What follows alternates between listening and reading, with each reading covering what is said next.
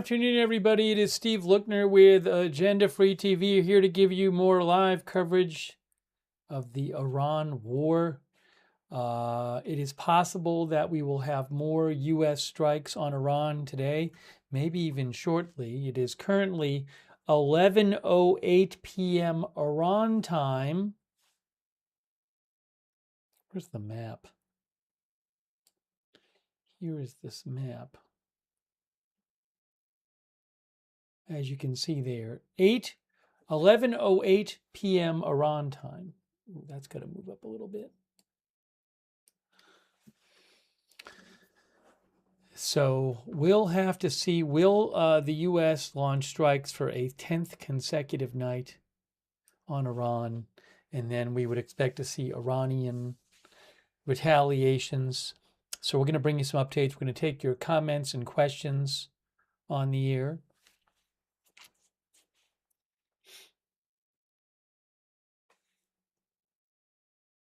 Yeah, as Beach Bum says, there has been some reports of possible isolated strikes here and there during the day, but no full U.S. announcement of another wave of strikes by CENTCOM. So we'll have to see what we hear from CENTCOM. But there could have been isolated strikes here and there.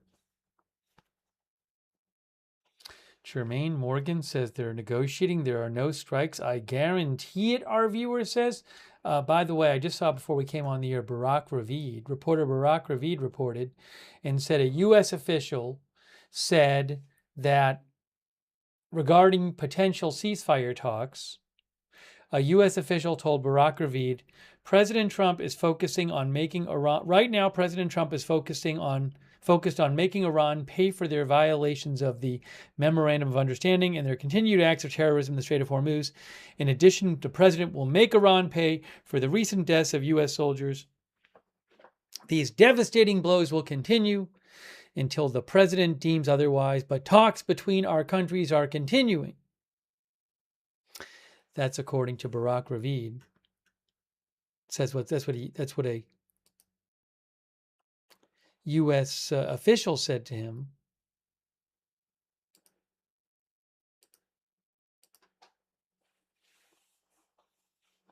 By the way, here's what President Trump had to say earlier today on Truth Social. Yeah, there have been some reports on social media of Iran firing new missiles during the day as well. So, I mean, these things tend to happen around the clock, but the major U.S. attacks tend to happen once it gets dark there and once it gets to nighttime. It's now 11:11 p.m. right now. You can see right here,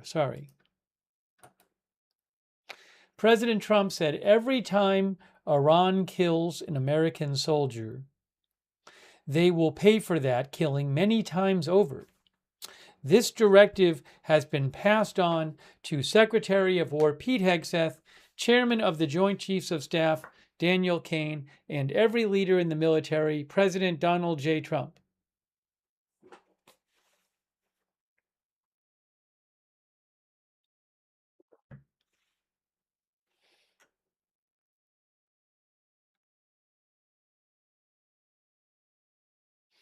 Our viewer Ciarpo says, no ground invasion. When we have planes, subships, ground wouldn't make any sense right now.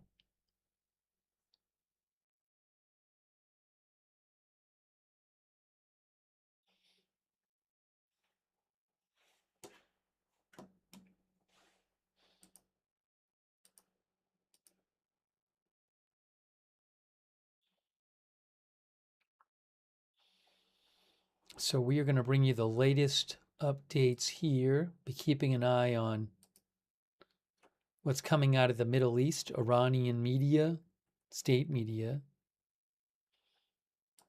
I did see a report I wanted to mention about the attacks in Jordan.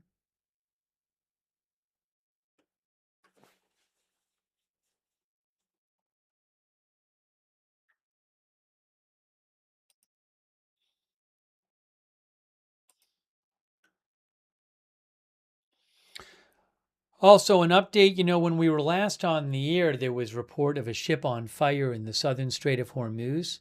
There's been some more information that came out about that ship. You can see the post here from UKMTO. So we heard about this ship when we were on the air previously, last time. But the update that came out, I think a couple hours ago, UKMTO says they have reclassified this as an attack. The CSO has confirmed the vessel was struck by an unknown projectile. The crew safely abandoned the vessel and have been recovered by a tugboat. So the crew abandoned the vessel. The fire has not been extinguished, and the vessel is currently adrift. There is no reported environmental impact.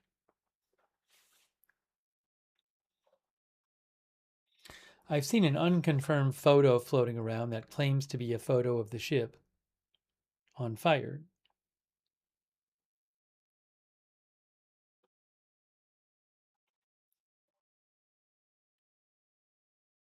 By the way, Alibaba Key Kahanian says let the market close, attacks will start.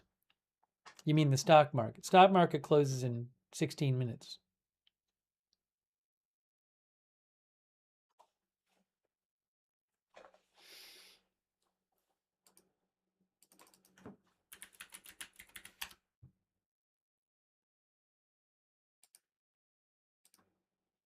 By the way, U.S. stock market check. Speaking of U.S. stocks, this is barchart.com. S&P 500 down, basically even. S&P 100 basically even. Dow is down 0.5%. Nasdaq up a little bit. Not a big moves either way for these major indexes on the U.S. stock market today at the moment. That's bar chart there. Then in terms of the oil market,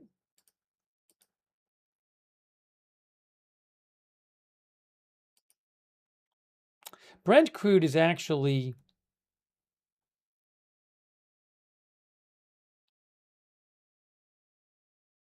I guess technically it's up on the day, whereas the day, I think it goes back to 6 p.m. yesterday or something like that. I think the trading day starts at 6 p.m. Eastern, but it's 89. So it had gotten up to almost to about 91. Now it's more like 89. I don't know if this dip is, there was some news today that suggested there might be negotiations going on. I'll have to check up on that. I think that might have been what this was all about. Because you can see it was up, Brent crude was up around 91 and then it dropped down to 88. And that was this morning. Maybe I can find that news for you.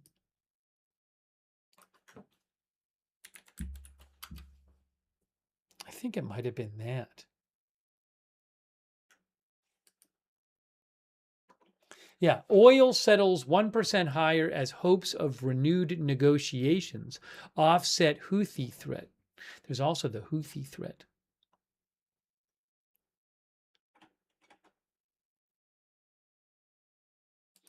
This is from Reuters. Oil prices settled over 1% higher on Monday after volatile trading through the session, as traders weighed the hopes of renewed U.S.-Iran negotiations against Yemen's Houthis' imposition of a naval blockade against Saudi Arabia, though it's not exactly clear what that blockade is going to involve.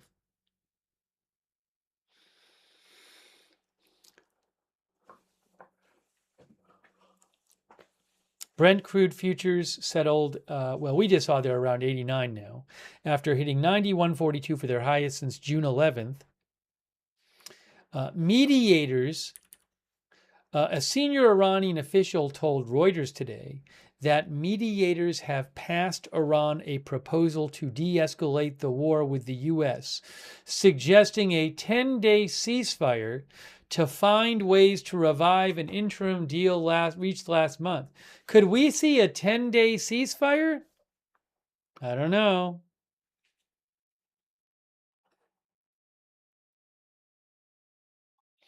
A senior market analyst at Capital.com, Daniela Hawthorne, said, while the conflict remains far from resolved, the prospect of renewed talks has eased immediate concerns over further disruptions to oil supply and shipping through the Strait of Hormuz.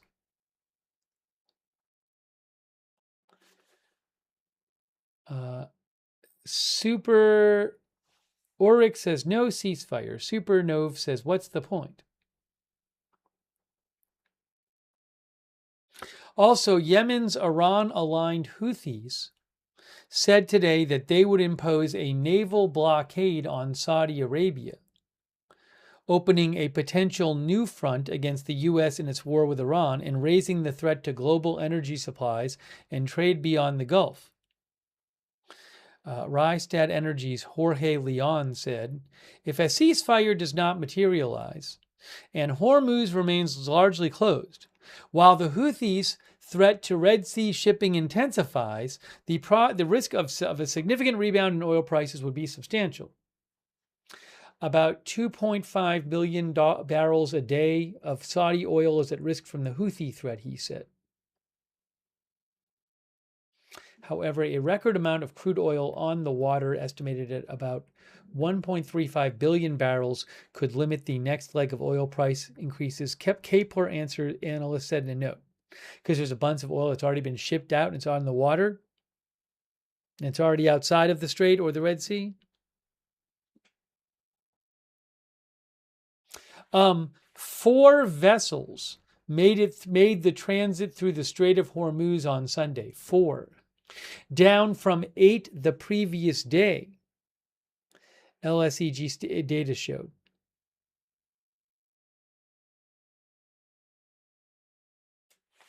Also, Greek shipping company Daycom Tankers said 2 of its managed vessels were hit by projectiles of unknown origin on Monday while sailing off the coast of Oman. Now, we've only had, yesterday, the UK MTO reported 1 ship attacked.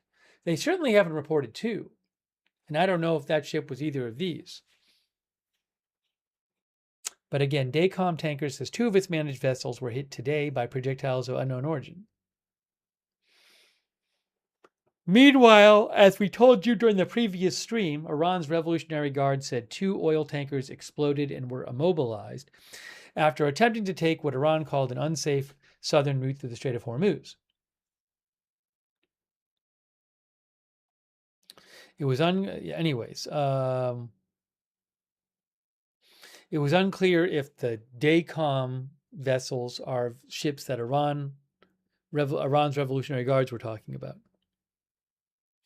ANZ analysts said the supply narrative has become more bearish. The anticipated recovery in shipping has effectively stalled, with Strait of Hormuz transit volumes falling to single digits. Remember, before the war, about 130 ships a day would go through the Strait of Hormuz. Sunday, it was 4.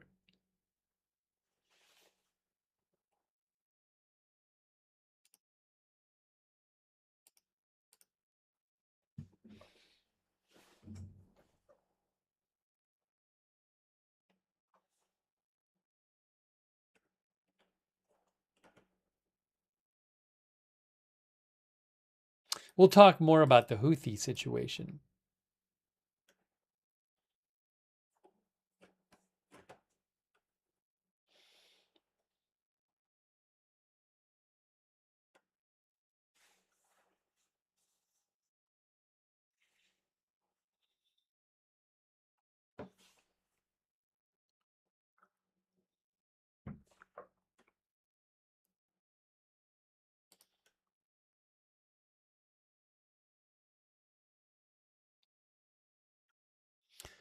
Give me a moment here. I saw an unconfirmed report of an explosion in Syriac, Iran. That is unconfirmed right now. Unconfirmed.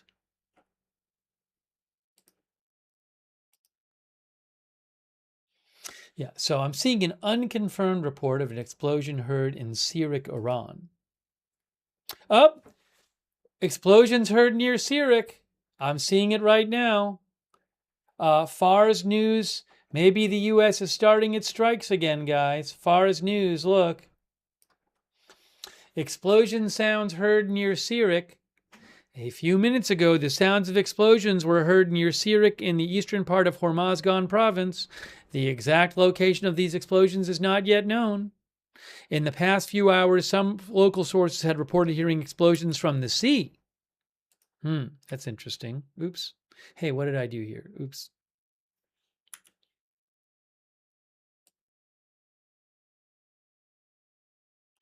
All right, so we have Iran State Media Fars.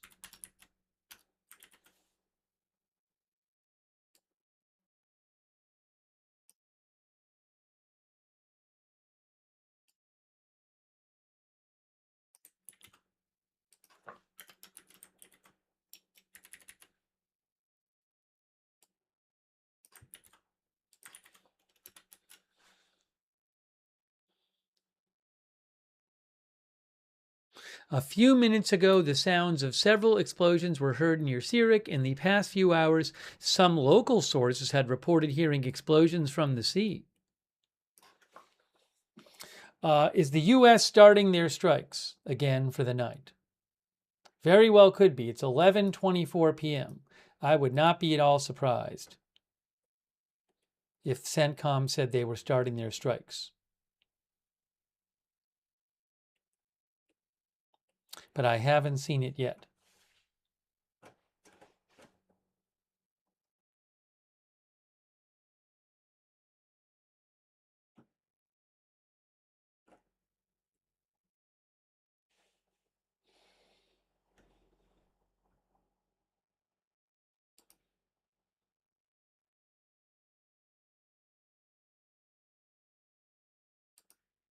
Have to see what else we hear. Hey, I want to say a quick thanks to our moderators. Beth Mythical is moderating, and Ruth over on YouTube, and Robert's Mayqueen. I really appreciate all of our moderators being there. Matthew Kohai 3, Sarah on Twitch. I got that fire in De Beers. Thank you. For all of our Twitch mods, and Linda Belk, Larry, Misha on X, and our Facebook mods too. Want to give them a shout out.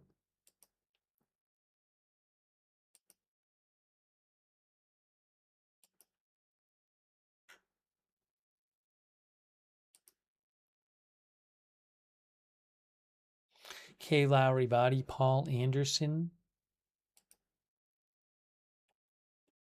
moderating over there. Thanks, Diane Allworth, for subscribing to the channel.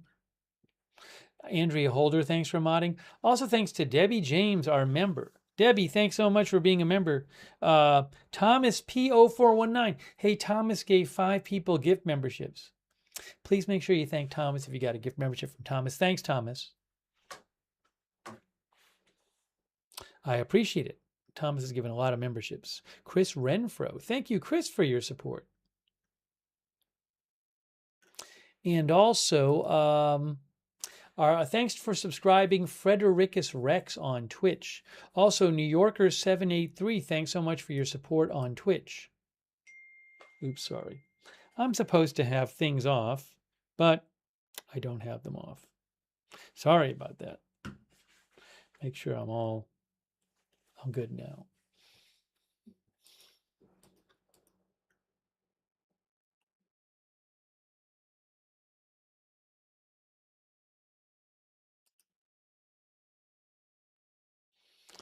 A few minutes ago, report of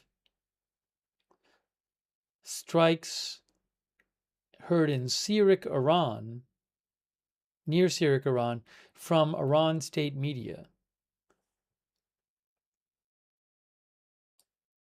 But we'll see what we hear about that. You can see explosion sounds heard near Sirik. That is from Fars. And also, in the past few hours, some local sources had reported hearing explosions from the sea.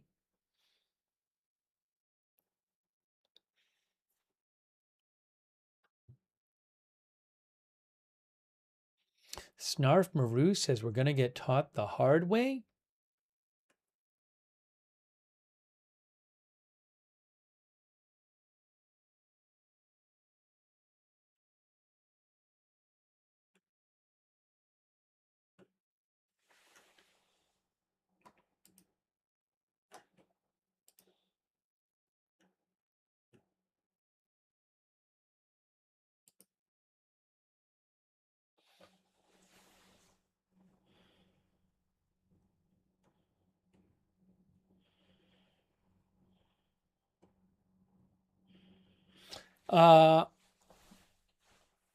Where's this thing about the Houthis? We should talk about the Houthis.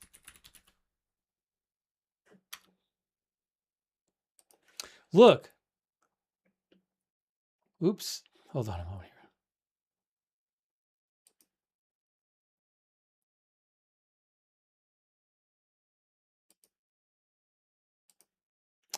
here. Houthis. Houthis announce Saudi naval blockade on Saudi Arabia. Let's talk about this. This could impact the price of oil. Houthis announce Saudi naval blockade, threatening new front in the U.S.-Iran war.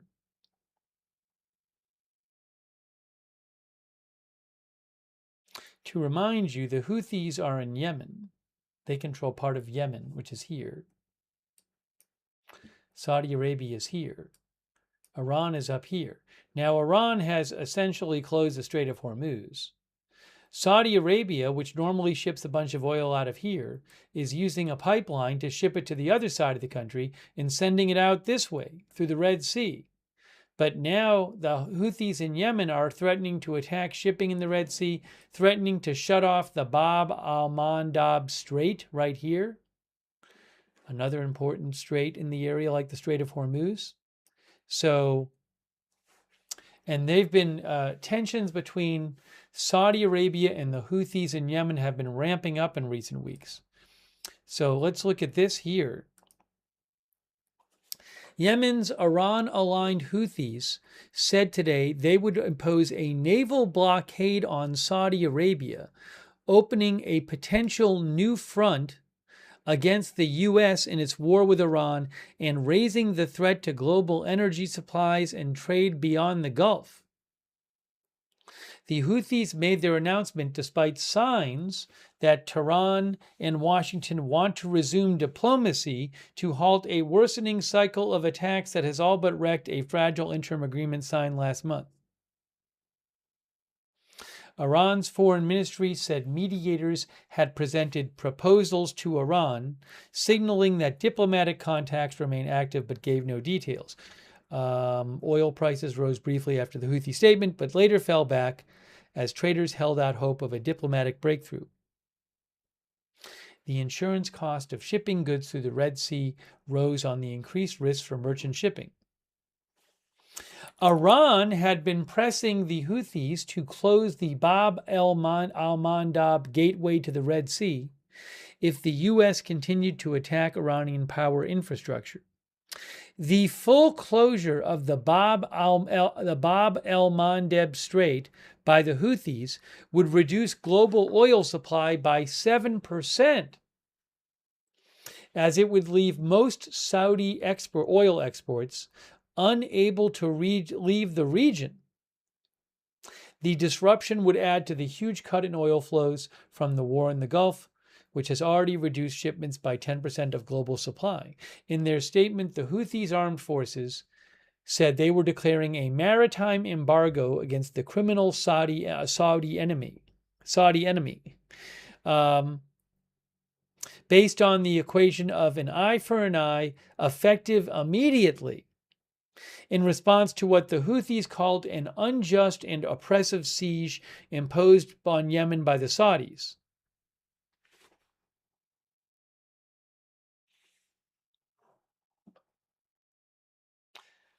One of our viewers, oops, hold on a second here. One of our viewers said negotiations again. So something we're going to have to watch to keep an eye on is, what do the Houthis do now? Do they start attacking shipping in the Red Sea? Do they start attacking shipping around the Bab el-Mandeb Strait?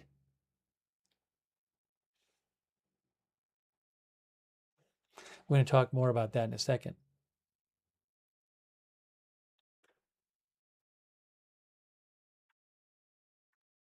I think I have a video here from this article. Let's take a look at this video that goes along with that article about the Houthi blockade.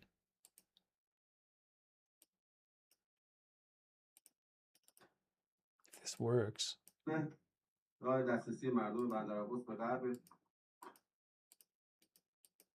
no, that's not it. Sorry. That's not it.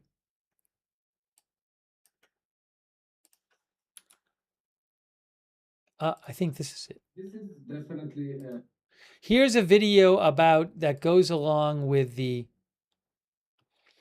article about the Houthis declaring a naval blockade on Saudi Arabia. And this is a video. I think I have a couple videos here. But let's show you this video here, see what the video has to say. This Reuters video. Let's try this again.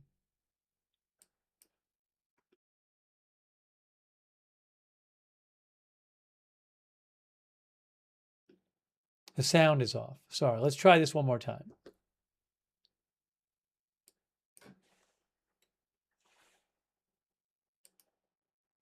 This is definitely an official end to the Saudi Houthi truce that took place in 2022 and has been, despite many things, actually surviving. You can see it says Yemen's Houthis announce a naval blockade on Saudi Arabia. First, what this will happen is the Houthis will try to go after Saudi shipments, specifically in the Red Sea, but I wouldn't be surprised if further. But the easiest way for them is the Red Sea and around the Gulf of Aden. And I think the attempt of them just announcing it on Saudi Arabia is an attempt to neutralize the US and other Western powers. But I think that's a lot of wishful thinking, because if you're attacking Saudi shipments, you're basically attacking a pretty much good number of the world interests, from the US to China to UK to Europe. This is for the Saudis. They have to a certain point been able to survive the Hormuz crisis because they found alternative routes, specifically via the Red Sea, whether for shipments and goods or also for oil specifically. Now this is going to create more pressure. So again, something to really keep an eye on. Did the Houthis attack shipping in the Red Sea, Saudi shipping? Wall Street says now it gets real. If somehow the Houthis cut off the Bab el-Mandeb Strait, that could really push energy costs higher, as we were just talking about. Oh, hold on a moment here.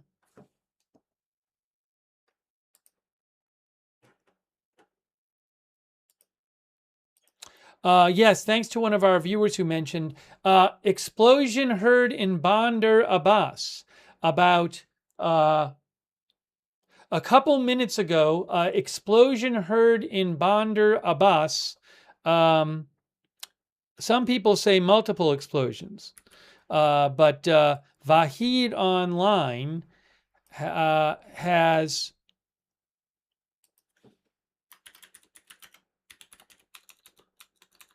reports from Iran of that. Reports from at Vahid of a new explosion in Bandar Abbas. No, Bandar Abbas.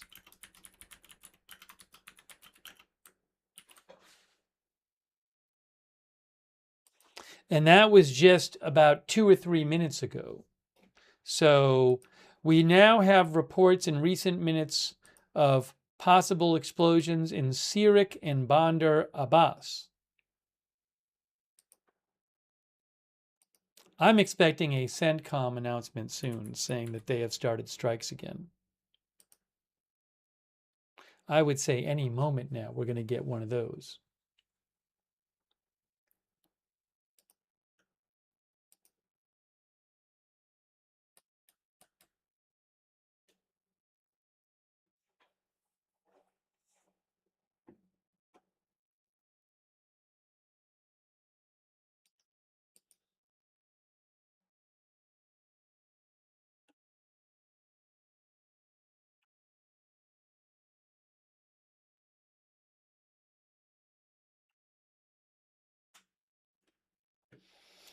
Give me a moment again. We may be seeing the start of U.S. strikes once again.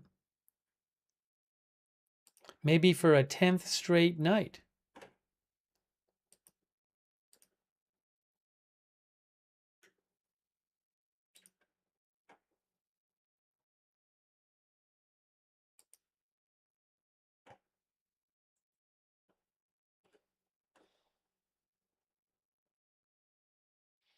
Just to show you on the map here, we're talking about,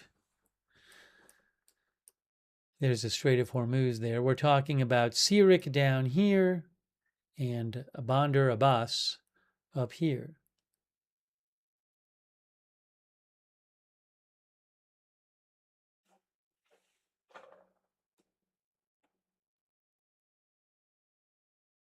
Chris M says, just finished the job already.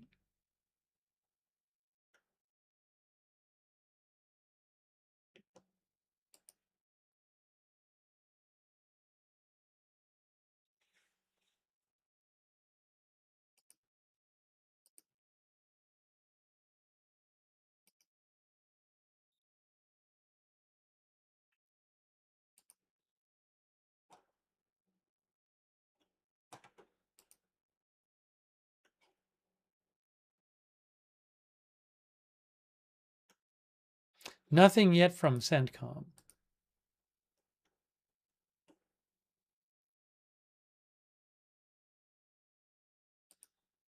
Again, I'm expecting it at any moment. One of the viewers said they started early tonight. Well, some nights in the last week, the strikes on Iran have started at 2 or 3 p.m. Eastern time. It's 4:10 p.m. Eastern time right now.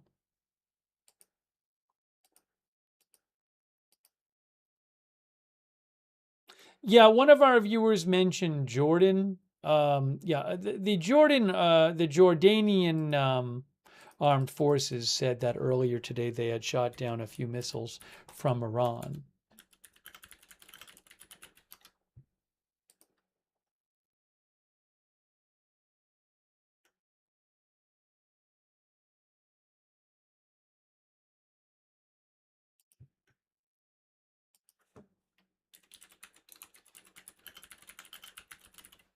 That was several hours ago.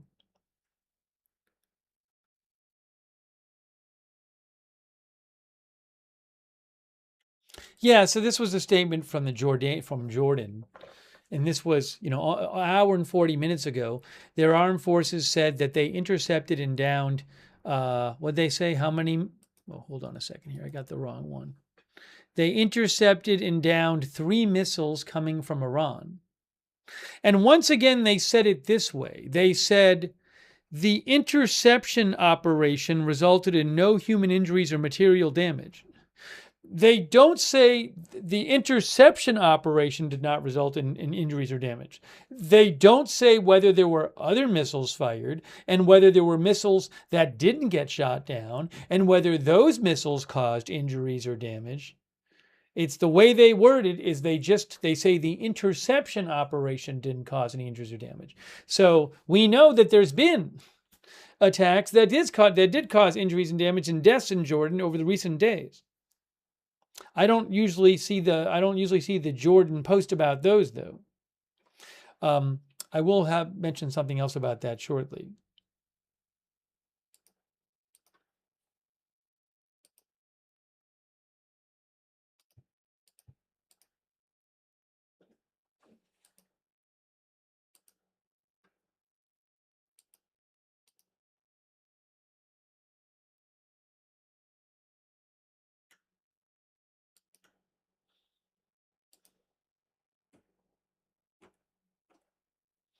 Iran state media, state TV confirms explosion heard in Bandar Abbas. Iran media press TV also confirms explosions heard in Bandar Abbas. So we're getting that now from Iran state media, from Iran state TV. They say explosion heard in Bandar Abbas. That is from Iran state TV.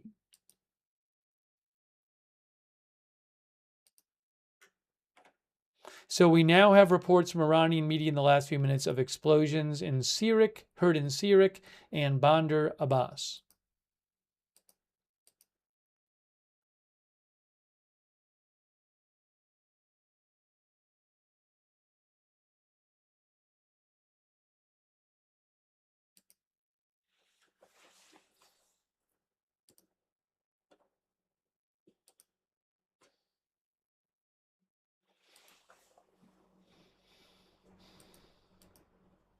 I am waiting any moment now. I expect an announcement from CENTCOM that they have started their strikes again.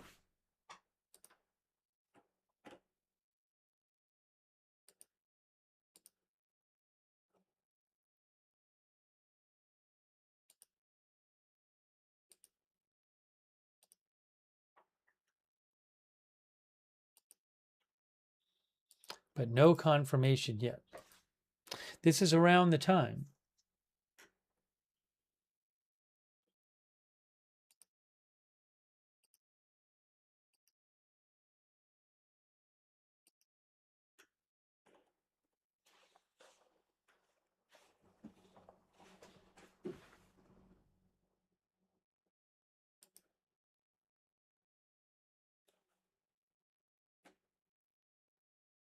Hey, thanks to C. Serwin, our member. Thank you so much. Jelly Plane, our member. Razorback Pride, thanks for being a member. Tana Rostifer, thanks for being a member. Least Trustworthy Weasel, thanks for your support.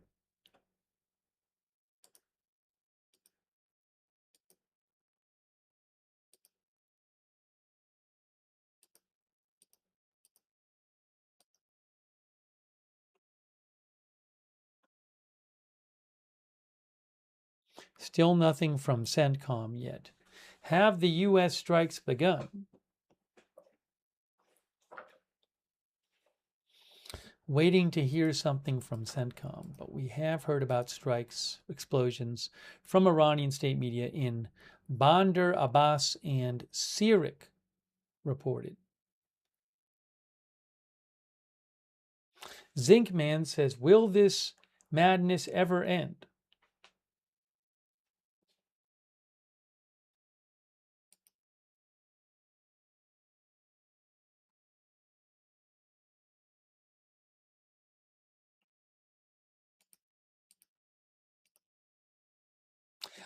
New strikes have begun. Breaking news.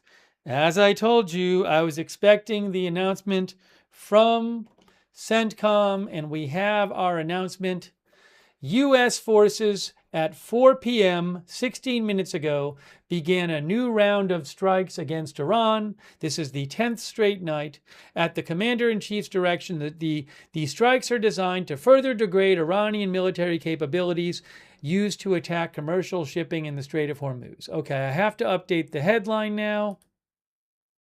Here we go. U.S. launches strikes on Iran for 10th straight night.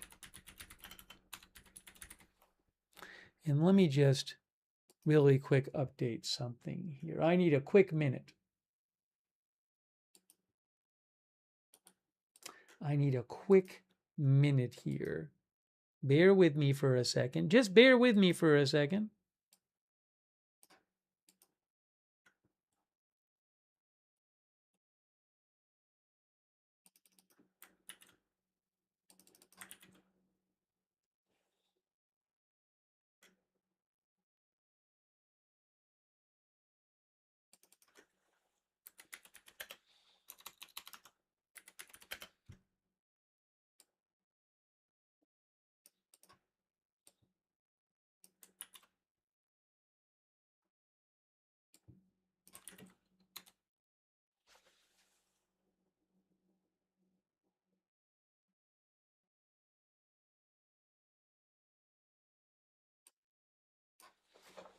let me just do one other quick thing here. But there's the, I told you, it seemed like it was about, we were about to get that announcement, and we got the announcement. So let me get you updates. I got to do one more quick thing here.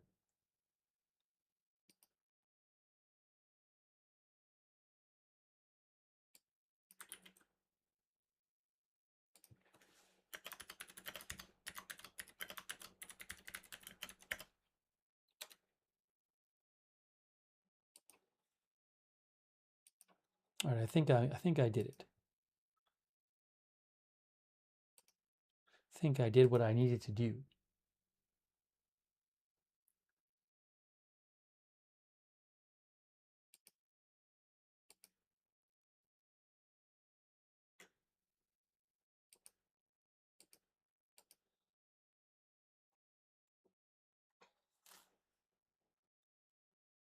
Okay, good. All right, let's get to the updates here. I updated what I need to update on my end. Let's get to the updates. Let me check as the U.S. has launched more strikes on Iran, and we'll have to see what happens tonight. What will these strikes be like? How intense will they be? Will the U.S. go after bridges like they did a couple days ago, but they have not done in the last 2 days? They did it for a couple days, and then they stopped 2 days ago. What will happen tonight? We have heard so far about explosions I heard in Sirik and Bandar Abbas. This also means, presumably, that we will see Iran retaliating for the U.S. strikes by sending missiles and drones towards other countries in the region.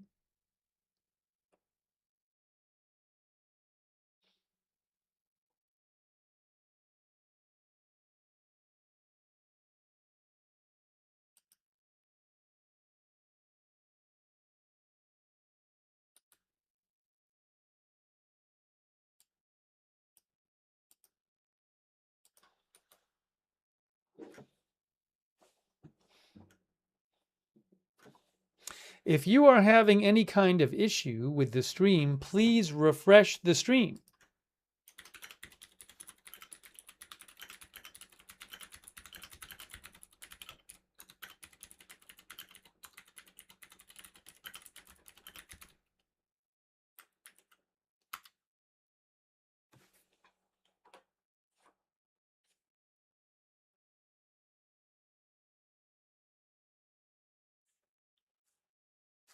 Give me 2 seconds.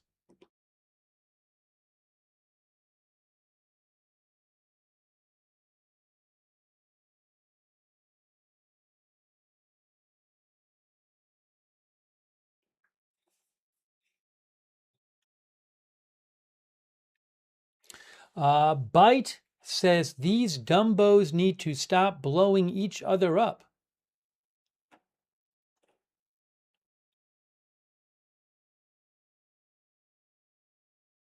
10th straight night of U.S. strikes on Iran.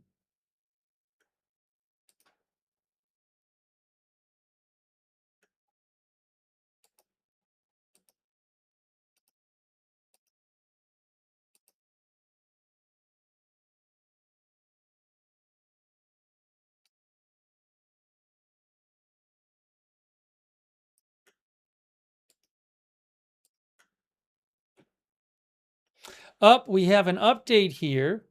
Iran state TV says the sound of an explosion was heard in the Bibani district of Sirik City. That's a report from Iran state TV. Also, hearing reports about Keshem. Check this out. Look right here. This is from IRNA, Iran state media. Unofficial sources reported hearing the sound of several explosions in Bandar Abbas and Keshem.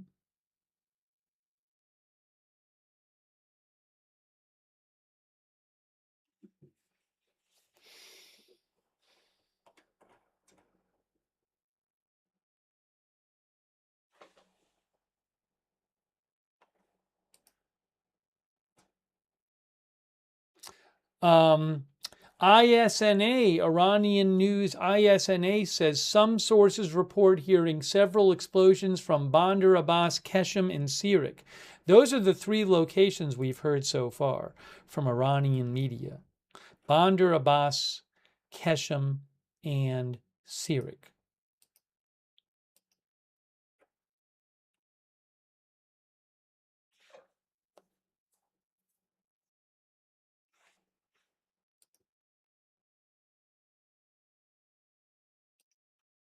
Oh, update. Look at this. Reports from air defense systems being activated near the Bushehr nuclear power plant. We saw a message like this a couple days ago from Iran state media.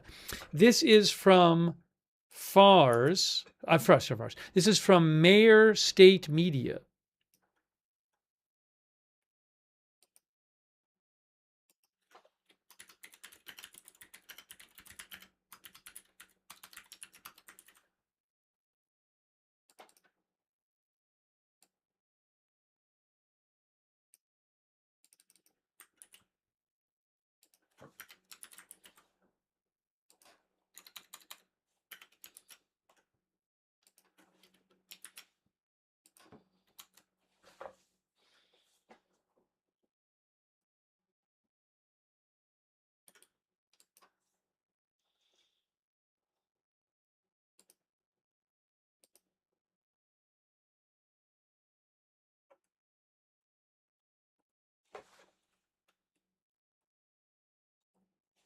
Now, that doesn't mean there, I mean, I would be shocked if the U.S. attacked the Bushehr nuclear power plant. At the same time, that's the report there from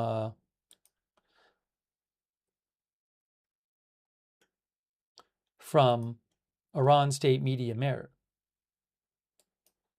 Again, the report says reports of air defense systems being activated near the Bushehr nuclear power plant. A few minutes ago, sounds of activity from air defense systems were heard near the Bushehr nuclear power plant.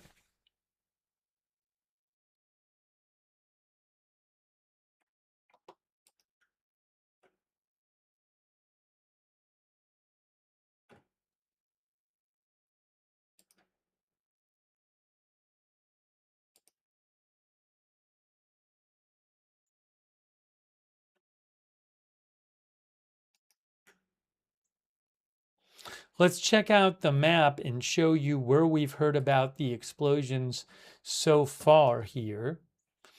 We have heard reports of explosions in Bandar Abbas, explosions heard in Sirik, also reports of anti-aircraft fire in the area of the Bushehr nuclear power plant, which is going to be over on the coast here. Where is it? Right there, Bushehr nuclear power plant, the only operating civilian nuclear power plant in the country.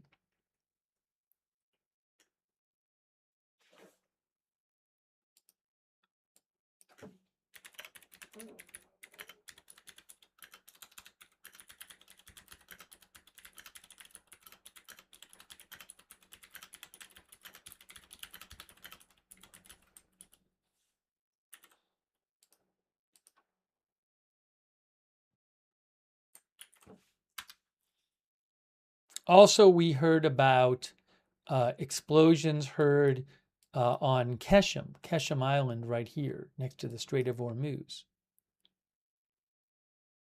By the way, I believe it's their only operational nuclear plant, period, is Bushehr, not just civilian. I believe it's their only operational nuclear plant, period, there in Iran.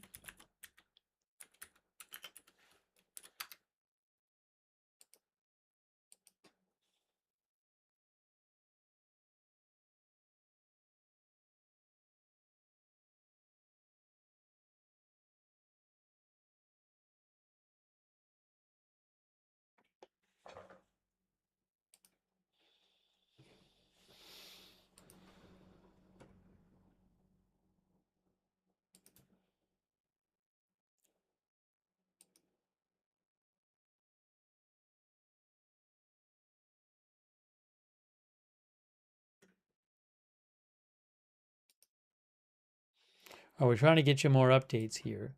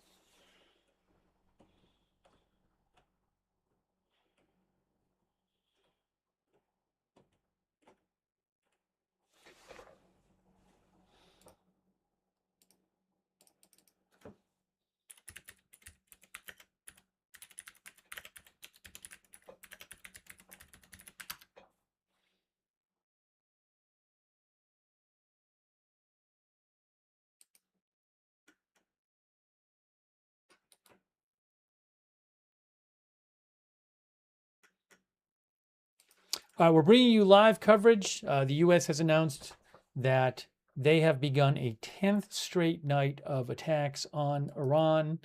We have heard about reports of explosions and hold on a second. I have an update here. Here's an update on reports of explosions. This is from Fars state media. Reports of explosions heard in Bandar Abbas and southern Qeshm in Iran around 11:30 p.m., about a half an hour ago, and that's when the US said they started their strikes. Several explosions were heard in Bandar Abbas. Reports of explosions have also been received from the southern part of Qeshm Island and from the sea. So what's going on in the sea? In case you missed it, a shipping company said today, Dynacom Tankers said two of its vessels were hit by projectiles of unknown origin on Monday off the coast of Oman. That's according to Reuters. Idris Ali of Reuters. And I don't have the details on that, but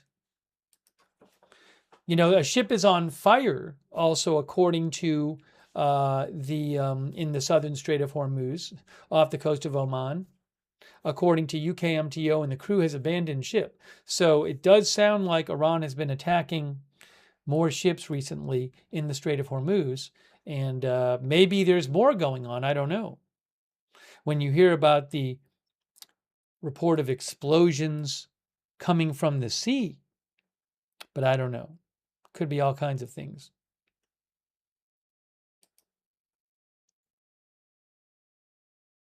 American Witch thinks things are getting crazy.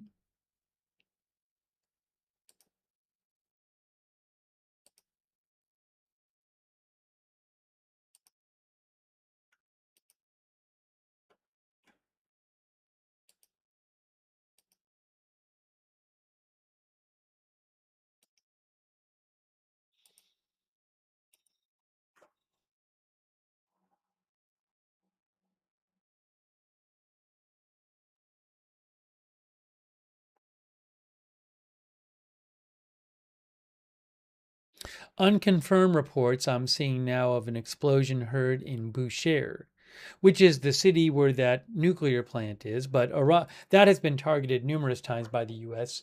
without targeting the nuclear plant itself. So there's also a Bushehr region around Bushehr city. So I'm seeing unconfirmed reports that, hold on. Chabahar. Vahid says loud explosion in Chabahar heard about 1 minute ago, according to Vahid Online. Actually, somebody said 2 explosions. So Vahid is online is reporting that he is hearing from Iran reports that just about a minute ago, there were new reports of explosions in Chabahar. So let's pull up the map again. Here. Chabahar is over here to the east of the Strait of Hormuz. Chabahar here, that has been attacked numerous times in recent weeks by the U.S. So we've heard about explosions in Chabahar, in Sirik, in Bandar Abbas, in Keshem, and also in Bushehr up here. Southern coast.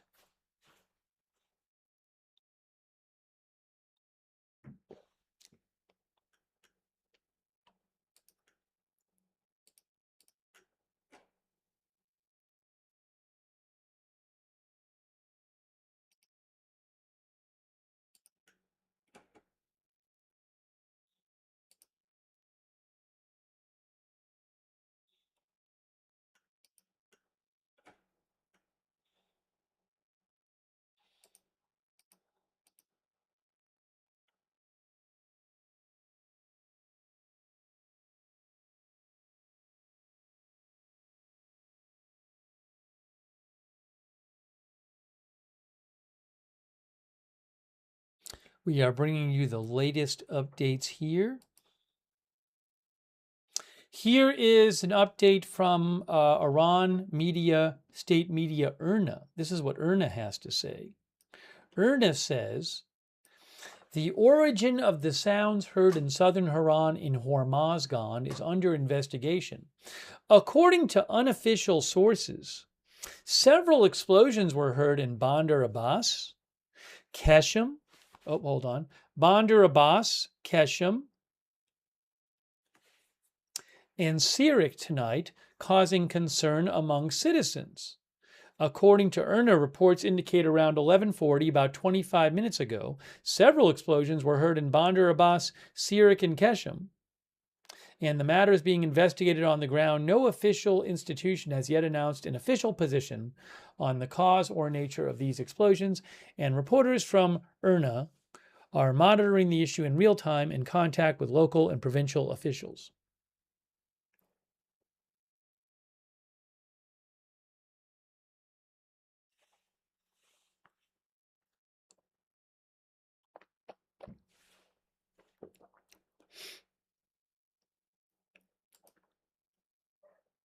Thank you so much, Paul Grogan, for your support. Thanks for shouting out the mods, Paul. And thanks for your support. Thank you, Joner Games, for the membership. Thanks, Birdman, for your support. Birdman says, I'm really confused about this. Didn't we annihilate Iran already? How much more can be destroyed? Iran's navy has gone unbelievable. Thanks, Mrs. Kuchinska, for being a member. Thanks, Warheads on Foreheads, who says, make 'em pay, boys, USA. Thanks, Warheads, for your support. Also, I want to shout out again our moderators who are here moderating the chats. I really appreciate it. Ruth and Beth Mythical over there on YouTube moderating right now. Big thanks. On Twitch, our moderators, Big Ball of Yarn, the Bears. I got that fire, Matthew Kohai 3. Paul Anderson, K. Lowry Body. Andrea Holder on Facebook. Thanks to Paul Dorman for the Facebook stars. Thanks, Paul. Thanks also Barry Eisler for subscribing to the channel. Thanks Kristen McConnell Gates for the Facebook stars. And thanks to Linda Belk, Larry, and Misha for modding on X as well. Let's get you some more updates. On the 10th night, of U.S. strikes, 10th straight night. Another report about air defense activated in Bushehr. Now, Bushehr city is near the power plant, but it's not right in the city, the nuclear plant. Air defense systems activated in Bushehr city. According to the governor of Bushehr, air defense systems have been activated to counter hostile aircraft. Hold on a second here. Hang on. The governor of Bushehr says, so far there have been no casualties in Bushehr. So, just to look at the map again. We're here, Bushehr is up here, next to the Persian Gulf. Anti-aircraft fire going on there.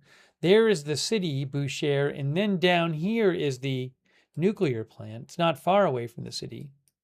Where is it here? Now I'm losing my... Always have issues. Oh, no, that's not it.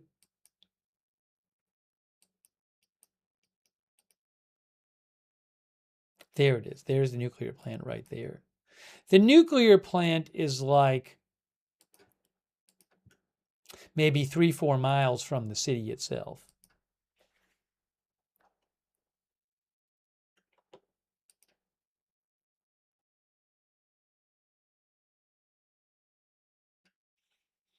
Oh, I didn't see this.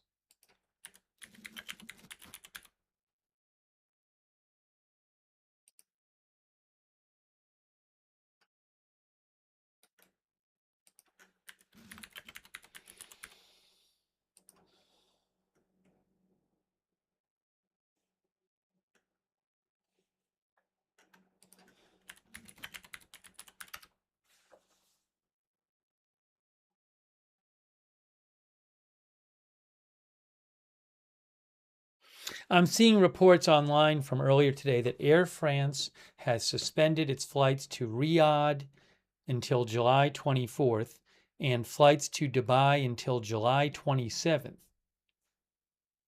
Give me a moment here.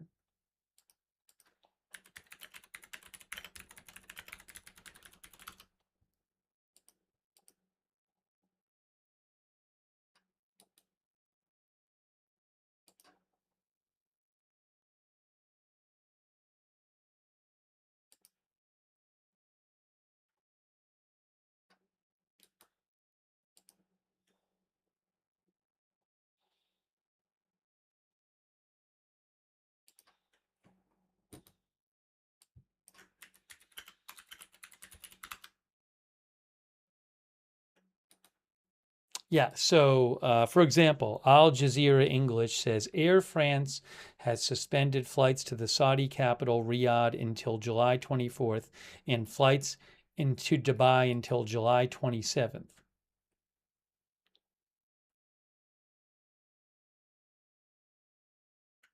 Oh, it says it on their website, I guess. It says due to the security situation in the region and the restrictions that may affect certain airspaces. Wow, hold on. I want to see if I can pull up their site that says that.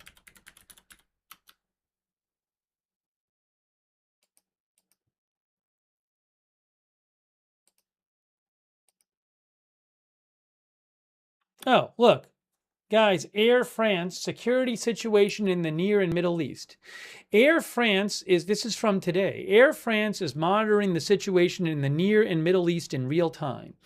Due to the security situation and restrictions that may affect certain airspaces, the airline is forced to extend the suspension of its flights to and from Beirut until August 2nd, 2026 included, suspend its flights to and from Riyadh, Saudi Arabia, until 4 days from now, and suspend its flights to and from Dubai until a week from now. Have they heard something over at Air France about something that's going to happen in the next few days? I don't know. Because it looks like the Riyadh and the Dubai ones are new. But maybe the Riyadh and Dubai is just because they think that Iran is attacking. There was reports of Iran launching a missile at Saudi Arabia for the first time a couple days ago in months.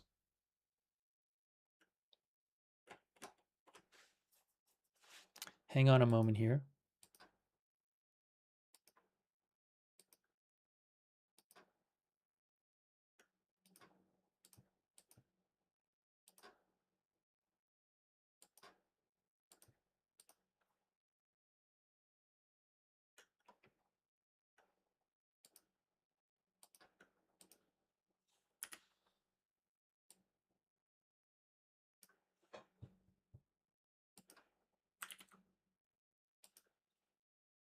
Let's get back to the updates here.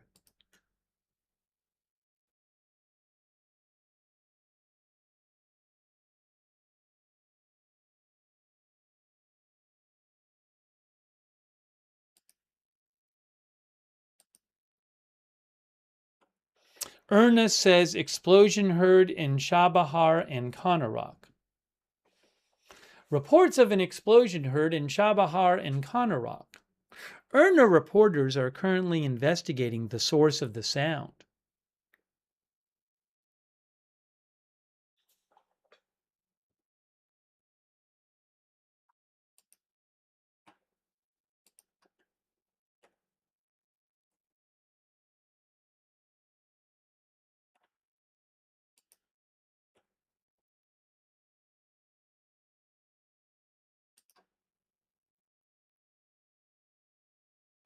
Here is a map where you can see, oops, that's not where it is.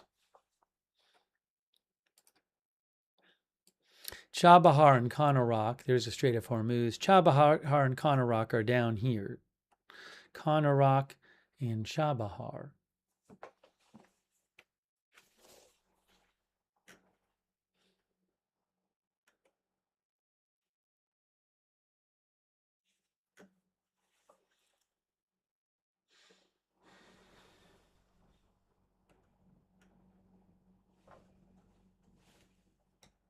Our viewer Mowing Devil says, here we go again. Angry Tacos says, just blowing up sand at this rate.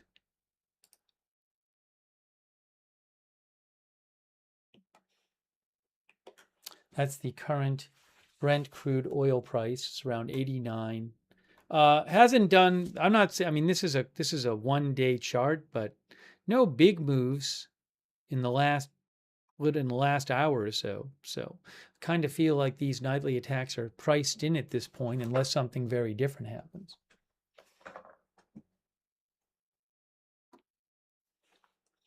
Oil prices are up about, well, a couple weeks ago, beginning of July, you'd gotten down to about 71 with the Brent crude, and now it's up to 89 or so.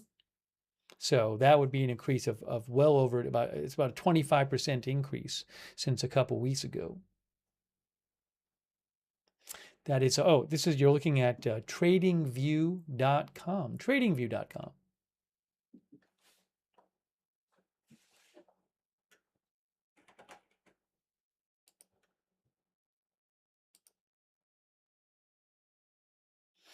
State media Press TV also reports blasts heard in Chabahar and Konarak in southeastern Iran.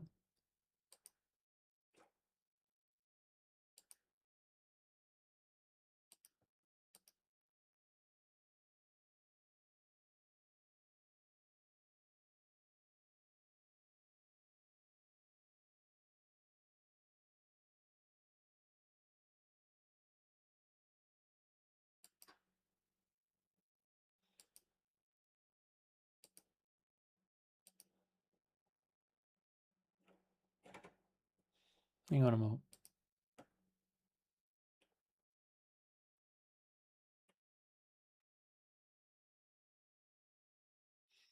Give me just a moment here. Okay, I did that.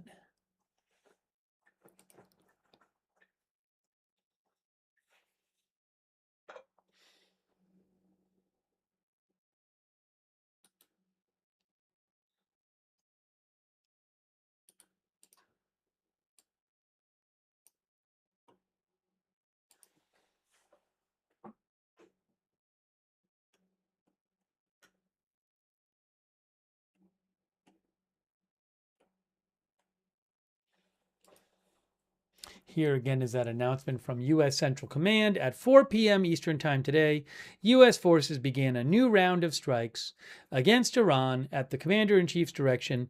These strikes are designed to further degrade Iranian military capabilities used to attack commercial shipping in the Strait of Hormuz. Thanks so much to Man for Some Markets, who thinks futures need to price in a binary scenario, undersupply closed, oversupply open. That has been selling pressure, but the risk is a loss of confidence and a rush to secure inventories at any cost. That's what Man for Some Markets says. Thanks for your support, Man for Some Markets. Also, Roberts Mayqueen, our moderator, thanks for being a member too, Roberts Mayqueen, and thanks for moderating. Stephen Briones, thanks for your support. Thanks, Perky Popcycle, who says, is Bab el Mandeb Strait closed? Houthis declare naval blockade. Yeah, we talked about that a bunch earlier in the stream, so maybe we'll talk about that a little later.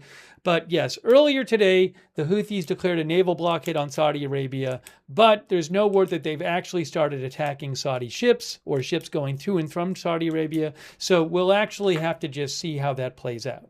I mean, they can declare what they want, but declaring something and then actually attacking shipping is a whole other scenario. So no word yet that Houthis have actually attacked any shipping in the Red Sea or the Bab el Mandeb Strait. Thank you, Perky Popcycle, for your support. We can talk about that more later. Thanks, Hannah Love, for your support. Thanks, Hannah Love. I appreciate that very much. And Stephen Ransberger, thank you. Marty Hagwood, thanks so much, Marty, and thanks for being a member, Marty Hagwood.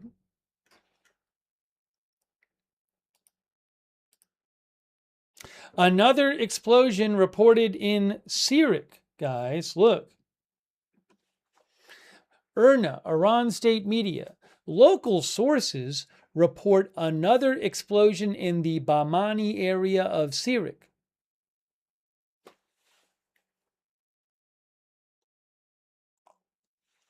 Where's the Bamani area? Can we find that on the map?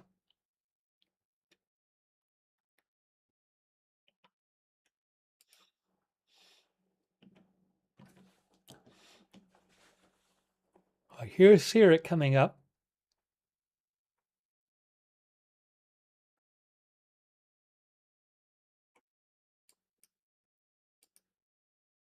There's Sirik.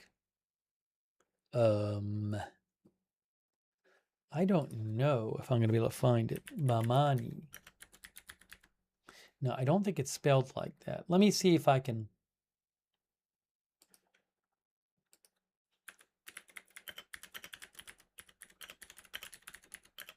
Might be a different spelling. Oh, Bemani.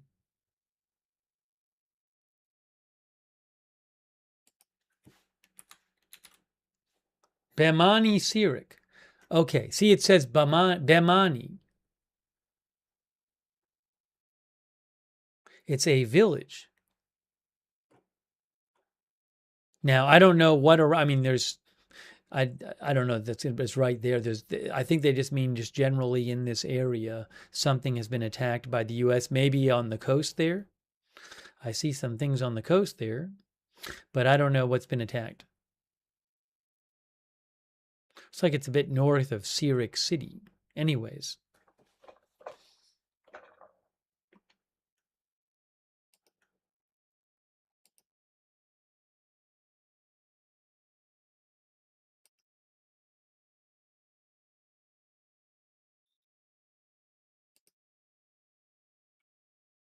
Ernest said it was the Bamani area of Sirik where an explosion was happened.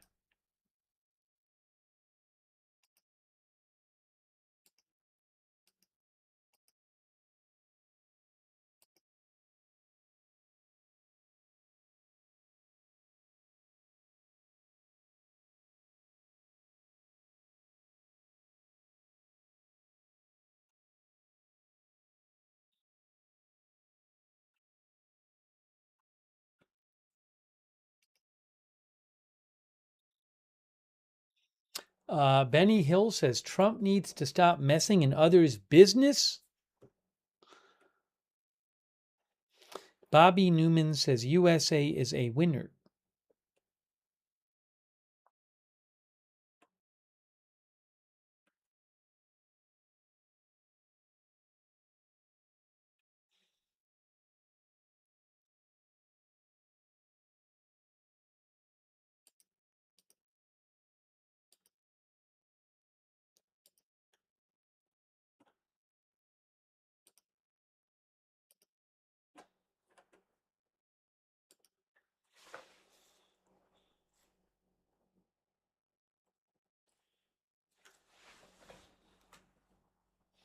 All right, we'll see what else gets reported here and what are we going to see about Iranian response.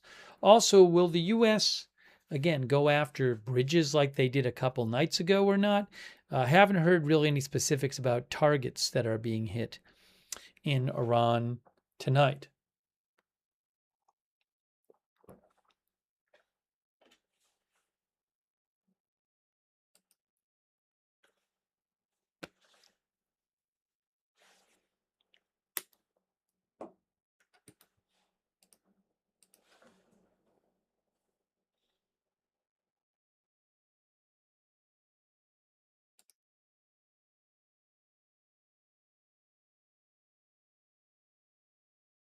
Oh,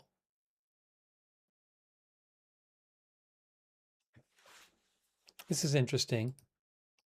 Hold on.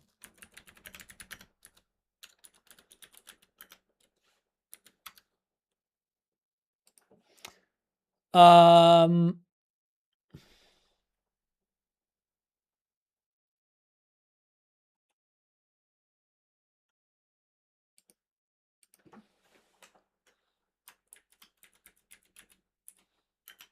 Arrest made of suspect who allegedly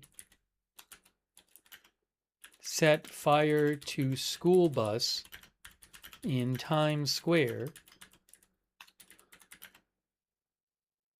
during celebrations of Knicks championship the night they won Game 7.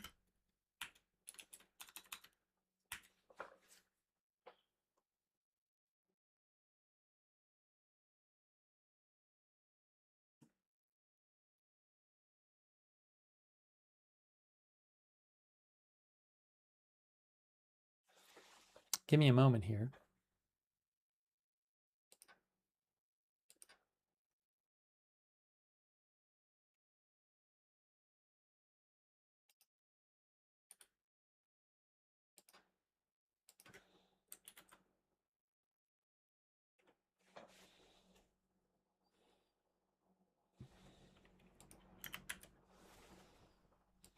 I'll show you this. Allegedly setting fire to a school bus in Times Square just before 3 a.m. following the Knicks game.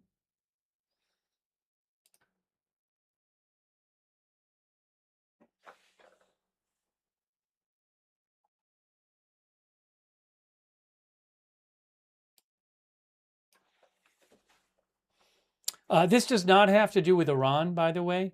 Just to show you, FDNY says arrest made in Times Square school bus arson. The FDNY announced the arrest of 30-year-old Jonathan Strauss of Brooklyn for allegedly setting fire to a school bus in Times Square. That happened just before 3 a.m. on June 14th as large crowds gathered in Times Square following the New York Knicks game. And there they have a picture of him. It says arrest in Times Square school bus arson. We were covering that night the celebration and some of the damage to the buses. Yeah, we saw that, said Chris, and I think on our broadcast we saw damage to buses. Anyways, I just wanted to mention that. I reposted the whole post from the FDNY, so you can check it out on my X account at Lookner.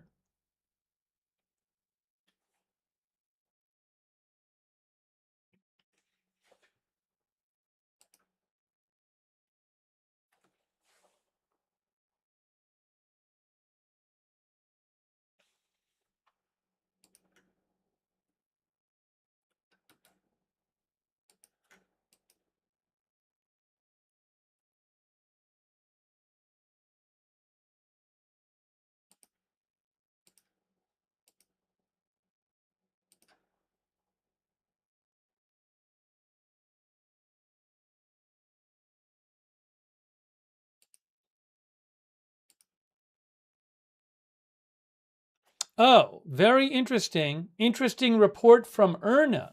Look at this report from Iran Media IRNA. According to a reporter from IRNA, at least 14 large and small explosions have been heard in Chabahar and Konarak in recent hours. Wow. Look at that.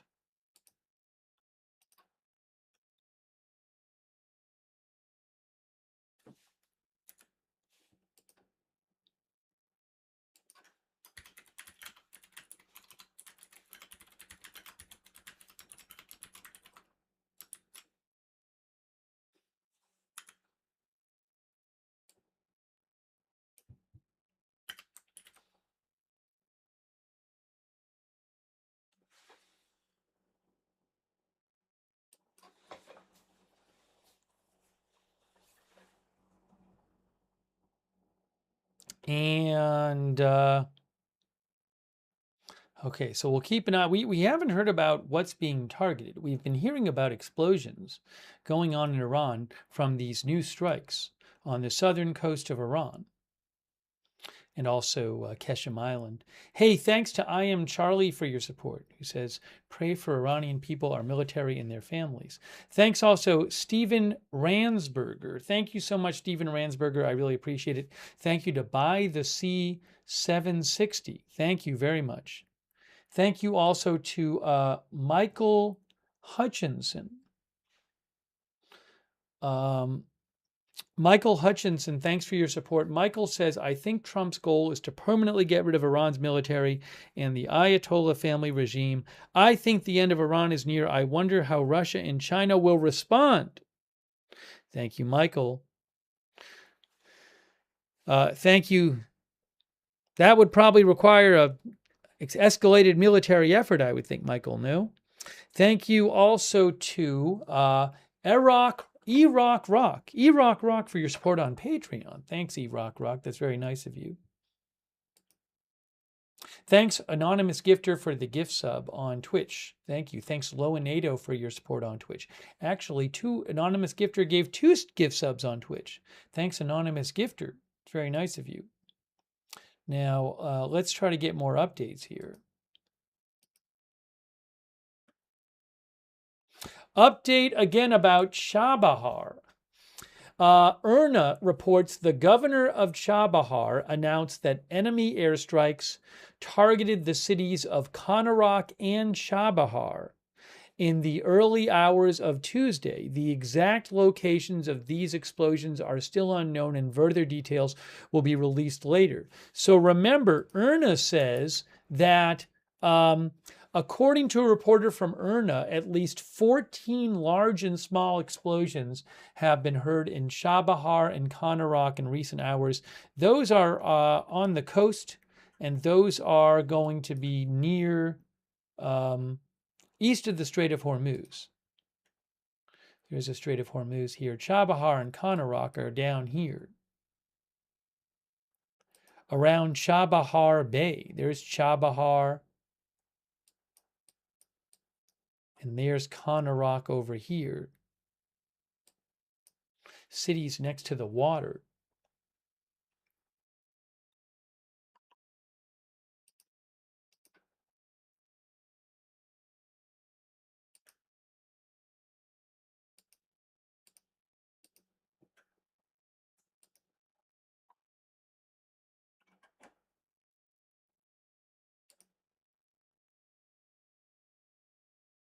Now, we had heard about some reports of anti-aircraft fire in Bushehr.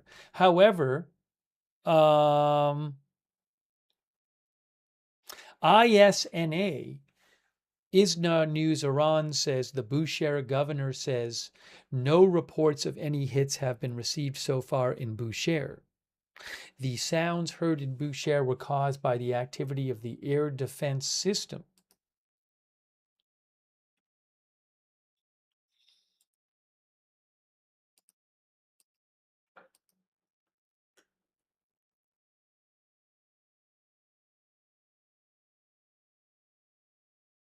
Oh, hold on a moment here. I'm seeing something. I'm seeing something else.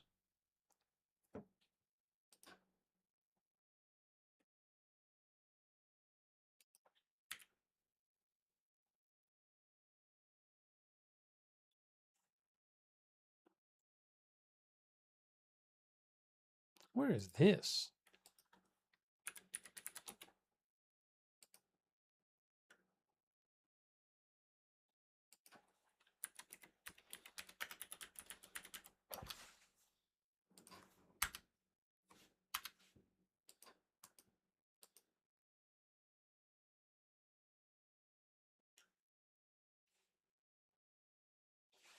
Hang on one moment here. Hang on one moment.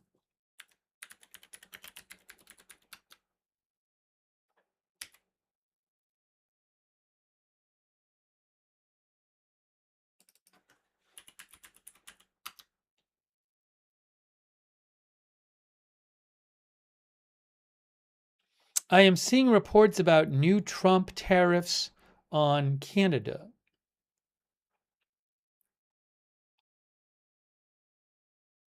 but I haven't seen the actual document yet.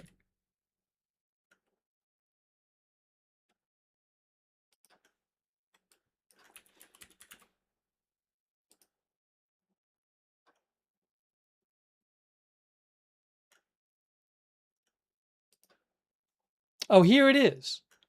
Trump imposes 50% tariff on Canadian goods, citing disputes over autos, alcohol, and cheese. All right, hold on a moment here. Hang on, I got to just post this. This is from Associated Press. This is not about the war, but I do want to mention it. So bear with me for a second here.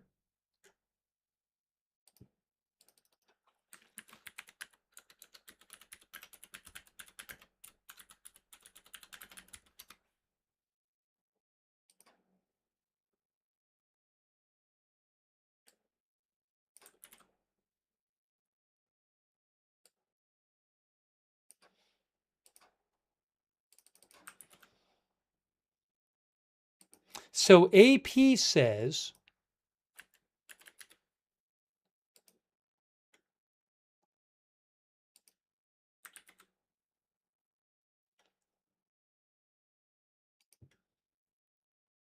President Trump imposed 50% tariffs on most Canadian goods, declaring that Canada has unfairly discriminated against American autos, alcohol, and dairy products.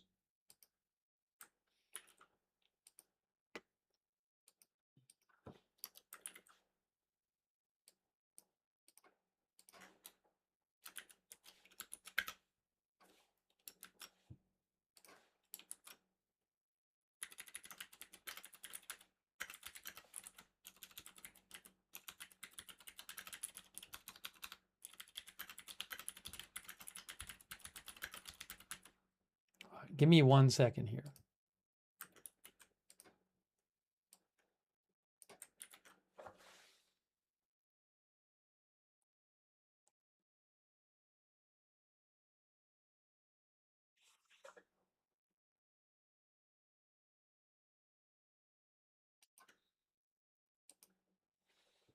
All right. So again, AP reports that, real quick, I just want to mention this real quick. It's other news. Trump imposes 50% tariff on Canadian goods, citing disputes over autos, alcohol, and cheese. President Trump today imposed 50% tariffs on most Canadian goods, declaring that Canada has unfairly discriminated against American autos, alcohol, and dairy products. An official who insisted on anonymity on a call with reporters to preview the president's actions said that Trump signed the free proclamations to launch the tariffs under Section 338 of the 1930 Trade Act. The 50% tariffs would exclude energy products, potash, fish, and critical minerals, but they would include goods that had been previously protected from import taxes by the U.S.-Mexico-Canada agreement. Anyways, I don't want to get all into that now, but I just want to mention that, and I want to get back to the war, but I wanted to let you know that that had been announced.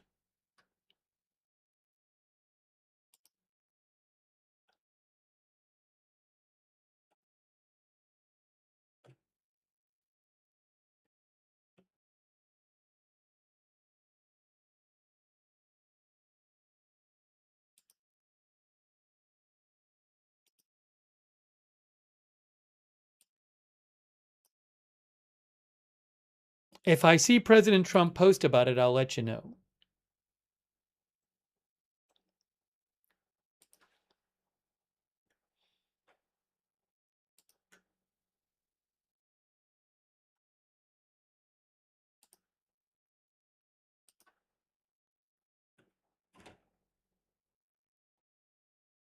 Oh, hold on a second here. I have another report about Chabahar and Konarak.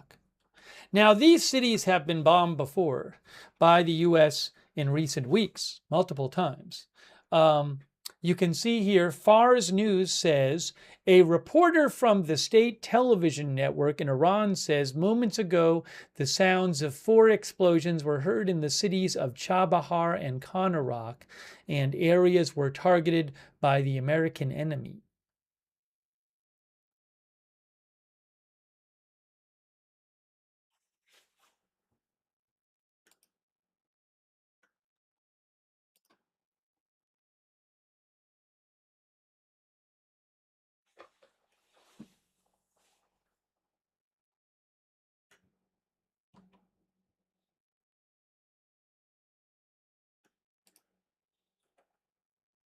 Hearing about a lot of strikes in Chabahar and Kanarak.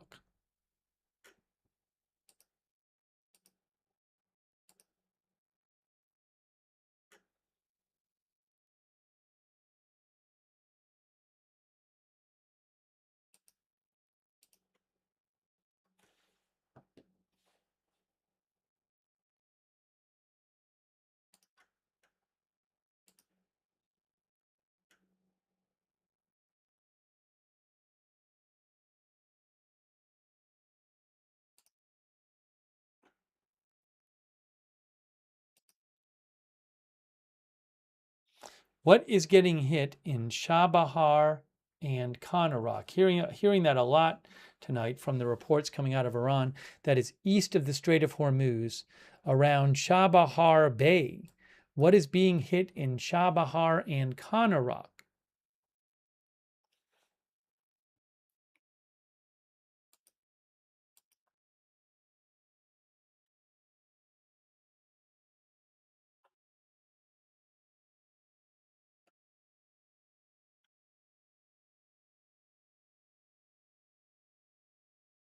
Shlomo thinks that Iran fires cruise missiles from these places at the U.S. fleet. That's what Shlomo thinks. Shlomo Ishtov.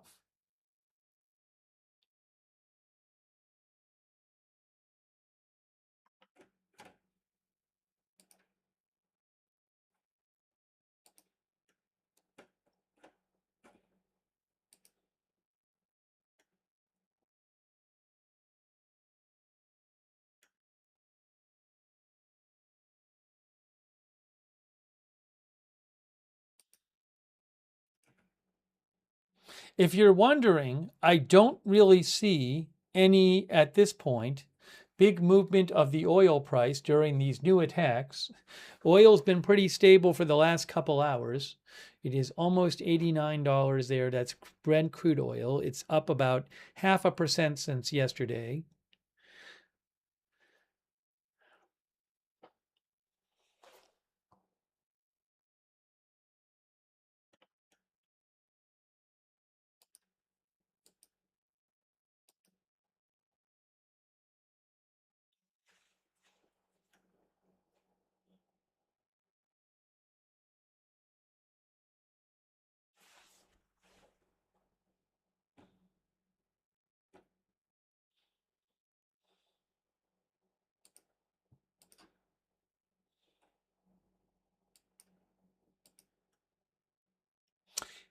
Hold on a second here.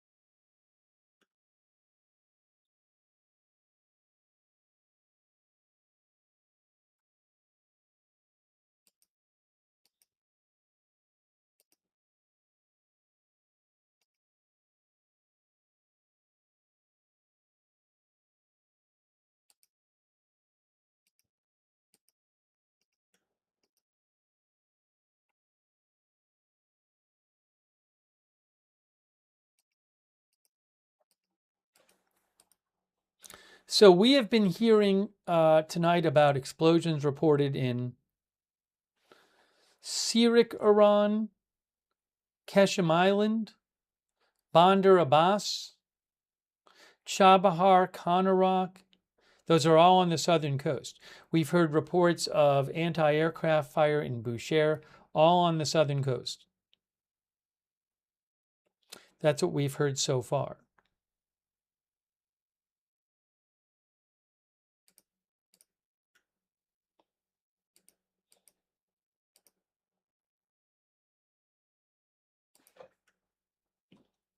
There is Chabahar and Konarak there. By the way, huge thanks to Tormented Tantalus, who said, it said I reached the weekly maximum in donating memberships. Tormented Tantalus has gave so many memberships this week. That is so nice of you. And thanks so much for your support, Tormented Tantalus. That is very, very nice of you. And thanks for your very nice note. I'm sorry they cut you off on the memberships. People watching on YouTube, Tormented Tantalus tried to give more of you memberships. I really appreciate it. Thank you. Also, thanks so much to I Am Charlie and Lone Star Cowboy, who says, UK has a new prime minister. I wonder how this will factor in. I haven't heard any reporting suggesting that it will have a huge impact on what's going on with the U.S. I don't know that President Trump is going to change anything he is doing based on the new Labor prime minister, replacing the previous Labor prime minister. Who knows? I guess if there was some sort of request to use a British base or something, and the new prime minister had a different view from the old prime minister, that could impact something. I'm not aware of it. That's something I'd have to look into. Thank you, Lone Star Cowboy.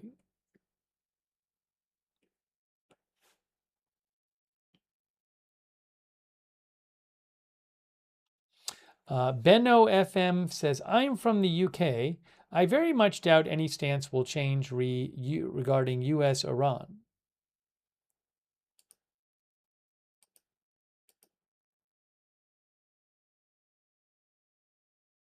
All right, hold on a moment here. Explosion in Isfahan. This is new, just posted 2 minutes ago by Mer News.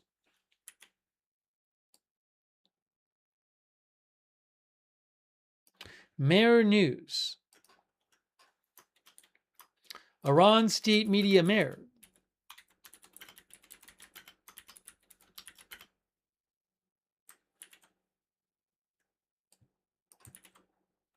Explosion heard in Isfahan. Let me show you where that is. Now, hold on a moment here. Doesn't Isfahan have some military facilities there? I got to look this up. Now, Isfahan also is not on the coast. Isfahan's in the middle of the country. It is not on the southern coast, unlike the other targets we're hearing about tonight. Isfahan.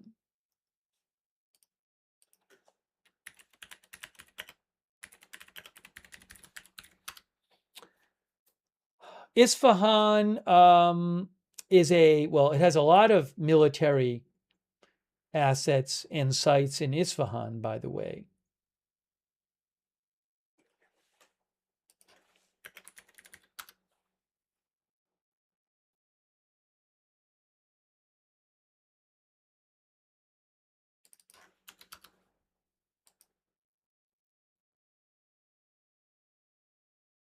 Hang on.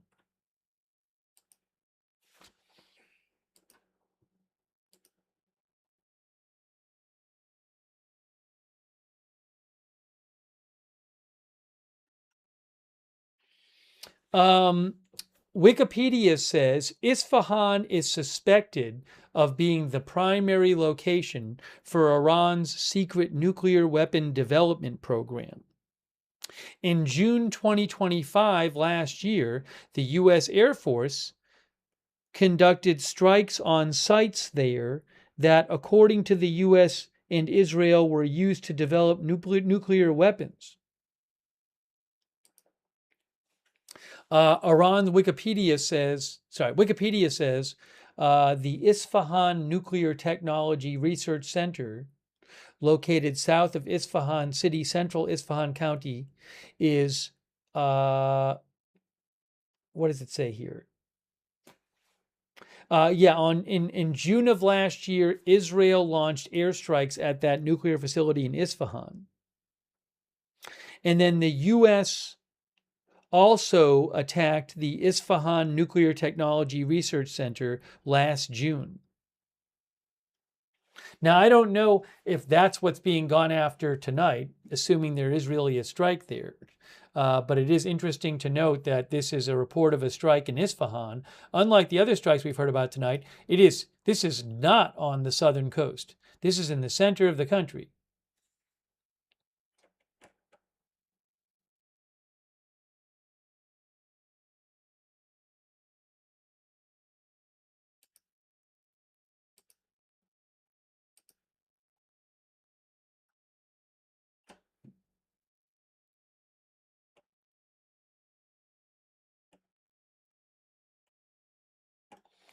In the before said that's twice.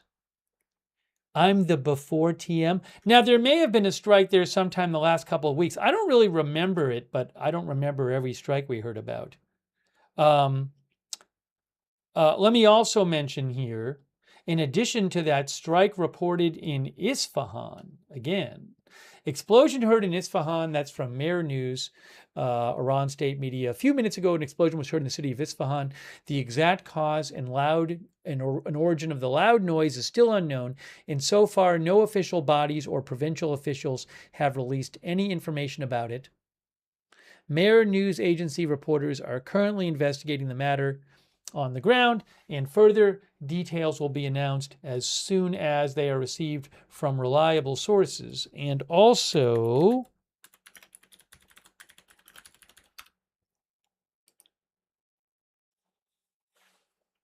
by the way, in case you're wondering, the Pickaxe Mountain is near Natanz, which is a different city. If you're wondering about this nuclear site that Trump has threatened attacking, alleged nuclear site Trump has threatened attacking, Pickaxe Mountain, that is near Natanz.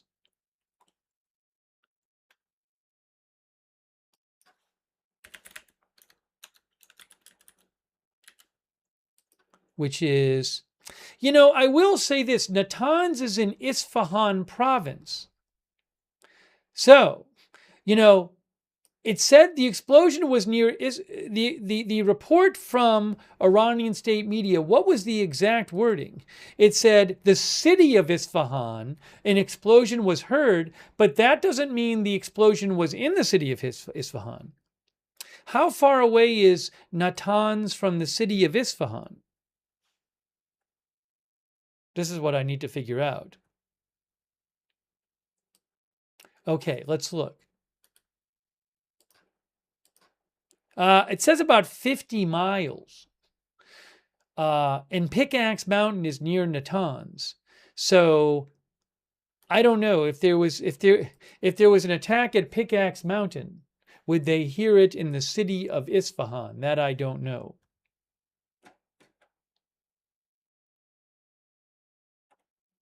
Would it just be one explosion?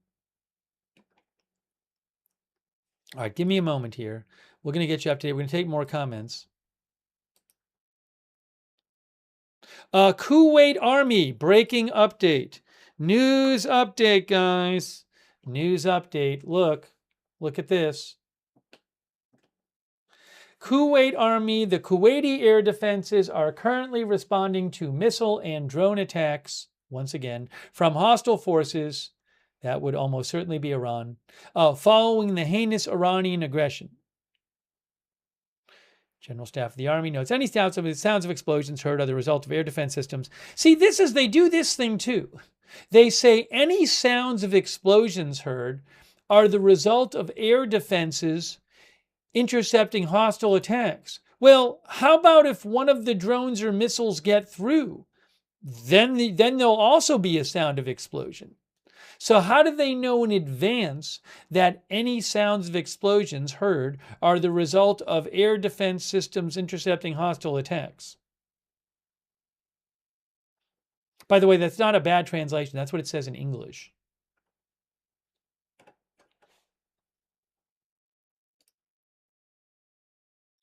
Yeppy says they don't know that. I don't see how they could know that.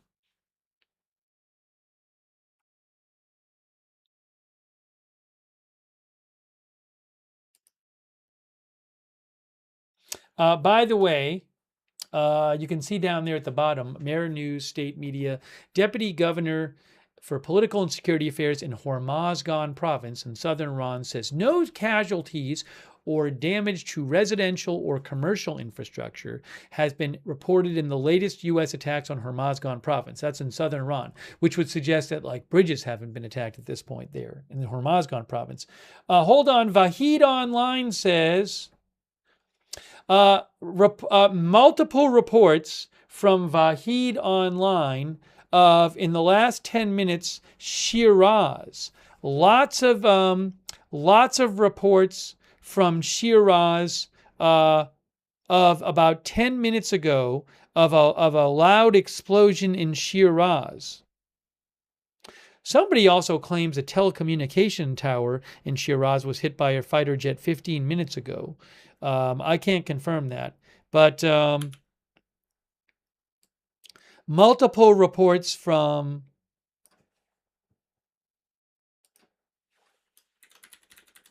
at Vahid Online on X on Telegram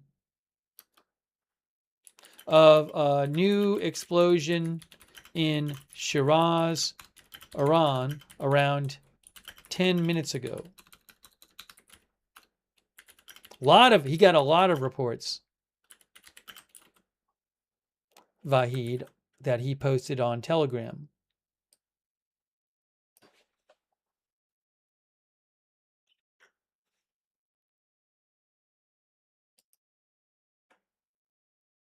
Let me show you where Shiraz is.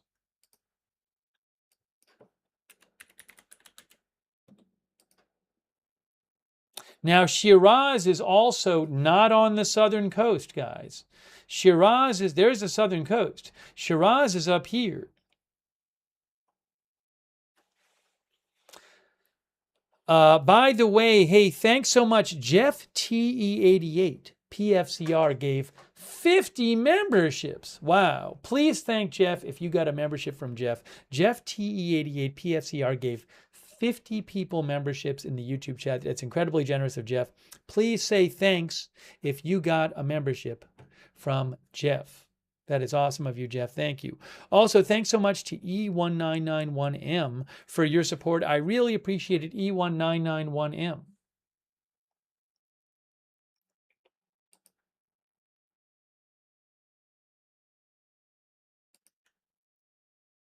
Now, Kuwait is under attack right now, they say.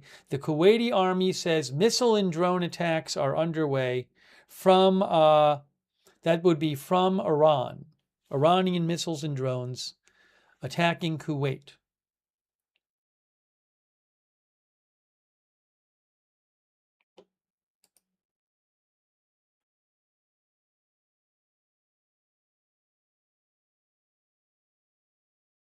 Sirens going off in Kuwait. Oh, do I have from there? No. Sometimes during the day, a live, once in a while on AFP, a live shot from Kuwait City pops up, but it's not there now.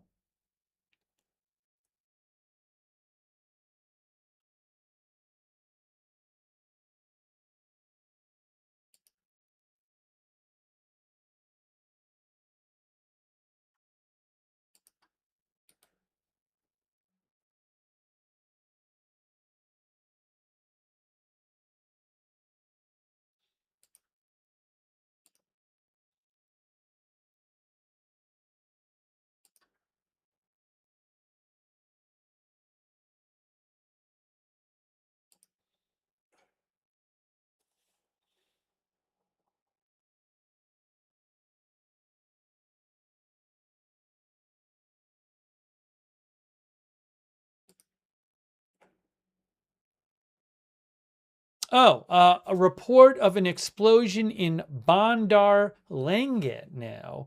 IRNA This was about 8 minutes ago. ISNA, Iran media ISNA, reported an explosion heard in Bandar Lenge. We hadn't heard about that so far.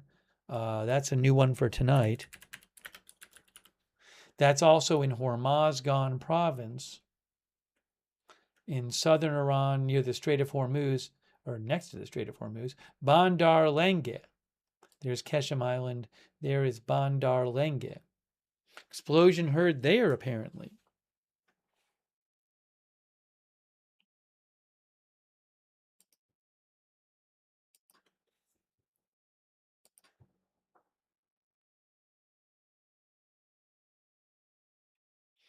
That's ISNA, not IRNA, the one I was quoting. There's one called ISNA.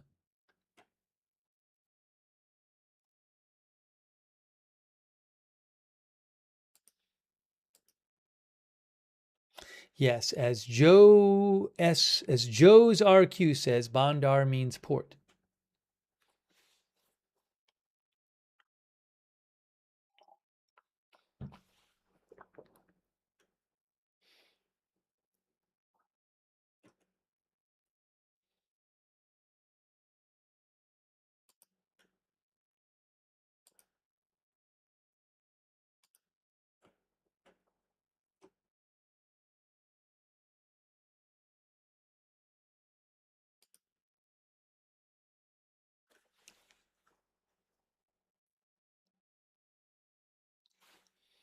So, new strikes by the U.S. on Iran, new Iranian retaliation strikes in Kuwait. And we are bringing you the latest updates here. We don't really have details on what has been targeted by the U.S. and Iran tonight.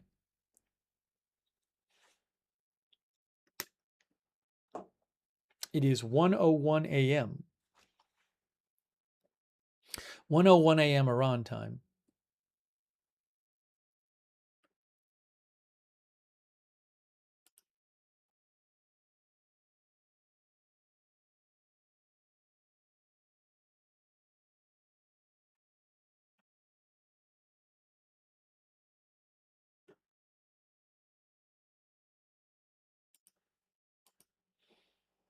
Yeah, the time comes on the screen at certain times. It's the same way it's always been. You'll see it shortly.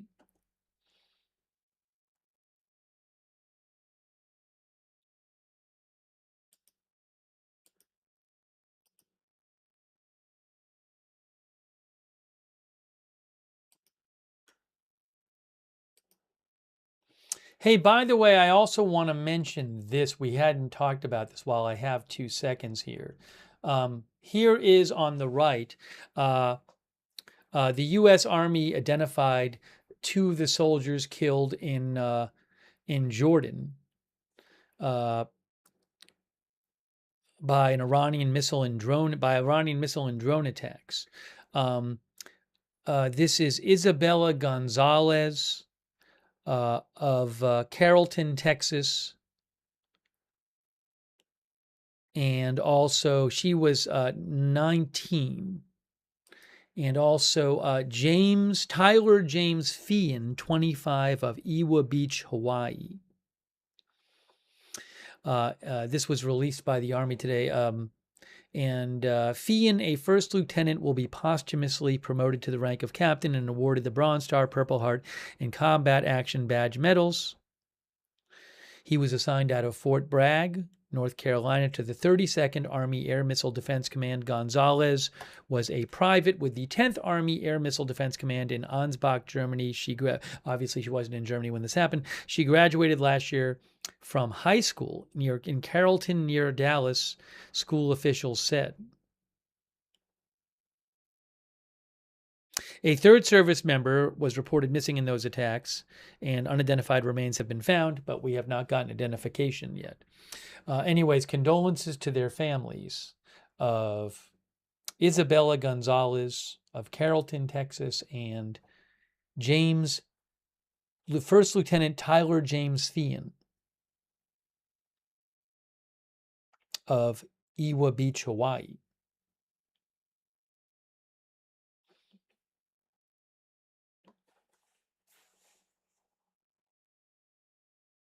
I don't know if Gonzalez will get medals too. I'm just reading from the article, but the article doesn't necessarily have everything in it.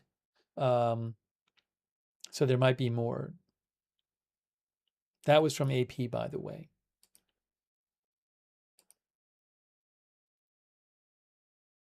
Hold on a second. My name is Montoya says sad.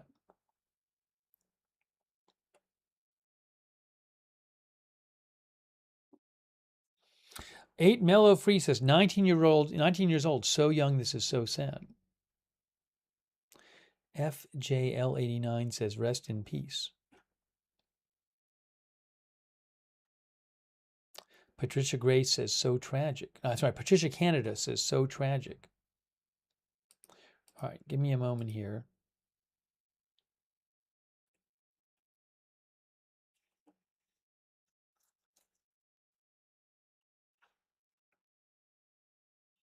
Oh, I will post a link to this. Vahid posted some photos which appear to show supposedly that in Shiraz there was an explosion, and that people are saying that there was a point struck in Darak Mountain. So there's some apparent photos of the aftermath of a U.S. strike this is not on the coast, it's in the middle of the country, Shiraz, in Darak Mountain. I just posted the link in the chat. I've reposted it on my X account as well. My X is at Lookner. I don't know if I can find Darak Mountain on the map.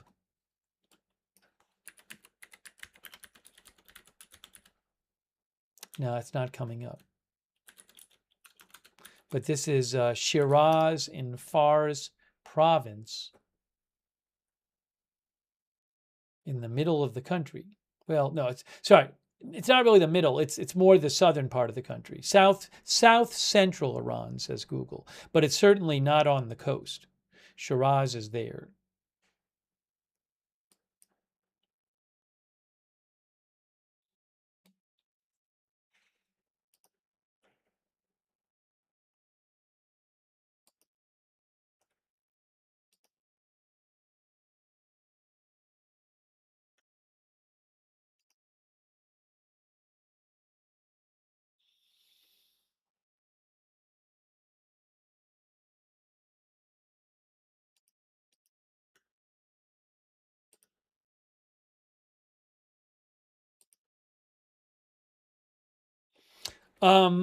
Just so you know, usually what Iran does the last few weeks is they say that they target U.S. sites in nearby countries.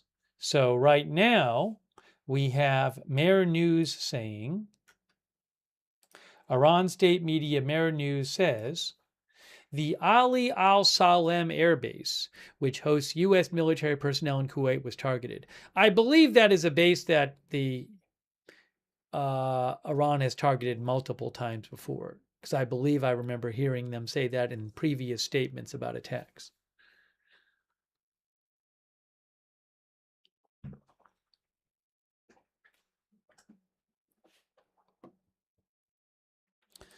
Press TV says the same thing.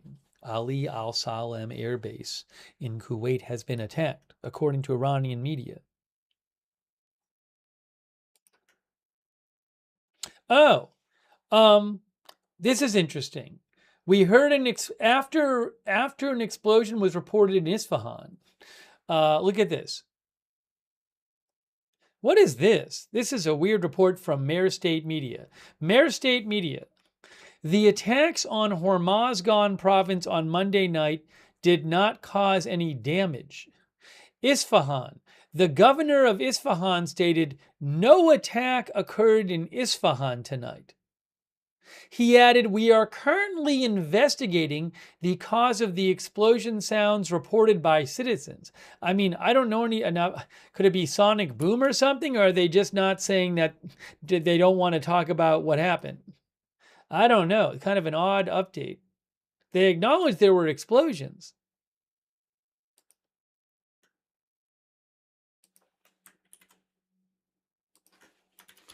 Governor of Isfahan, Iran.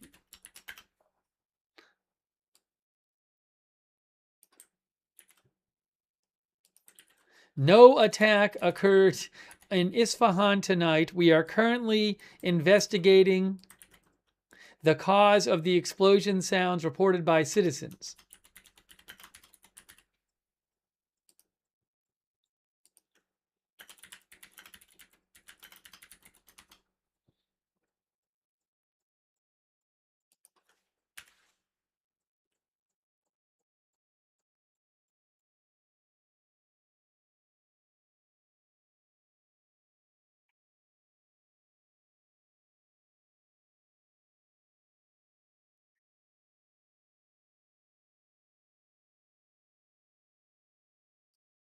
So, as I mentioned, Van Mart says loud because Isfahan is launched missile site. Well, now I haven't seen any reports of. Sometimes you see reports about missiles launched from certain places. I haven't seen that, but who knows? Again, Isfahan is a site where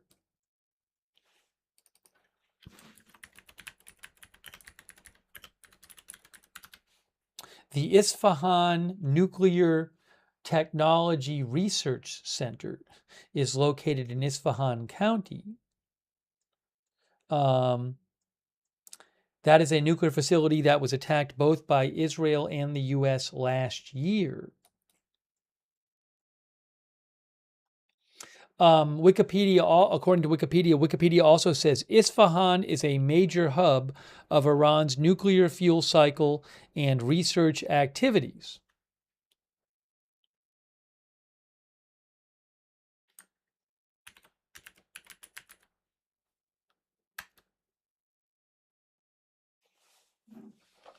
Wikipedia says Iran's uranium processing infrastructure is centered in Isfahan. Now, I'm not saying that was definitely attacked. I have no idea.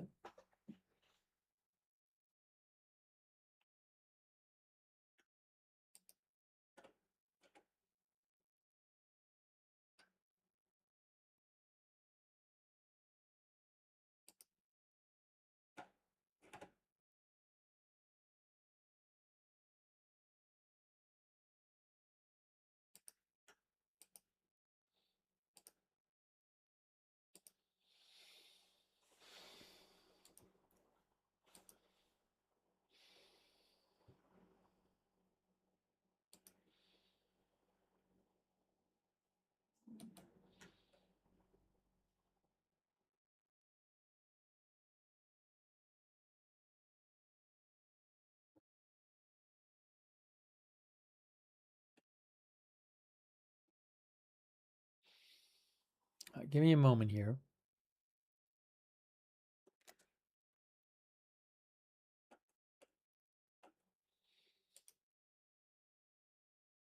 We are bringing you the latest updates. Last couple hours, well, roughly the last 2 hours, there have been reports of different explosions in different areas in Iran, but we have no confirmation on what has actually been hit. Most of the explosions, but not all the explosions, on the southern coast of Iran.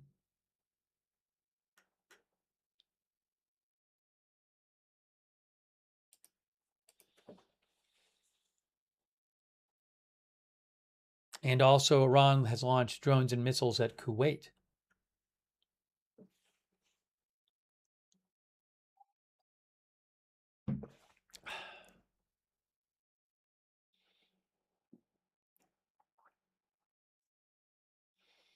Marisol Del Valle said the U.S. probably hit a power plant. I mean, that would be big news if they did. We'll have to wait and see. De Havilland says Isfahan sounds like a target-rich environment. Thank you to TR Goosefraba for being a member. TR, thank you.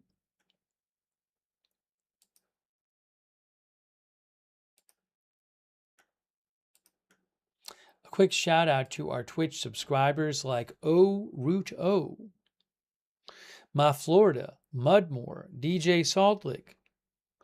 Thanks for subscribing over there on Twitch. Land24N,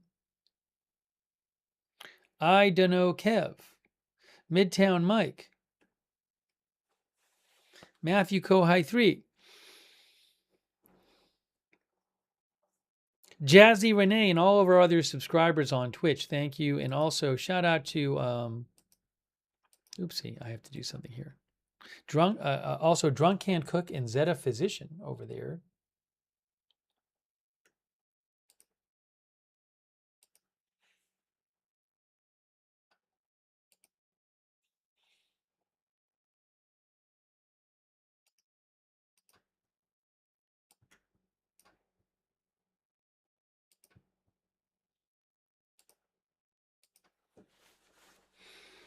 Also, Crawdad, any word on Iran chemical weapons? No. No word on Iran chemical weapons.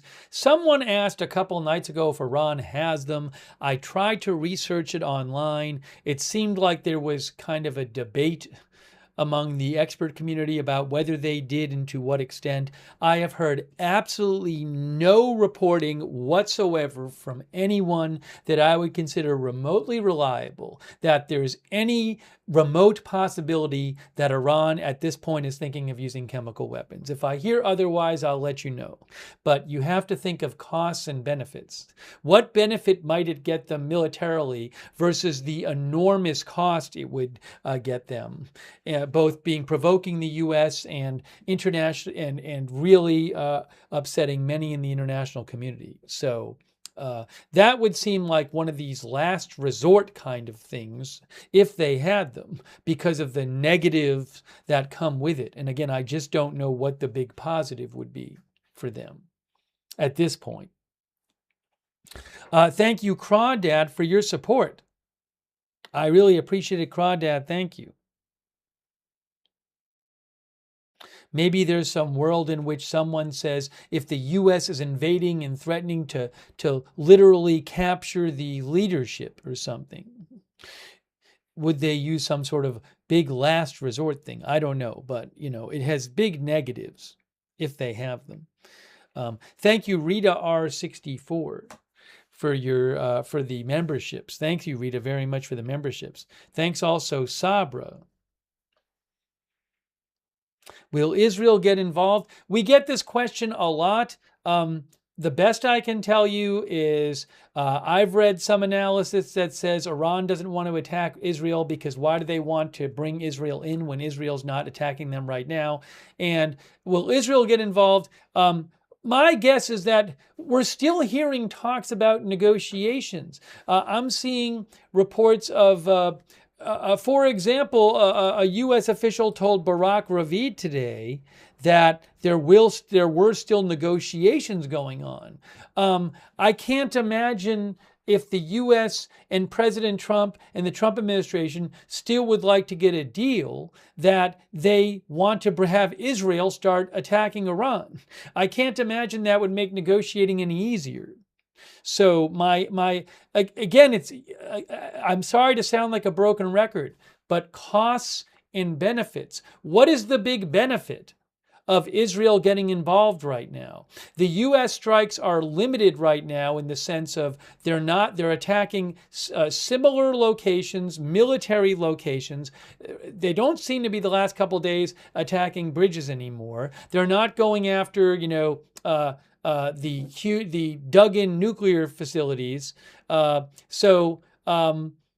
What benefit would it be to the U.S. war effort to have Israel involved when you can see the cost? It doesn't seem like, at least most of the last 10 days, that the U.S. is, they're conducting strikes, but they don't, for the most part, seem to be escalating beyond a certain level. So I understand the negative that could come of having Israel involved. I just don't see the positive right now of getting Israel involved when this is not one of these out and out blow up everything, blow up thousands of targets and tens of thousands of targets in a month that we saw at the start of the war. So again, when you're thinking about these things, I would encourage you to think of costs versus benefits, because that's going to be how countries think about it. What is the benefit versus what is the cost? Thank you so much, Sabra, for your support. Okay, now, Roy says taking down the IRGC. Well, that doesn't seem to be what the U.S. is doing right now. You know, if that's what the U.S.'s declaration of if President Trump said we're doing a full military effort to take down the IRGC, well, we need all the resources we can get. Well, that's different, but that's not what's going on right now.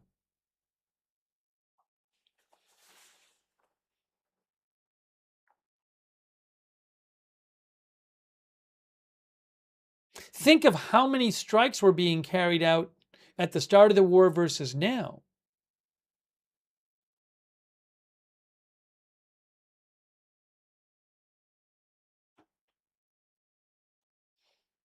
Jakey Bear says if Israel gets involved, look out Iran.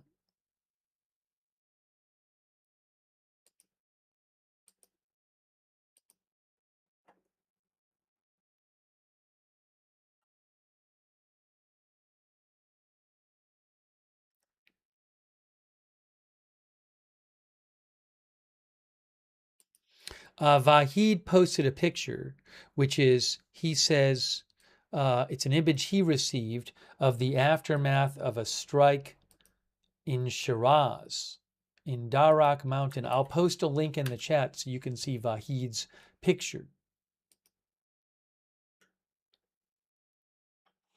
Our viewer Simba Coil says, crazy to me that Israel got uninvolved in their own war.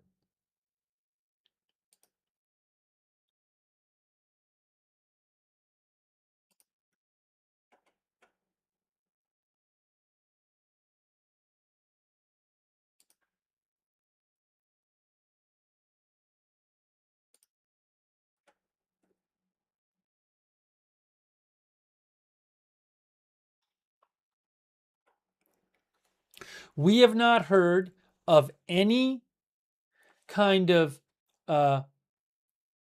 non-military target tonight. Remember, a few nights ago, we were hearing for a couple days of the U.S. attacking bridges.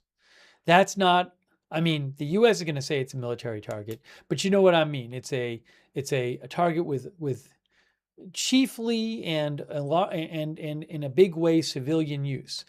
We have not heard of any kind of target like that tonight, which so far these strikes seem more like the first 5 or 6 nights of the 10 than I think it was maybe night 7 and 8 where the bridges were attacked, with limited and not escalatory, kind of the same thing. Now, if I hear otherwise, I'll let you know. Similarly, I have not heard of any kind of Iranian strikes today that were not more of the same kind of thing. We did hear that a shipping company said that 2 of their ships got attacked in the Strait of Hormuz. That is certainly, it's not a minor thing, but at the same time, that's not something beyond what's been going on regularly. You know, I haven't heard for a couple days. I have not heard. There were 3 days in which recently in which the Iran attacked power and desalination plants in Kuwait. But for a couple days ago now, I haven't heard anything new on that from Kuwait. So it kind of seems like maybe once the U.S. stopped blowing up more bridges in Iran and a railway junction and that kind of thing, then Iran, when that happened, Iran ramped down its responses. It seems possibly, I don't know.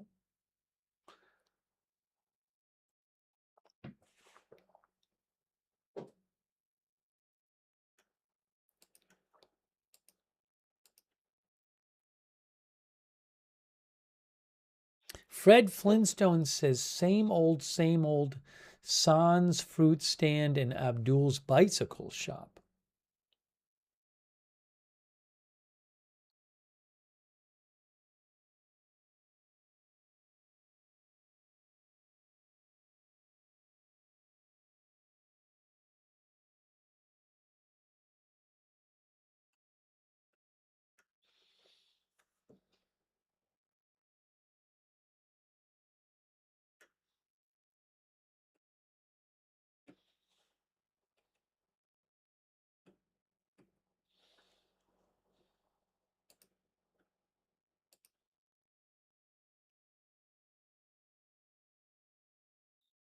To repeat, there were reports of one or two explosions in Isfahan, but then the governor of Isfahan said there were no attacks there. Kind of an odd story, as we told you before. The governor of Isfahan said, no attacks have occurred in Isfahan tonight. We are currently investigating the cause of the explosion sounds reported by citizens.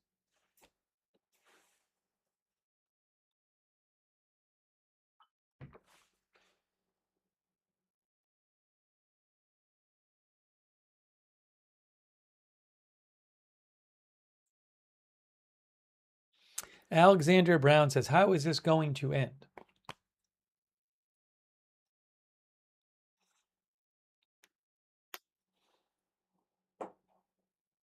Full Moon says explosions can be anything, including unexploded ordnance disposal. Well, when that happens, we have seen Iran media and Iran government before announce that there's claim that certain incidents are unexploded ordnance. They didn't say this time so far.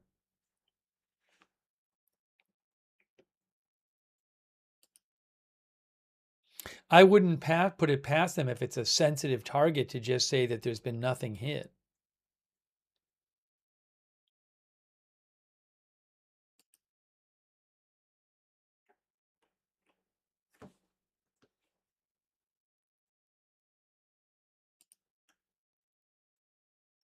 Explosion in Shiraz. Now this, I'm guessing, is new because it was just posted by Fars. I mean, there was an explosion in Shiraz like an hour ago, reported, I think, or so. But this is a new report of an explosion in Shiraz. Oh, you know what? I don't think it's new because Vahid posted this video of the aftermath of an explosion on the top of a mountain in Shiraz, it looked like. You can see here it says a location in the mountains overlooking the city of Shiraz was reportedly targeted by an attack from the United States. So this is not, I don't know that this is a new report of an explosion. Maybe a report of that one that Vahid is posting photos of.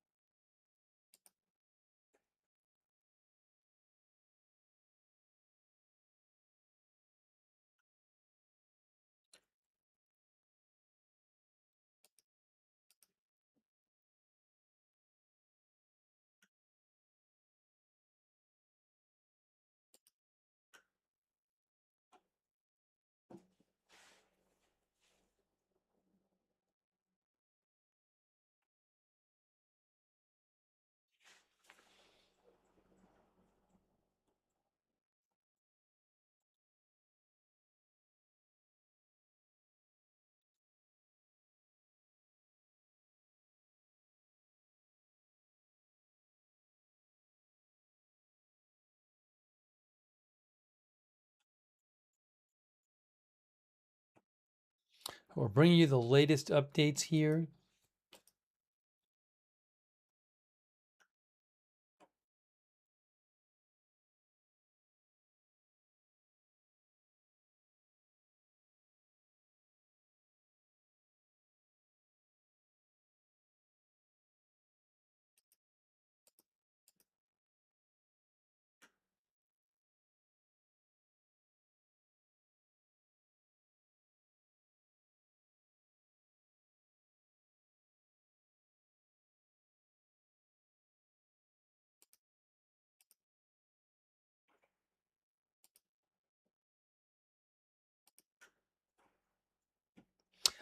More explosions reported by Vahid.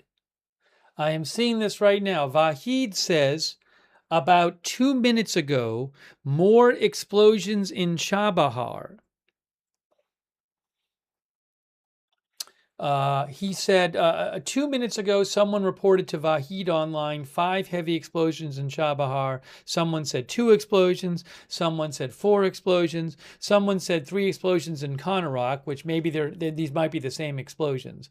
We've heard I don't know what's been hit there, but there's been a bunch of reporting tonight about explosions in Chabahar and Konarak. That seems like the most explosions we're hearing about tonight. The place with the most is Chabahar and Konarak. There's the Strait of Hormuz right there. And here, Chabahar and Konarak are over here. Chabahar and Konarak. So Vahid just said like 3 minutes ago, he got a bunch of reports of new explosions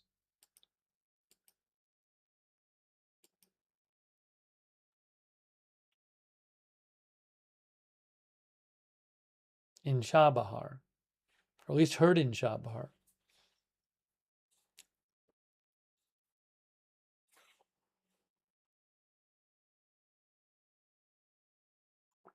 What is being attacked there? This may be the most explosions I've heard about in Chabahar on any day of the recent attacks.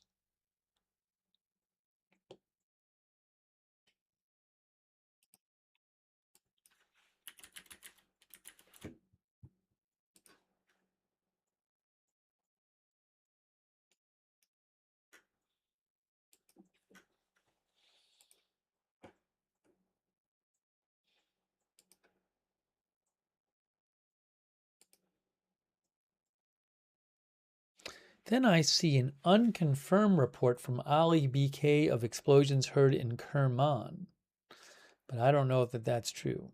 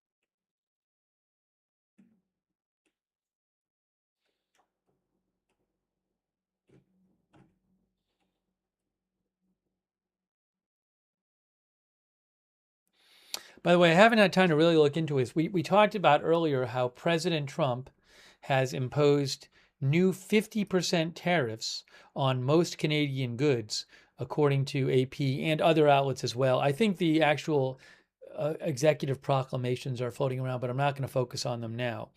But I just wanted to let you know that regarding that, Sarah Cook of CBS News says those tariffs will go into effect in 30 days. So who knows? Maybe they'll never go into effect.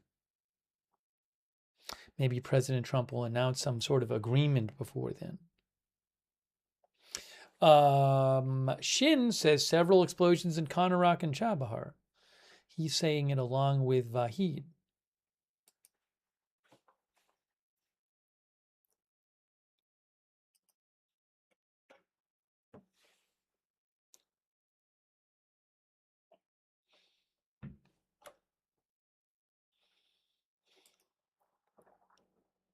Thank you, Martin Ging. Martin says, wonder if missiles were transferred on that railway. Which railway? Do you think a railway has been hit? Is that what you're saying, Martin Ging? Thank you, Martin Ging. Thank you, Mark Farmer, who says, isn't Isfahan where Midnight Hammer took place? That was one place targeted.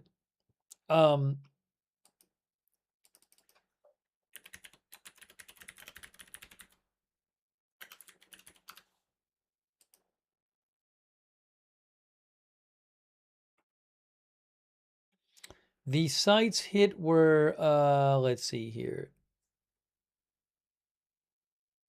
I have to look it up.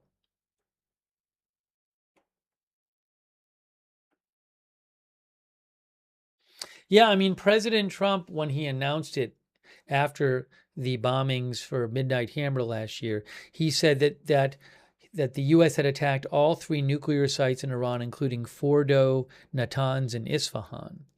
I don't know, Mark Farmer, if there is any nuclear enriched uranium believed to be at Isfahan.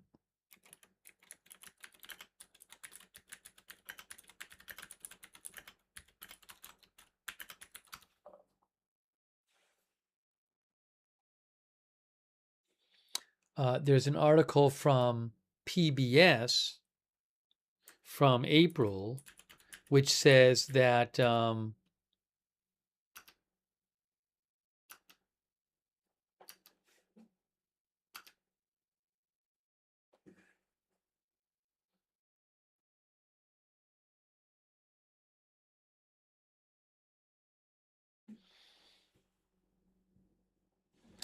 the IAEA director said, according to PBS article in April, the IAEA director believes about 440 pounds of highly enriched uranium is stored in tunnels at Iran's nuclear complex outside Isfahan. And additional highly enriched uranium is believed. The IAEA director also believes there's highly enriched uranium at the nuclear sites in Fordo and Natanz, all these sites that were bombed by the U.S. last year. Thank you, Mark Farmer. Bandar Lenge, look, we heard about an explosion there before. I don't know if this is the same or a different one, but it was just reported by Tasnim state media in Iran. Local sources reported that moments ago for the second time. For the second time this morning. For the second time this morning, an explosion heard in Bandar Lenge. The nature and source of these sounds are currently unknown. That is next to the Strait of Hormuz, I believe.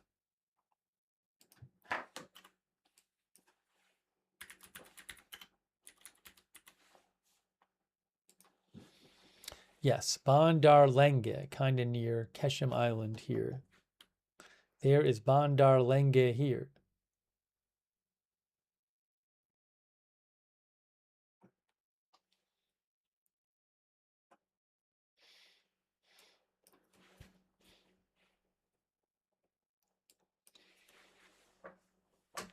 So apparently 2 explosions there tonight.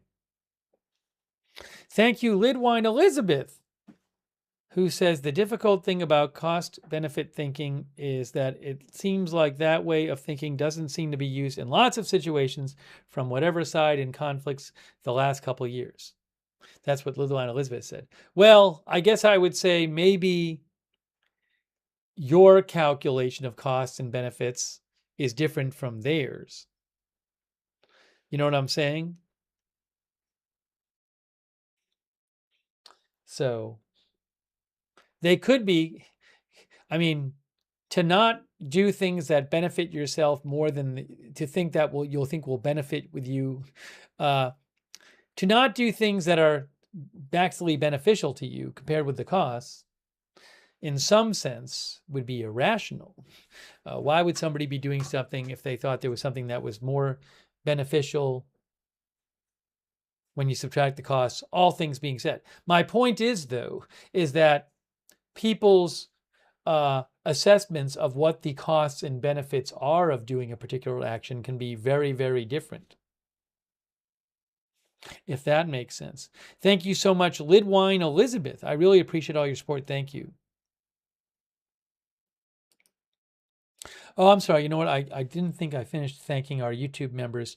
YouTube members, people like Evelyn in Maine, thank you. CAC813, Zinkman, Barry, JK Cinar. Just want to thank a few of them. Trent, Brian Birch. Thanks to our YouTube members. Aaron S., thank you.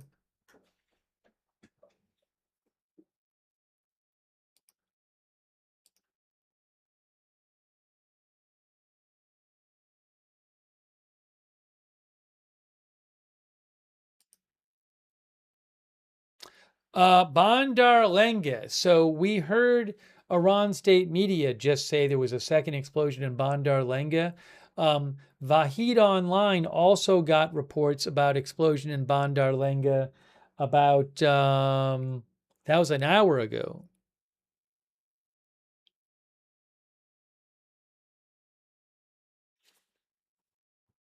No word on what is being hit, though.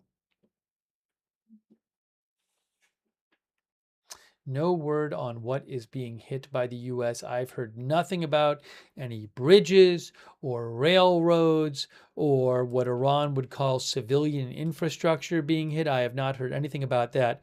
Hold on a moment. Hold on a moment. Do we have something new? No, that is not. I thought there was something new, but there was not something new. Well, hold on. There might be something new. Where is this from? Give me a moment here.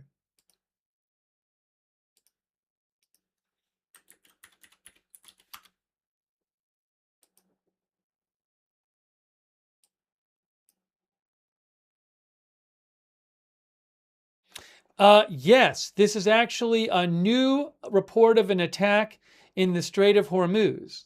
Shin mentioned it. Thanks, Shin, for posting about it. Look, UKMTO. I think they haven't even posted it on their X account yet. July 20th.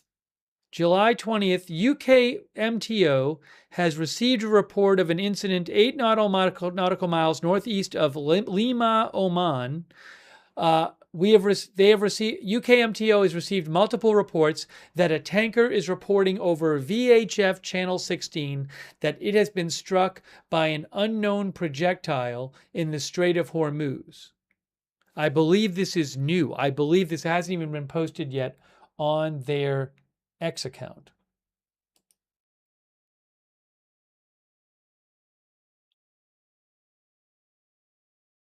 I expect they'll post it on the X account shortly.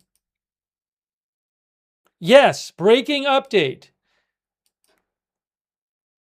Oh, right here, look, breaking news. We have an update from UKMTO. Breaking update from UKMTO. Look at this, guys. Here we go. Attack. New attack posted. That's it. That's the one we were just reading about. They just posted this on, they posted it right now, 1 minute ago. 1 minute ago, they posted this. UKMTO has received a report of an incident 8 nautical miles northeast of Lima, Oman. UKMTO has received multiple reports that a tanker is reporting over VHF Channel 16 that it has been struck by an unknown projectile in the Strait of Hormuz. Authorities are investigating. So it looks like another ship has been attacked. Now, I will say this. A shipping operator did say earlier today that 2 of their ships had been struck. And I don't know that both of those have been reported on by UKMTO. So this could be one of those 2 ships. Anyway, so this is the first time UKMTO reported this themselves. A new report of a ship targeted, presumably by Iran, in the Strait of Hormuz.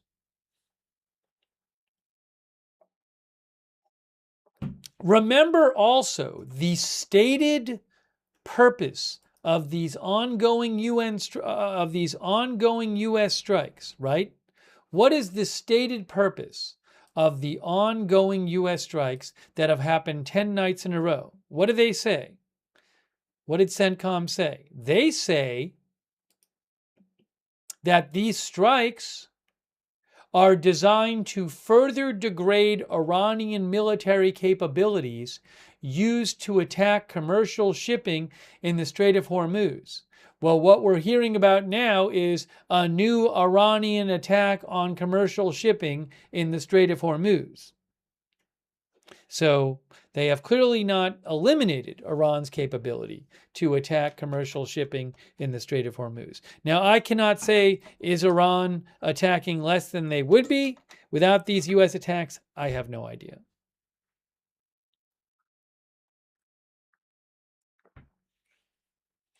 KJ Hawk says they say that every night. Basically, yes. But again, I'm pointing out that Iran still is carrying out attacks on shipping.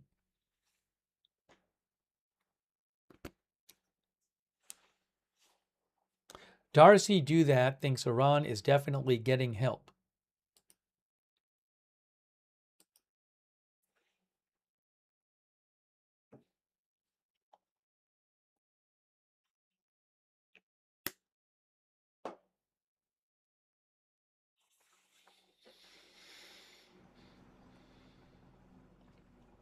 Darlene Hamlin says Trump needs to end this BS, and I mean end it them. Anuj thinks Pakistan is helping Iran. Barry thinks it's virtually impossible to accomplish that from the air. You mean stopping Iran from having the capacity to attack the ships?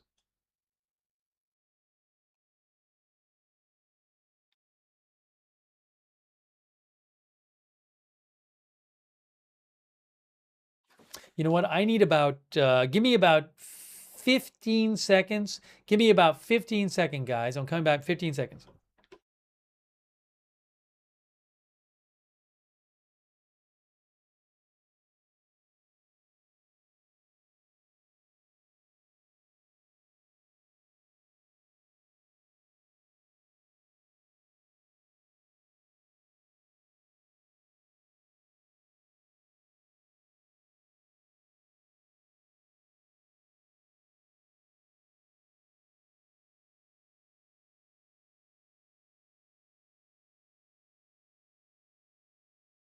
So the attacks on shipping continue, and a reminder that also we heard about from UKMTO, right?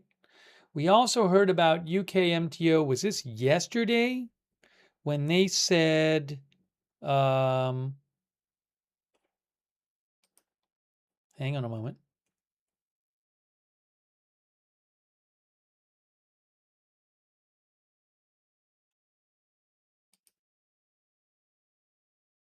No, this was an update they gave today, an update that UKMTO gave today. This was earlier today. This is about a different ship.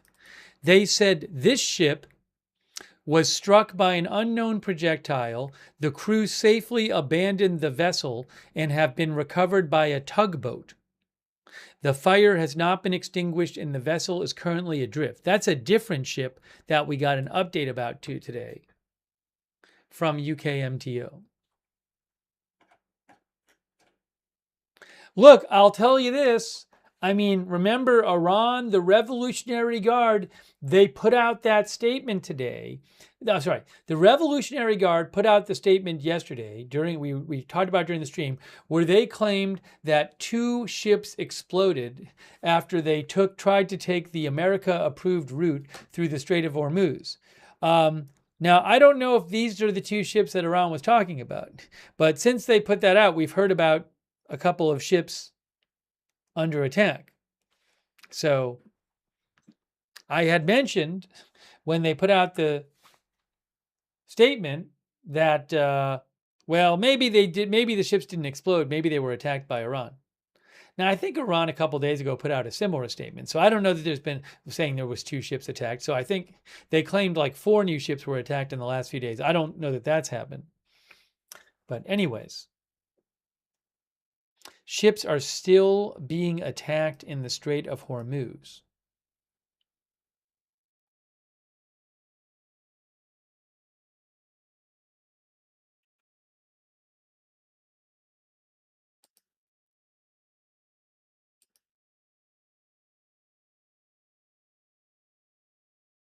Original Hearing says, why is Donnie so weak he can't beat them? What is taking so long? Vahid reports, new explosions reported by Vahid in Keshem and Bandar Abbas. New explosions heard. Now, these may be the same explosions, but people heard explosions. It sounds like 2 explosions heard in Bandar Abbas and Keshem about 3 minutes ago.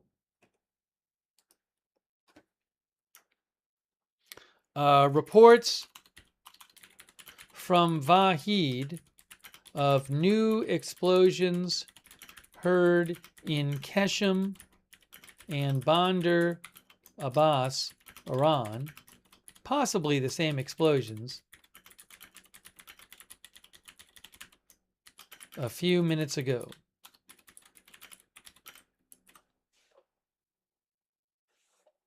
That's from Vahid Online.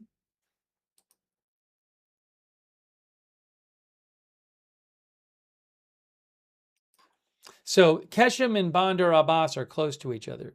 So it's possible that the same explosion is heard by people both in Keshem and Bandar Abbas.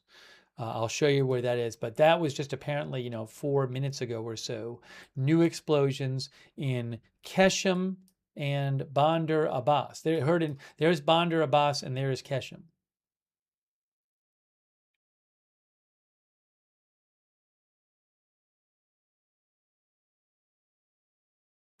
Right next to the Strait of Hormuz.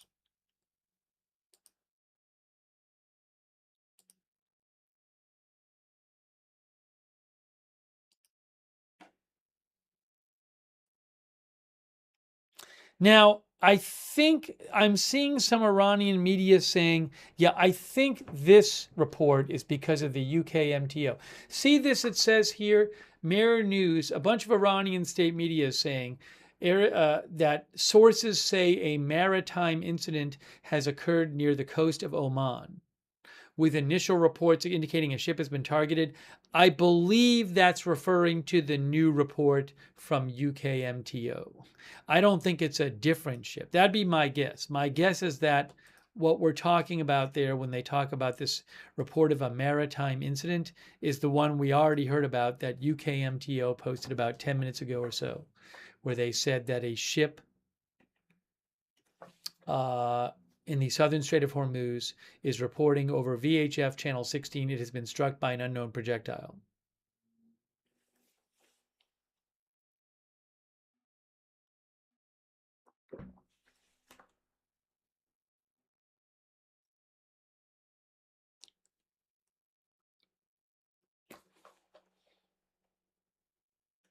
Nolan Ferkel says, fast forward 3 hours, CENTCOM has completed their new round of strikes. Yeah, maybe we'll hear that in 3 hours. Or sooner, or later, I don't know. It's currently 1:51 a.m. Iran time. Hey, Rita R64, thank you so much, Rita, for more memberships. Rita's given a bunch of memberships. Please thank Rita if you got a membership from Rita. Also, thanks McLovin Wants Beer, who thinks Trump will keep bombing until Iran signs the instruments of surrender aboard the USS Missouri offshore in the Strait of Hormuz. Thank you also GT50069 for your support, who says, I don't get it. Where are these missiles flying from? New ones being built, or are they being shipped in somehow? Could be ones they already had. I don't know. It's a good question. We've gotten that question a few times. Are there more missiles being built or being shipped to them? Thanks, Jimmy Kane, for your support. Thanks, Blacksview, for your support. Blacksview6640. Who says, where exactly is the U.S. striking? I like the psychology behind that headline. Iran, while the U.S. is actively carrying out strikes. Interesting wording. I'm not sure which, you probably said this about 10, 15 minutes ago. I'm not sure which headline you're talking about, Blacksview. I'm sorry about that. But thanks for your support. Also, thanks to Kendra Fox over there on Twitch. I really appreciate your support, Kendra Fox. And Jam Kara on Twitch, Jam Kara1, and Andy and Austin. And R. Kendall 1885. Thank you, R. Kendall 1885. I really appreciate that. Thank you.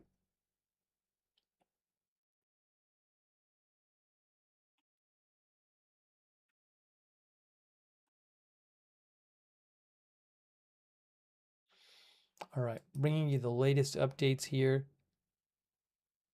Yeah, so look, this is I told you I thought Iran state media was talking about the same ship as UK MTO. That does, all right, we have a couple things to show you. First of all, you can see here, Iran state media Mirror posted and said, oil tanker targeted by unknown object in the Strait of Hormuz. And they just say the UK MTO said this. It's the same ship we heard about in the UK MTO report. Although they say it's an oil tanker, I don't know that the UK MTO report said it was an oil tanker. Maybe they inadvertently gave us more information. Hey, we have a new statement about Kuwait. There were sirens in Kuwait about an hour ago. Statement from the Iranian army. 18th phase of the army's Thunder operation.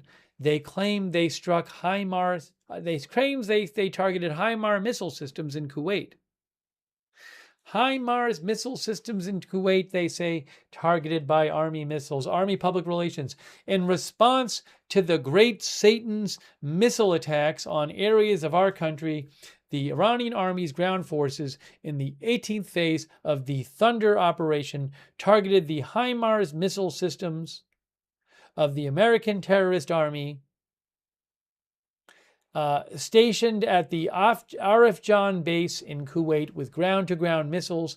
HIMARS is a mobile missile system capable of rapid deployment against ground targets. Targeting these systems damages the enemy's offensive and defensive layers and reduces their missile capabilities and target acts of aggression. I don't know. I can't confirm these were targeted. I don't know if any of these missiles that Iran says they fired actually hit their targets or hit other U.S. targets. That I can't say. We do know there was sirens in Kuwait. And Kuwait said they were dealing with Iranian drones and missiles like an hour ago.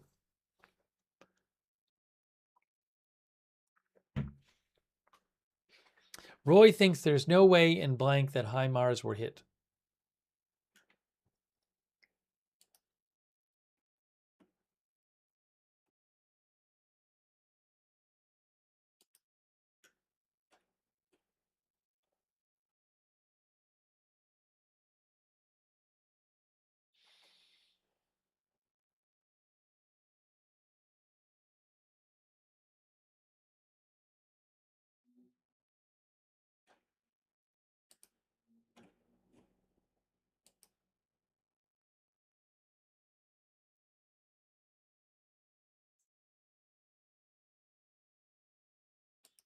All right, trying to get you more updates here.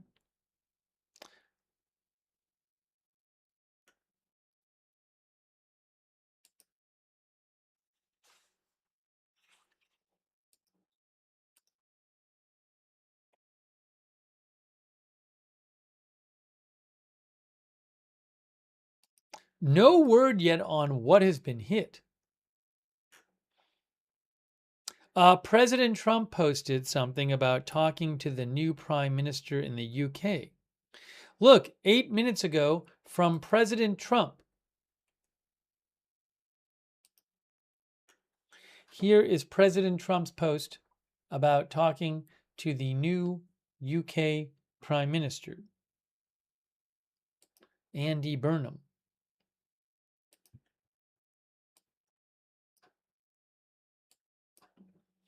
I had a very good conversation with the new Prime Minister of the United Kingdom, Andy Burnham.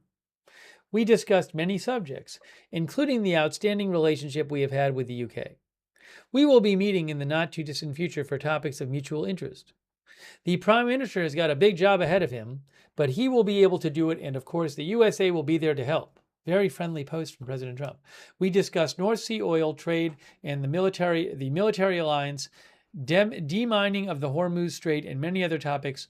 The call was interesting and went very well. I wished Prime Minister Burnham good luck and Godspeed.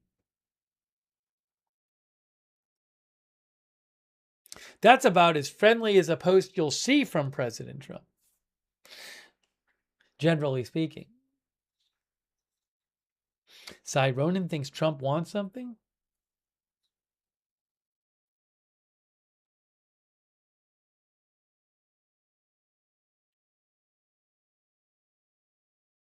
Stephen Carrillo says, LMFAO, just wait.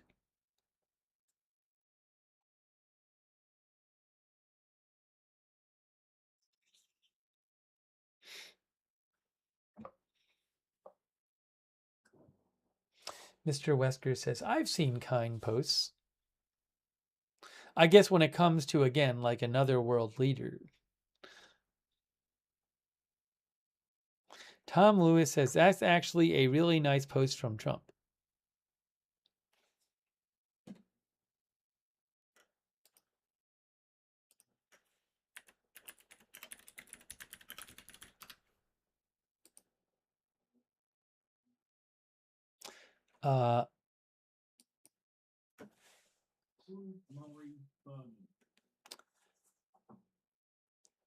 Somebody was claiming I said the name wrong, but Wikipedia said I said it right, Andy Burnham's name.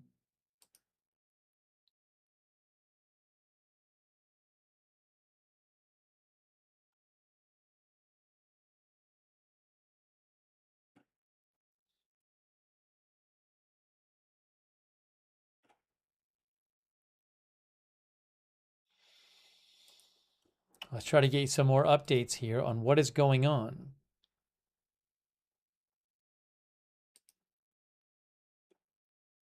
I do want to say again, I think it's noteworthy that we've been hearing about a bunch of different explosions in different places in Iran during tonight's strikes by the US, but no reporting about bridges hit or railroad junctions hit. No report of anything hit, of civilian casualties or power plants hit or desalination plants hit. None of this.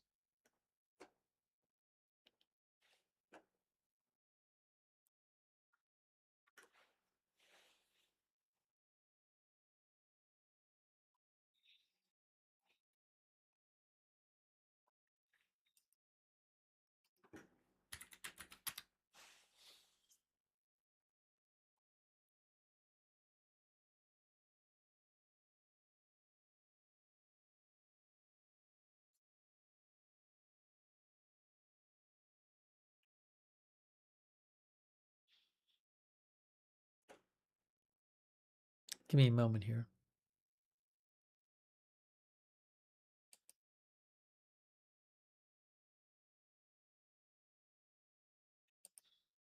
Someone said, did Iran say they want to make a deal? I don't know that that happened. Let me show you something here from AP from earlier today. Uh, um, Even as the US and Iran inch closer to all out war, hold on, now this is happening. Even as the US and Iran inch closer to all out war again, although I don't know that tonight is them inching closer to all out war because I haven't really seen any escalation tonight. That aside, though, I mean, it's like more of the same. Glimmers of hope appeared on the diplomatic front as Iran's interior minister traveled to Pakistan, a key mediator in the conflict, for talks.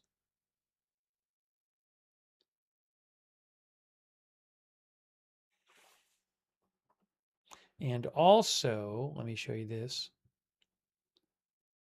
A glimmer of hope for diplomacy. Pakistan has intensified diplomatic efforts in recent days, says AP, to resuscitate the interim ceasefire reached last month that called for resolving remaining issues tied to the war in 60 days. That truce unraveled after both sides resumed attacks on each other's military installations and other infrastructure. The Iranian interior minister arrived in Islamabad on Monday for 2 days of talks with Prime Minister Shehbaz Sharif and others. His counterpart, the Pakistani interior minister, expressed optimism. On Sunday, U.S. Secretary of State Marco Rubio told reporters the U.S. is still open to negotiating with Iran, but it has to be real. It has to be real. Also, as Reuters pointed out,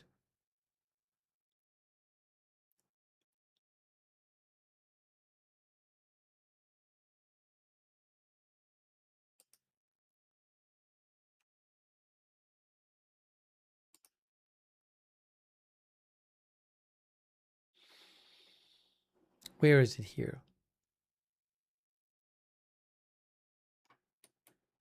Hold on.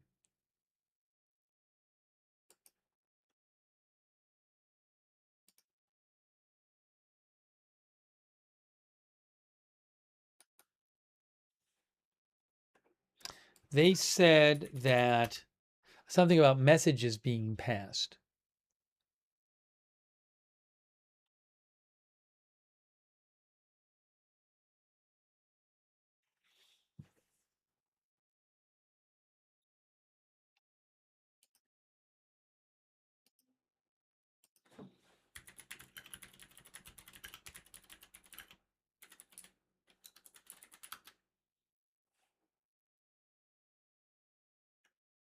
Yes, so Reuters reported that mediators passed Iran a proposal to de-escalate the war with the U.S. that would offer a 10-day ceasefire to find ways to revive an interim deal reached last month, a senior Iranian official told Reuters on Monday.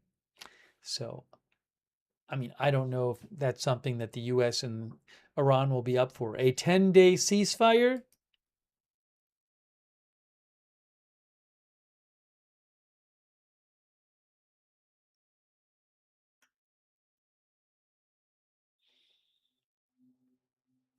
Our viewer Sour Stash says no ceasefire, it doesn't exist. Anubis says on and on and on and on and on. By the way, just an update about President Trump that I saw here from the White House press pool. White House press pool says, I'll show you. Nick Popley doing the pool roll today.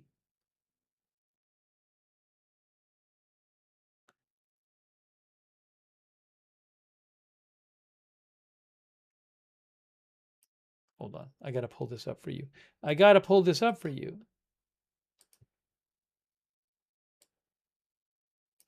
Here it is. The White House called a photo travel lid at 6:01 p.m. That means the president's not supposed to appear on camera tonight, not expected to appear on camera tonight. And the pool did not see President Trump today. So he didn't do any public appearances. The press pool never saw him, though a Marine was stationed outside the West Wing entrance for most of the day, indicating he was in the Oval Office, but did not appear on camera today. And they did not see him.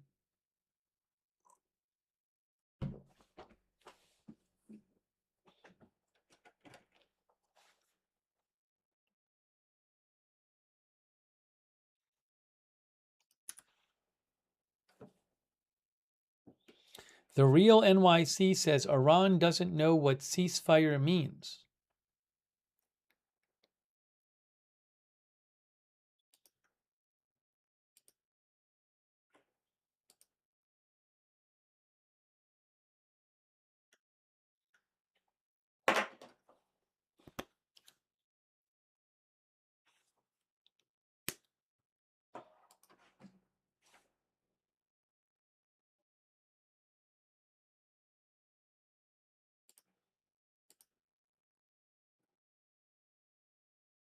So we mentioned how Vahid had several minutes ago talked about he had gotten word of explosions heard in Bandar Abbas, in Chabahar and Kanarak.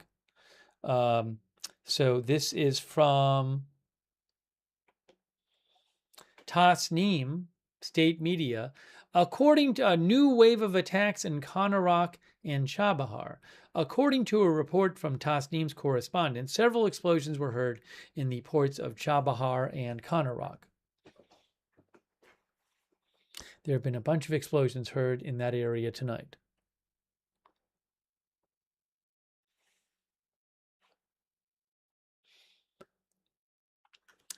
Thank you so much, by the way, to Mr. Weskers for your support. It's really nice of you, Mr. Weskers. Also, Nick K. Thanks for being a member, Nick. And also, I Am Charlie for all your support. Hey, I Am Charlie. I really appreciate that. Thank you so much for all your support. I Am Charlie.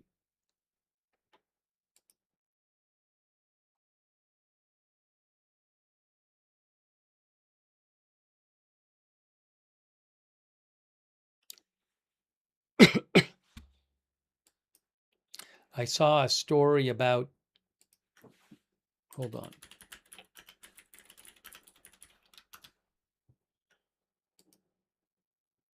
So a story about the Meenab school attack, just as some background here, see from Wikipedia, on February 28th, the first day of the Iran-Iraq War, the first day of the Iran war with the U.S. and Israel, not the Iran-Iraq war, the first day of the 2026 Iran war with the U.S. and Israel, an elementary school in Meenab, Iran was destroyed by a missile strike. Reportedly, 156 civilians were killed, including 120 children. Multiple independent investigations concluded the U.S. was responsible for the strike.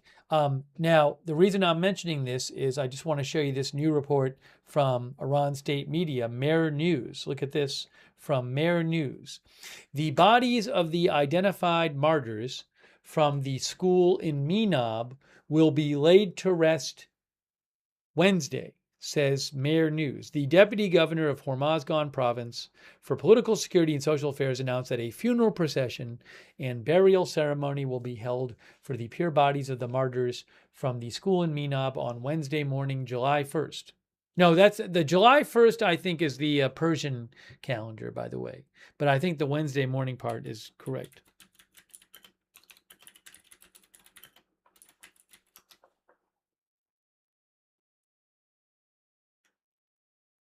Yeah, so the July 1st, I think, is, don't worry about that. My guess is that it's Wednesday, whatever that day is on the Persian calendar.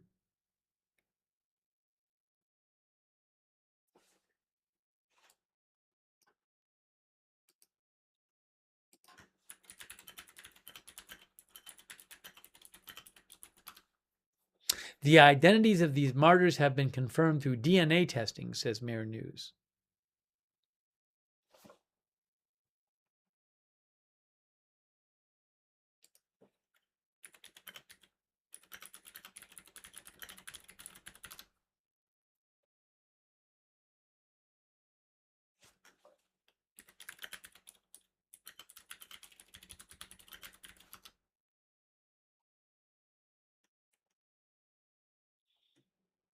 Yeah, so the Persian calendar, Finnabom says there's no July in the Persian calendar. So, yeah, I think that just might be a bad translation.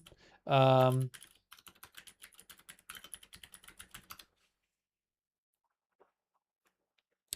now we're in Tir, and then Mordad starts. Mordad starts in 3 days,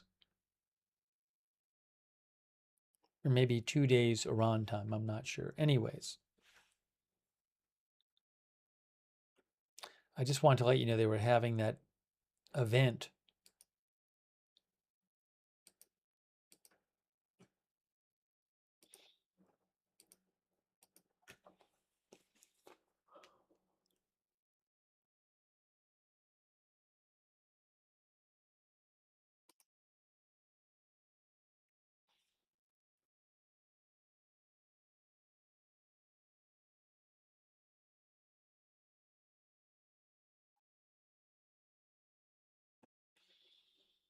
Give me a moment here.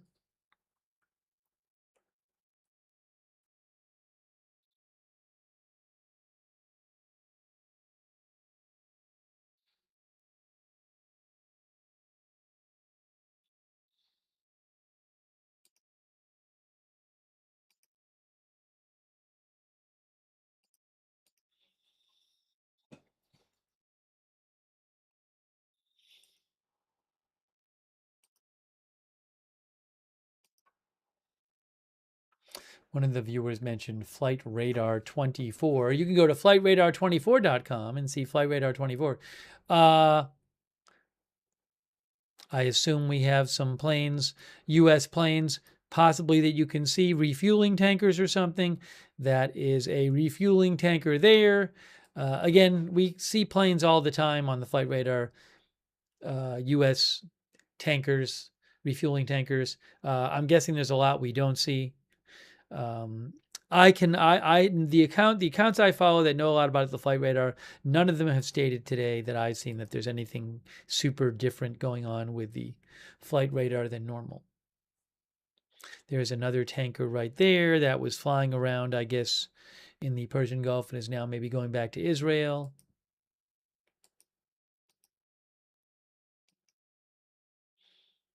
There's another one which it looked like that's off radar right now. That means it's not visible. When it's a black line, that's just estimated. So that means it's currently off, not being tracked. But looks like it was doing this too. Anyways,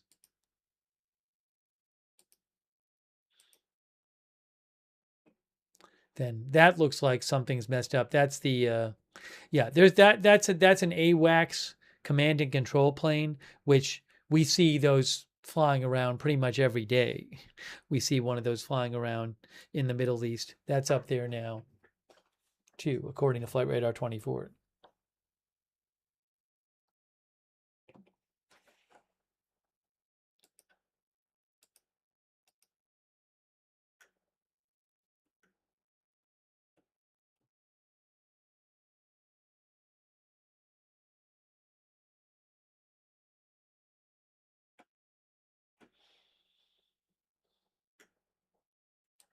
I'd like to talk more in a little bit about the whole situation with Houthis in Saudi Arabia. We talked about that earlier, but we'll talk about that more in a little bit.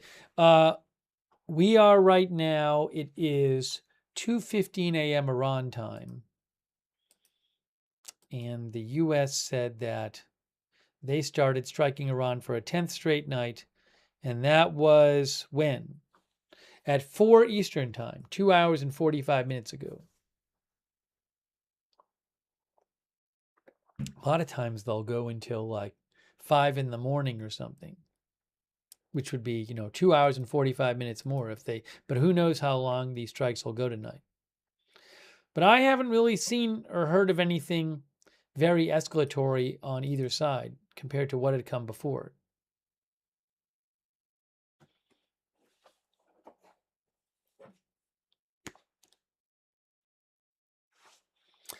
Dread Tharid is watching in Monaco.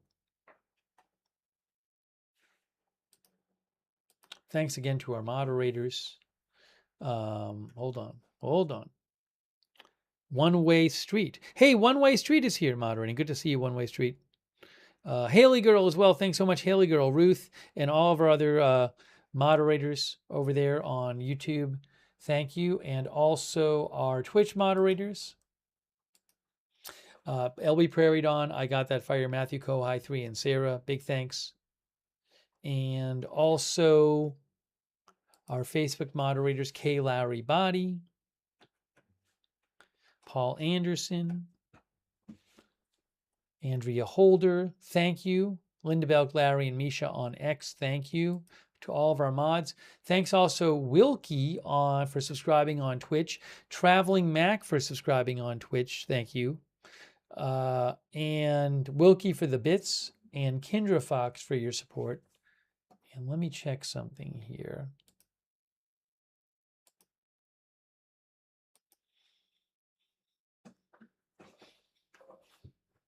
I have not seen anything particularly, I mean, certainly there's been strikes, but it seems like more of the same tonight. Doesn't seem like an escalation from what we've heard so far.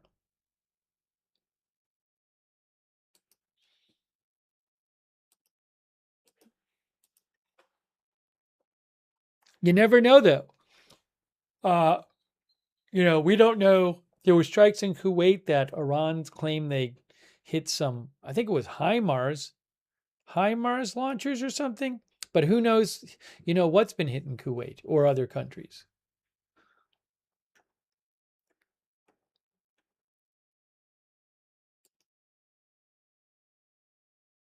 I have to go read that statement again where the Iranian army, the Iranian army said they targeted HIMARS missile systems at a U.S. base. Hold on. Let's see. That's not new. That's not new.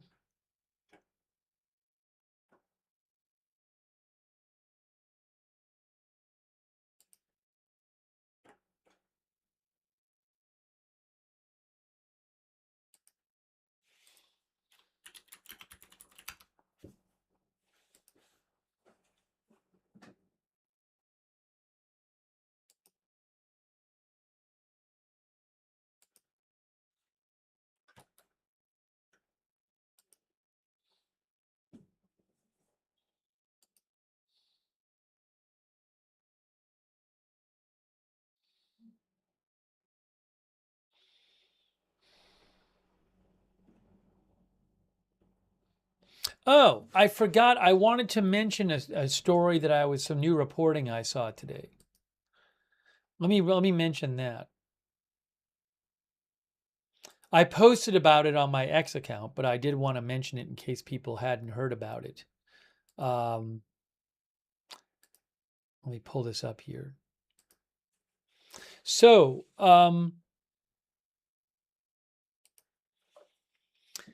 the Wall Street Journal reports, so, we have 2 confirmed dead in a attack a few days ago in Jordan by Iran with missiles and drones, and reportedly a missile attack is what killed multiple U.S. soldiers. Sounds like 3 were killed in Jordan. Okay, so the Wall Street Journal is reporting that the missile attack by Iran that killed the U.S. service members struck prefabricated housing units where troops lived and slept. Also, the Wall Street Journal says that the deadly missile attack was one of 3 separate missile strikes on that same airbase within 24 hours. And the Wall Street Journal said the fact that 3 missiles were able to slip through these U.S. air defenses points to the challenges in protecting the 50,000 troops stationed in the region against an Iranian military that still has a substantial number of missiles and drones, ballistic missiles and drones. So again, the Wall Street Journal says that in the attack that killed the troops in Jordan, the U.S. troops, a missile struck prefabricated housing where troops lived and slept. But they also said that there were 3 separate missile strikes within 24 hours on the same base.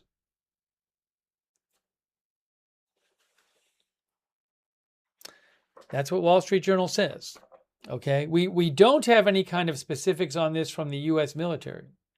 I think the last time there was a U.S. Pentagon press conference, I think was something like early May, if I have that right.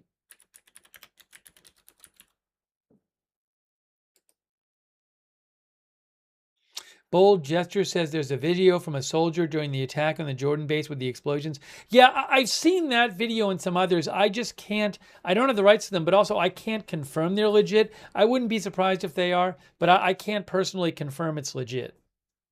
That's from that particular attack at that location. So I don't know.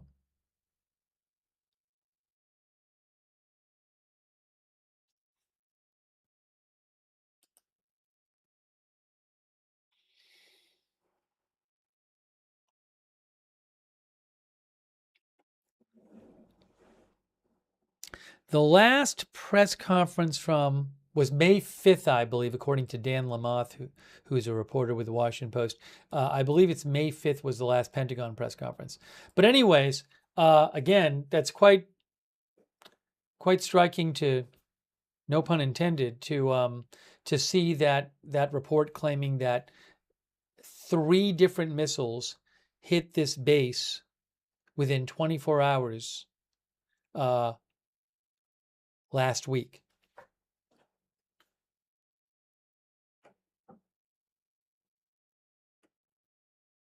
Then you also would ask, I mean, one question you ask is how will it be prevented that happens again? Evelyn in Maine says air defenses are not impenetrable shields. They are probability machines.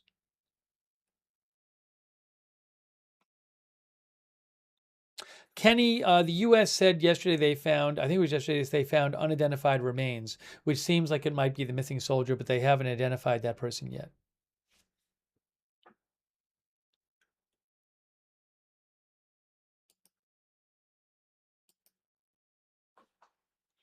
John P. Martin says, but people keep saying Iran has run out of missiles. Hey, thanks, Rick Sanchez. AFK, thank you, Rick, for your support. Thanks, Honey Bee Fly, who says prayers to our fallen soldiers' families. And thank you for being a member, Honey Bee Fly. Also, Nathan Freeman, thank you. Nathan says, HIMARS batteries always pack up and move immediately after a fire's mission.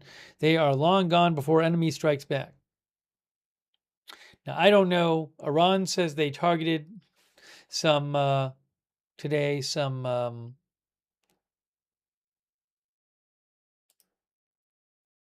what was the language they used?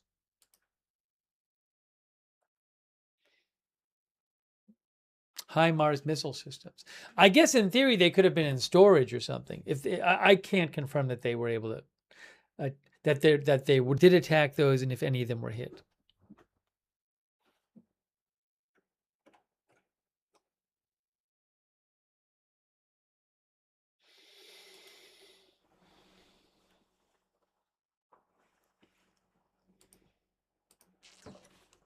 I haven't seen anything about new strikes in the last few minutes.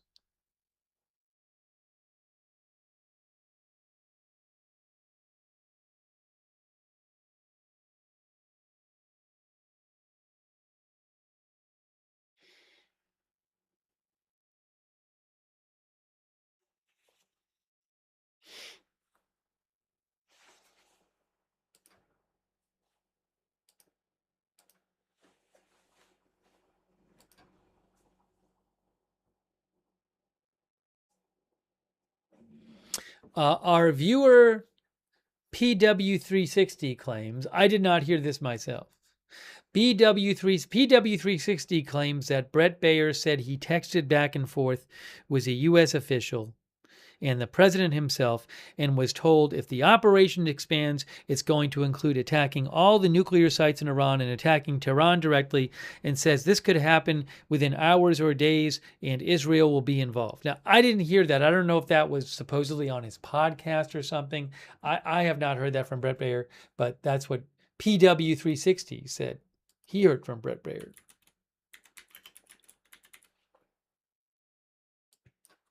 Now, we've heard, threats from Trump for months. I mean, as you guys know, to destroy all the bridges and power plants in Iran.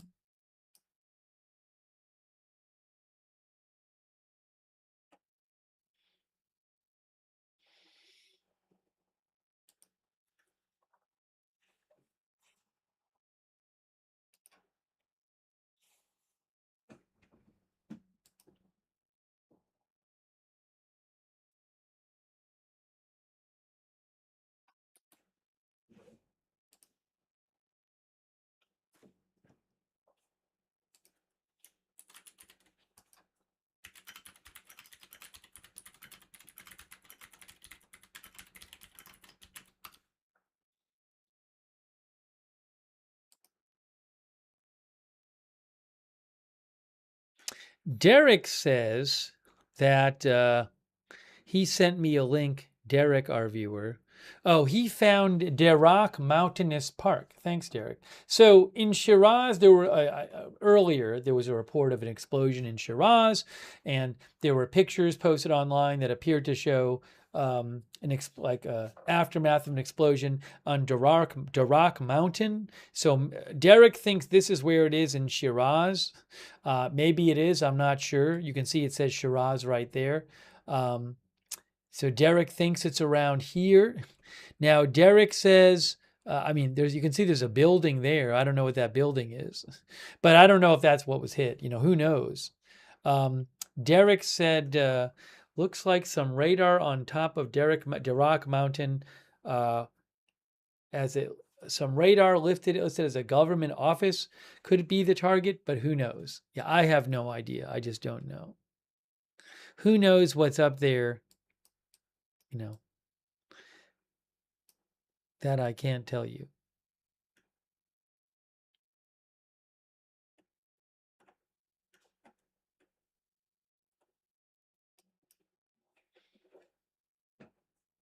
Thanks, Derek, for writing in.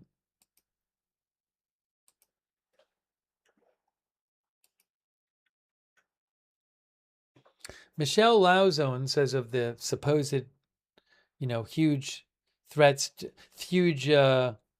to Iran to have huge military attacks. Michelle Lauzon, our viewer, says that would be the 49th approximate time Trump and his team said that.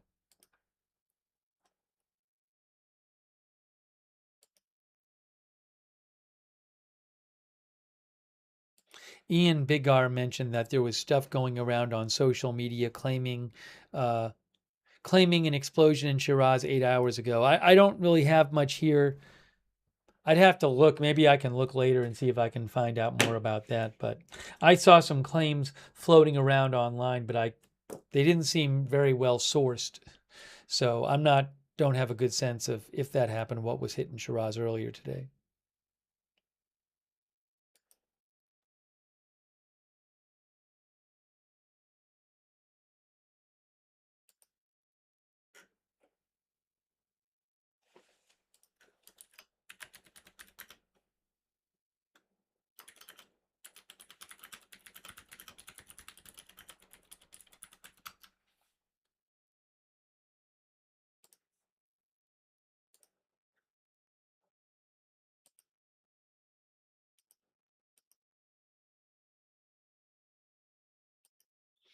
Yeah, we'll talk more in a little bit about the situation with the Houthis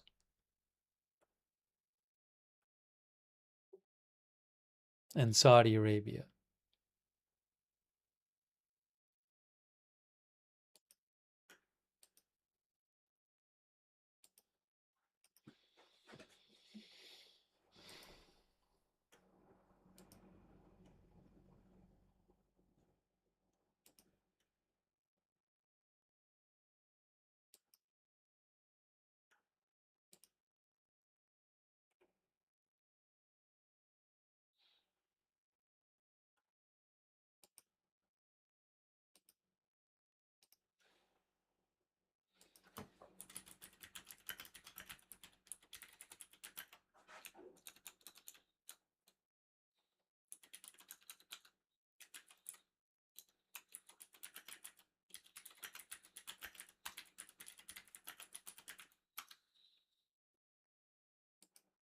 Let's see if I have any updates for you. Sorry, I was trying to get through some of the messages. Got people sending me a bunch of messages, which I appreciate.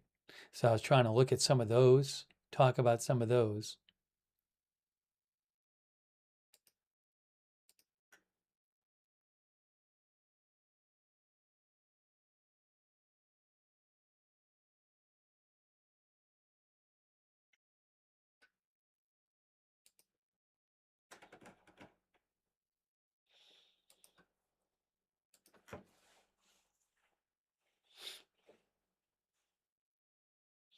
Have not heard of new explosions in a little while. Oh, new statement from the Yemeni Ministry of Foreign Affairs.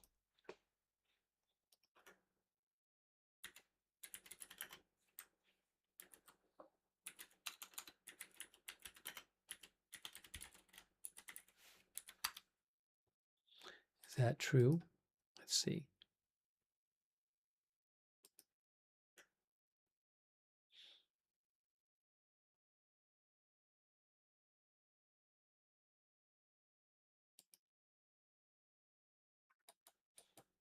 From the Houthis.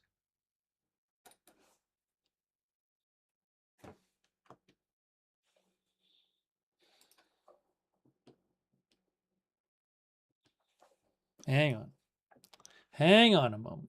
Hang on a moment here. I need a moment.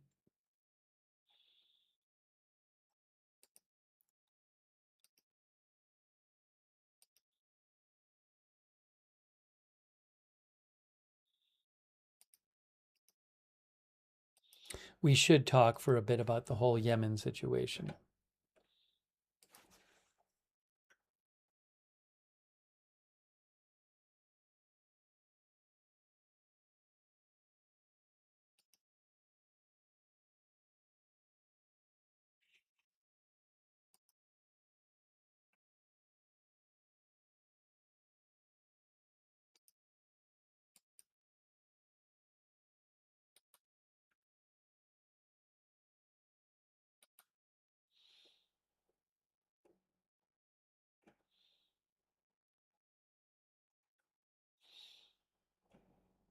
Let's talk as we wait for more news from the Iran situation. I want to talk about what's going on with Yemen and Saudi Arabia. By the way, new statement from the Yemen by the Houthi Ministry of Foreign Affairs. Tensions are increasing between Yemen and Saudi Arabia. Yemen announcing, not Yemen, the Houthis in Yemen and Saudi Arabia. The Houthis announcing a naval blockade of Saudi Arabia today, although it's not clear how it's all going to play out.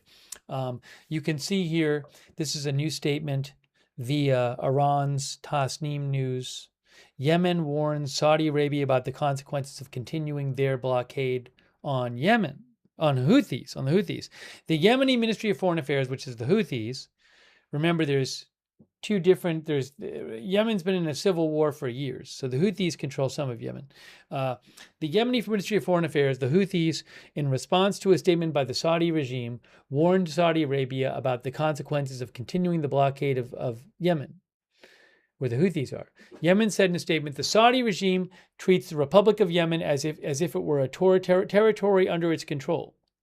Yemen is an independent and sovereign country, but the Saudi regime treats it with arrogance and condescension, allowing ports in the country to receive ships carrying food and medicine only out of charity. The criminal regime must remove its hands from our country and end its aggression and blockade. Otherwise, it should expect future consequences. Let me show you some background about what happened with this today, because this could become a really big deal.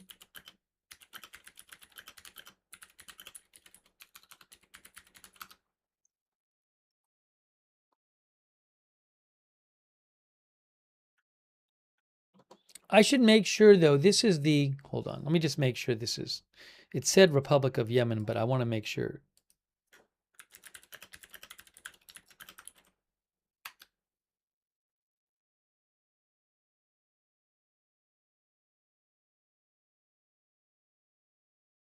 Yeah, so that statement is from the Houthis. But the Republic of Yemen, I think, is the Saudi batch group in Yemen, which, so just to clarify, that statement is from the Houthis that I was just telling you. But let's just take a second. I want to talk about this because as we wait to hear more from Iran, because this could be quite important for this whole conflict as well.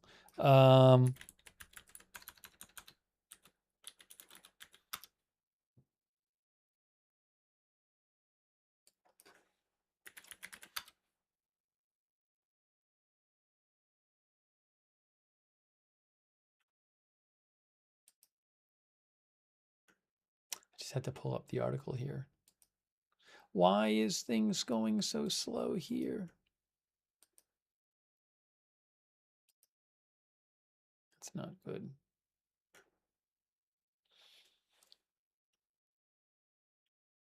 Okay, there we go. There we go.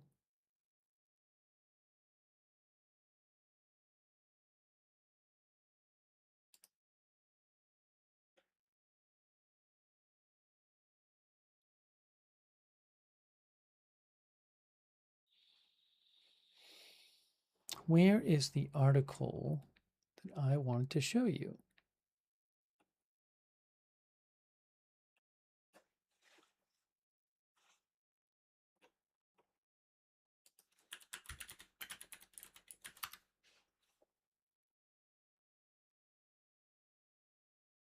Here, I found it.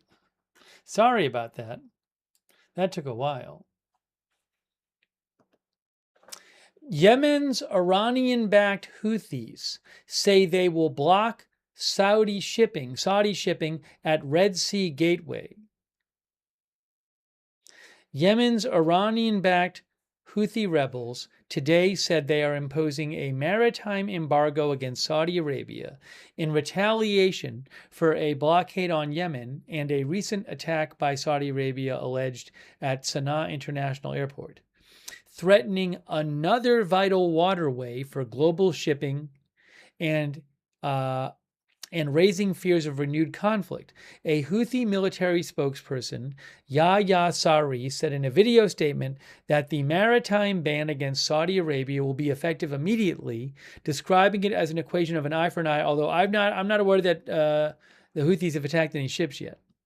There were few details on how the embargo might work, but the deputy head of the Houthi media office, Nasruddin Amr, said on X that the Bab el-Mandeb Strait, that waterway right here, will be closed to the Saudis in response to what he called Saudi Arabia's unjust blockade on Yemenis for over 10 years.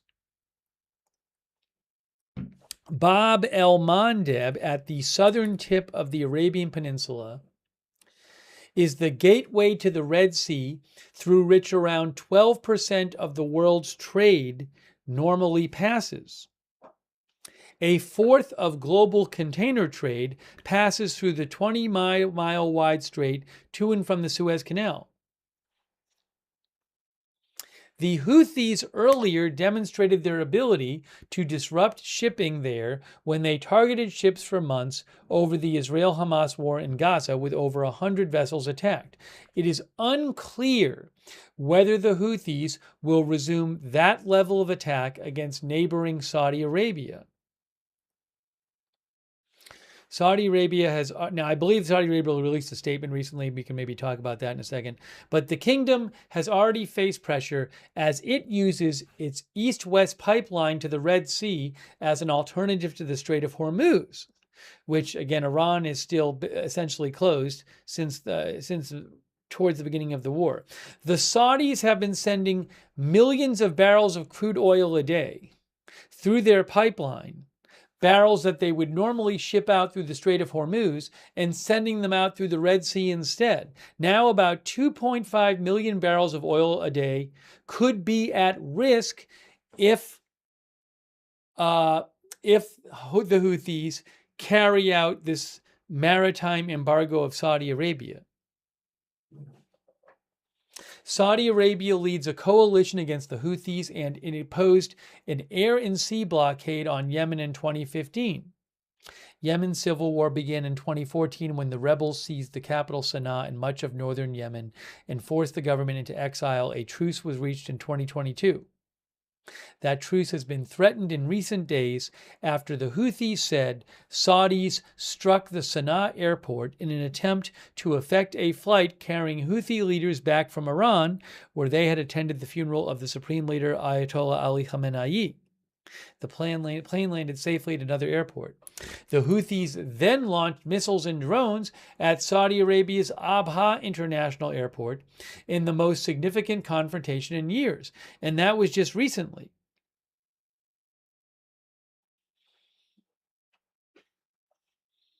By allowing a direct international flight to land in Yemen without the approval of the Saudi-led coalition, the Houthis sought to establish a new reality in which they could independently make decisions over Yemen's airspace, experts told the AP. The Houthis are also a crucial part of Iran's so-called axis of resistance, which also includes militant groups in Lebanon, Iraq, and the Palestinian territories.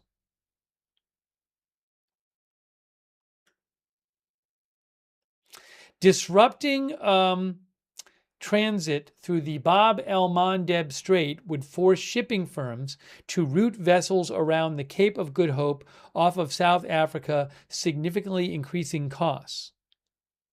The U.S. government has said in the past that going around the Cape would add about 2,700 miles to the journey from Saudi Arabia to the U.S. And again, just to show you the map here, what we're talking about is, we're talking about, so there's the Strait of Hormuz. There is the Bab el-Mandeb Strait. There's Saudi Arabia, there's Yemen. Will the Houthis try to prevent Saudi Arabia from shipping out this way? Because, oh, you know what I'll do? I'll do this. I'll do this. If I can do this right. Oops, that's not what I wanted to do. Here, let's try this. So Saudi Arabia has been, they can't they can't ship out their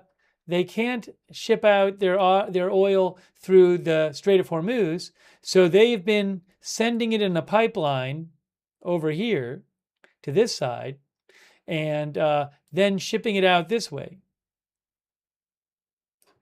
through the Bab el Mandeb Strait. But now the Houthis have said that they're going to have a maritime blockade on Saudi Arabia.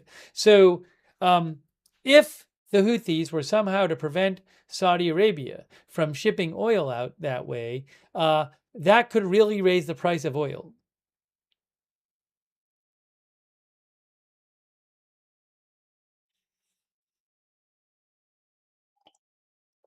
Now, one of our viewers said that our viewer Atari Jaguar Fan Canal says the largest oil tankers don't fit through the Suez Canal. Yeah, I don't know to what degree Saudi Arabia could reroute their traffic through the Suez Canal up here. I believe it's right there. But at the same time, if that can add costs and huge delays depending on where you're shipping it to. And if I can just do this here, escape. Oops, that's not what I want to do. Oh, no, I want to do. What I want to do is do this.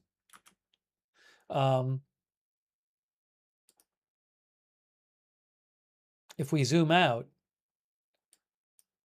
if you don't go through this way and you want to generally go this way, here. If you don't, where's my little, if you can't go through this way, here, and you still want to get over here, you would instead, even if you can make it through the Suez Canal, have to go all the way around here, about 2,700 miles longer. So we will have to see that could really affect the price of oil and affect shortages of other goods and put pressure on the world economy if the Houthis start attacking shipping in the Red Sea and the Bab el Mandeb Strait. But we don't know if they're going to.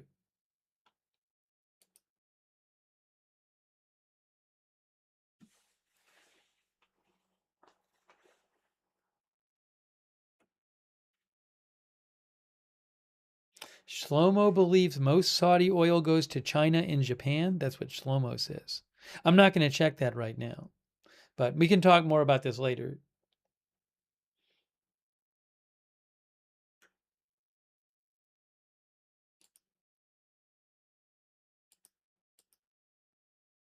Something to keep an eye on, guys. Oh, update. So we heard about a new attack in the Strait of Hormuz a little while ago. UKMTO said a ship had been attacked in the Strait of Hormuz, almost certainly by Iran.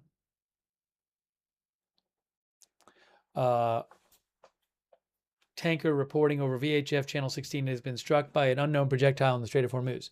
So I just saw a report from Iranian state TV that says an Iraqi media outlet says the oil tanker belongs to Kuwait.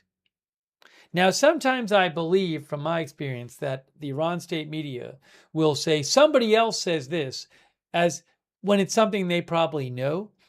So it's possible that targeted oil tanker was Kuwaiti, because Iran state media is saying an Iraqi media outlet said the oil tanker was Kuwaiti.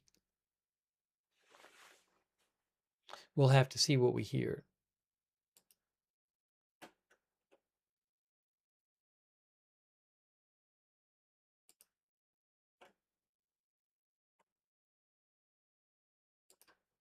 Maybe there's more about that that's already been posted somewhere.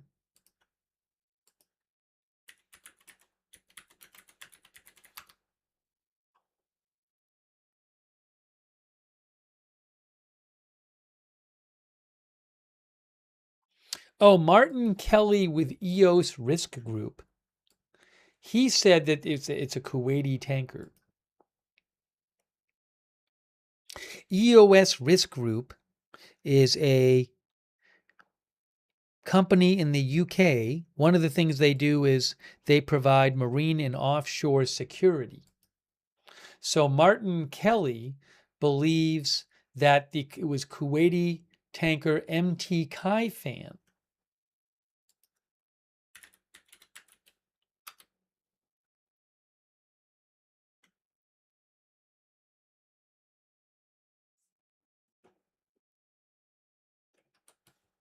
I can't confirm that, but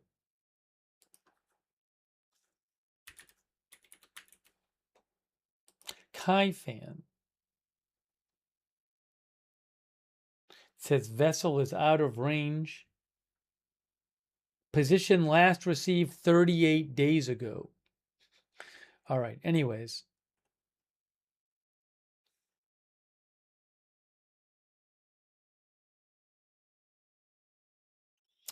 So you can see here, hold on, right here. No, what am I doing? Right here. No, right there. There we go. From marine traffic, it says Kaifan. Now that's an old, kind of looks like where the report happened, but that track, the last it was pinged for a location was over a month ago.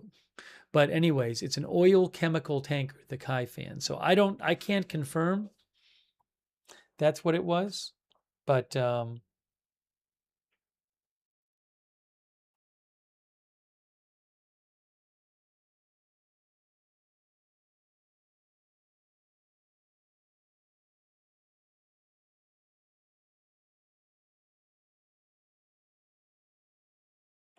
again, Martin Kelly with EOS Risk Group says that's the ship. That ship, by the way,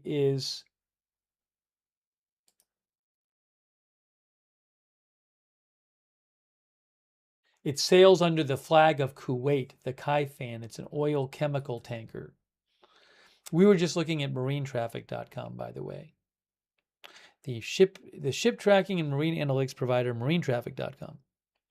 Now give me a moment here. I need a moment. I need a moment. I need a moment.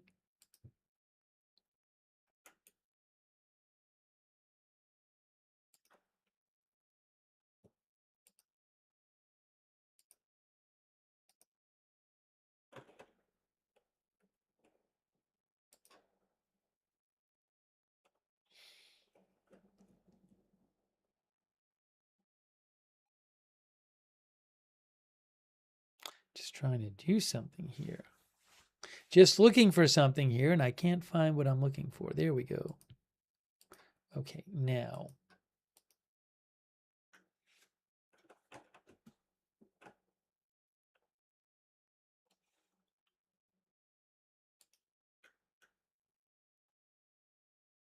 Thank you, by the way, to JT Lawson 3 for your support. I really appreciate it. Thanks for being a member. Thanks to Sasiad from Poland, who says, why is USA attacking civil targets when there's so many army airports, bases, and authorities buildings? Hope someone will be prosecuted in the near future. I mean, actually, most of the strikes in the last 10 days have seemed to be not civilian targets. There were 2 days when the U.S. was going after a bunch of bridges and a railroad junction, apparently, in an airport. But except for those 2 days, we haven't heard about that stuff otherwise. For the most part, you hear about Iran makes claims once in a while, like that a water station has been hit. I don't know. I can't tell. I don't know. So I can't speak about that. But I mean, it does look like most of the targets in the last 10 days have been military targets. And I would think that's intention. I mean, regardless of what the U.S. wants to do, it's much more provocative to Iran, and Iran seems to increase the intensity of their retaliation when non-military targets are hit. But I mean, we were hearing a bunch about it a few days ago. I don't know how many military targets are left. I mean, there's been so many obviously there seems to be some sorts of targets left, but there have been so many targets hit by the U.S. since the end of February.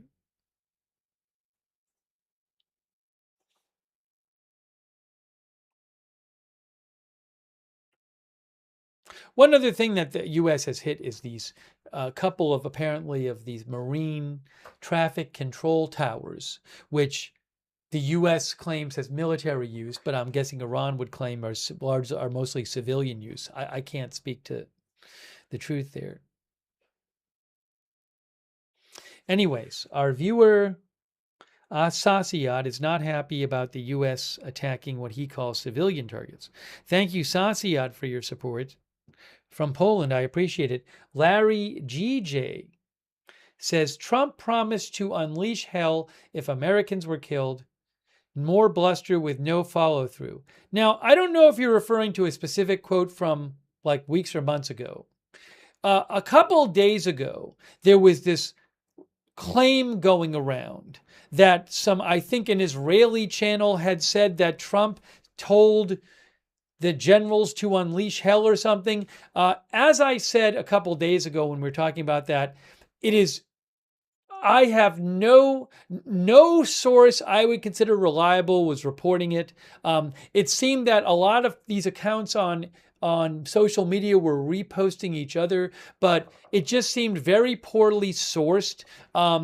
It was strange that you had one Israeli channel reporting it, and which I don't see them coming up with a lot of scoops in my experience, and no one else is reporting the statement. And how would they know? And no one else, including American media, was reporting it. So it just seemed to me, and I said it at the time, it just seemed quite unreliable. I didn't put any stock in it. I said I considered it a rumor at this point and nothing more than that, because the sourcing just seemed very, very poor. Now, that being said, President Trump has in the past made all kinds of threats against Iran. So Larry might be talking about a different threat. Certainly he has threatened a lot about Iran. That is true.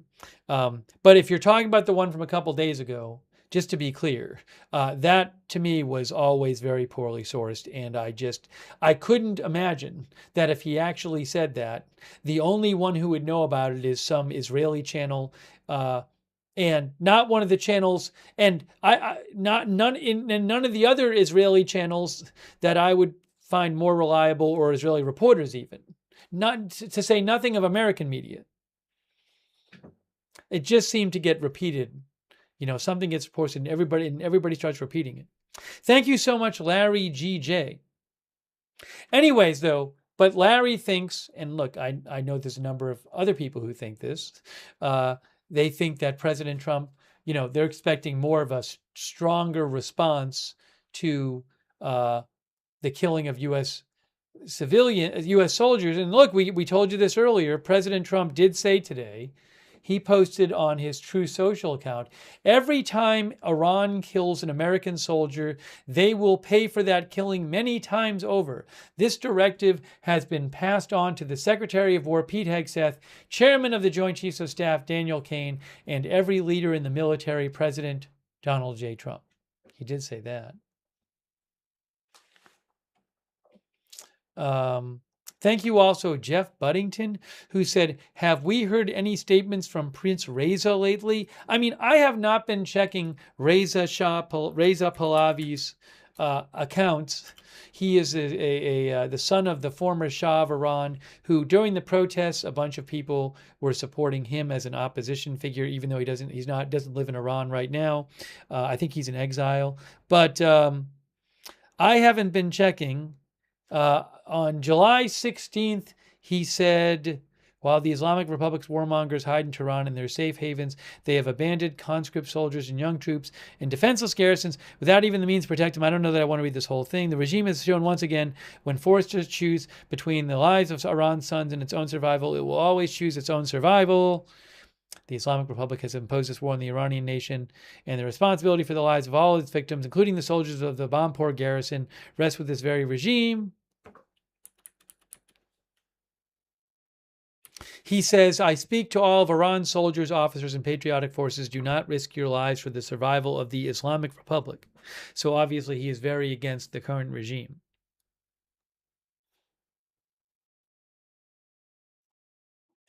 Anyways, if you want to see more of his posts, you can go to Reza Pahlavi. Austin Batman says Trump seems like he's not a big fan of Reza.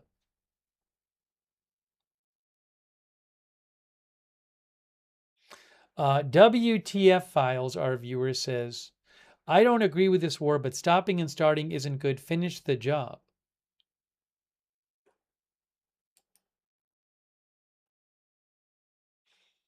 Thank you, Jeff Buddington. I really appreciate it, Jeff Buddington.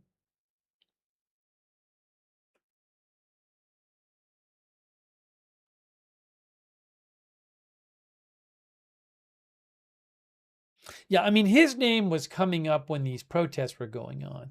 And there was talk of like, could he return to Iran? Could the protests overthrow the regime? Who might an opposition leader be? And his name was being supported by some Iranians. But I mean, at this time, we're not really hearing much talk about that kind of thing, really.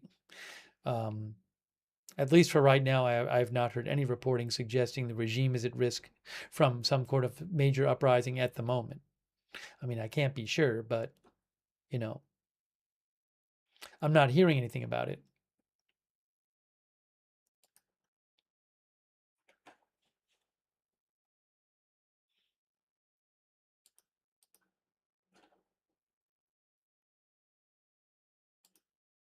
I'm not hearing anything about, we haven't heard about new attacks, new strikes in a while in Iran. I wonder if there's going to be more U.S. strikes tonight, or we'll just eventually get the announcement from CENTCOM that that the strikes are over. Certainly, these do not seem to be anything too much different than a lot of the recent nights, and no word on any kind of thing like bridges being hit or any kind of, I would say, escalatory targets. And I'll say this. We haven't had Iran did seem a little while ago to fire at Kuwait, but we haven't heard about sirens in Bahrain, and Iran hasn't been talking about launching a lot of retaliation strikes. So maybe Iran doesn't feel like the U.S. strikes tonight are that escalatory.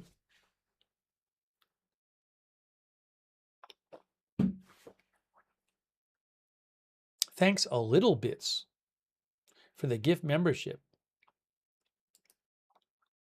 Thanks, Walter Troggett, for subscribing on Twitch. And Kendra Fox for your support on Twitch.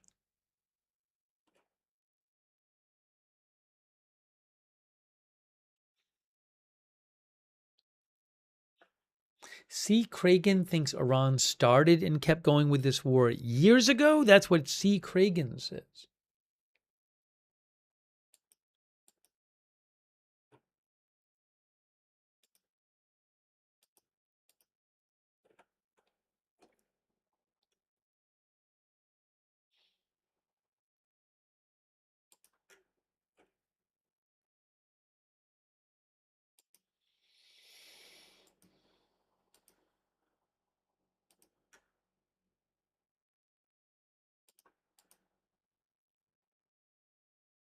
Oh, I wanted to mention this. So we talked before, a little while ago, about how the Houthis are claiming they're going to block, they're putting on a maritime blockade of Saudi Arabia, which could involve attacking ships in the Red Sea in the Bab al-Mandeb Strait.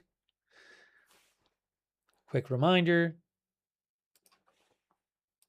Strait of Hormuz here, whereas the Red Sea is here, Bab al-Mandeb Strait is here, the Houthis are in Yemen, Saudi Arabia is here. So Reuters says how a Houthi blockade in the Red Sea tightens Iran's grip on global energy supplies. Remember, the Houthis are supported by Iran. Yemen's Iran-aligned Houthis say they will impose a maritime blockade on Saudi Arabia. They announced that today, that they're imposing this blockade. Further, now we'll see what happens, further throttling a global energy market already greatly restricted by Iran's closure of the Strait of Hormuz. This is why it matters and what it means for the Iran war and the global energy crisis. How big is the risk to global energy markets? It is not clear how the Houthis would carry out a maritime blockade of Saudi Arabia, its northern neighbor along the Red Sea coast, or whether it would include a return to attacks on shipping. Yemen sits on the Bab el-Mandeb Strait, the southern gateway to the Red Sea, and closing that would open up a new front in the energy crisis and Iran's overarching conflict with the U.S. With Hormuz already disrupted, the Red Sea has become a critical alternative outlet for Gulf oil and other products. A serious disruption there would mean both of the Middle East's major oil export routes are shut simultaneously, which would be a huge deal. Saudi Arabia has diverted more than 70% of its normal daily crude exports to the Red Sea port of Yanbu because they can't ship it out of the Strait of Hormuz. Ships from Yanbu bound for Europe go north through the Suez Canal. Those heading to Asia go south through the Bab al-Mandeb Strait.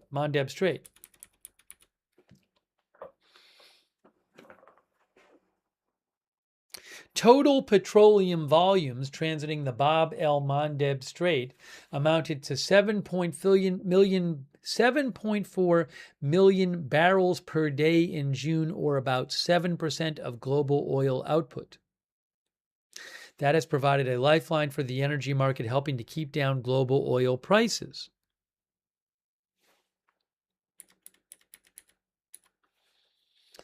A little background here. The Houthis emerged as a military, political, and religious movement in North Yemen in the 1990s, fighting guerrilla wars against the government in Sana'a. They have been in a civil war against the Saudi-backed, internationally recognized government for more than a decade and have attacked Gulf neighbors with missiles and drones. However, a 2022 truce between the country's warring sides largely held until last week, when Yemen's internationally recognized government said it had struck Sana'a airport to stop an Iranian plane landing. The Houthis said Saudi Arabia was responsible, and in response, fired missiles at an airport in Saudi Arabia. A senior Houthi official warned in an interview on Iran's press TV that if the situation kept escalating, Bab el-Mandeb Strait would be closed. The Houthis do not recognize Iran's supreme leader as their ultimate religious authority in the same way Hezbollah and the Iraqi groups do. Their motivations are mainly domestic, though the group is ideologically aligned with Iran. Iran champions the Houthis as part of its axis of resistance, which includes Lebanon's Hezbollah and Iraqi Shiite militias, though its ties with the Yemeni movement are less clear than with those other groups.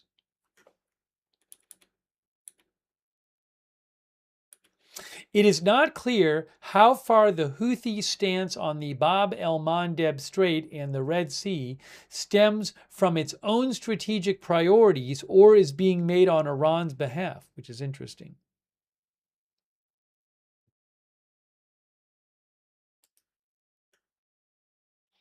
Let's see here. What happened when the Houthis attacked Red Sea ships before? After the October 7th attacks on Israel in 2023 and Israel's devastating campaign in Gaza, the Houthis began firing at Israel and on shipping in the Red Sea. Those attacks severely disrupted global shipping, prompting Maersk, Hapag-Lloyd, and other major companies to divert around Africa, a far longer, more expensive route. Red Sea traffic has not recovered since, with traffic through the Suez Canal down 52% in 2025 versus 2023 levels. Okay, anyways. So we don't know what's going to happen here. We don't know if, you can see down here, it says Iranian commanders have repeatedly warned the Houthis could join the war. But we don't know if the Houthis are going to start attacking shipping in the Red Sea, in Bab al-Mandeb Strait. That would be a huge development. It'd be a huge development. Stack says there's your inflation, but we just don't know what's going to happen. Now, let me show you this. Here, this is a little video on this. We have a video on this too. This is from the same article. So here's a video about the situation with the Houthis threatening shipping in the Red Sea and the Bab al-Mandeb Strait. Then I'll take some comments from you guys. This is from Reuters here. See what the video says. An armed faction in Yemen aligned with Iran said on Monday it will impose a maritime blockade on Saudi Arabia, joining Tehran's efforts to throttle global energy markets in response to U.S. strikes. The Houthi faction controls much of Yemen's Red Sea coastline along a narrow choke point called the Bab el-Mandeb Strait, a waterway that is increasingly vital for Riyadh, which has been diverting its oil exports to Red Sea ports and away from the Strait of Hormuz. But will the Houthi threat further constrain global energy flows? Iran's near-total blockade on the Strait of Hormuz for much of the year pushed Saudi Arabia to divert more than 70% of its normal daily crude exports to the Red Sea port of Yanbu. Data from Kepler and Signal Ocean show shipments from Yanbu averaged 4 million barrels per day in recent weeks. Ships from Yanbu bound for Europe go north through the Suez Canal. Those heading to Asia go south through Bab el-Mandeb. Data show total petroleum volumes transiting Bab el-Mandeb amounted to 7.4 million barrels per day in June, or about 7% of global oil output. It is not clear how the Houthis could impose a blockade on Saudi Arabia.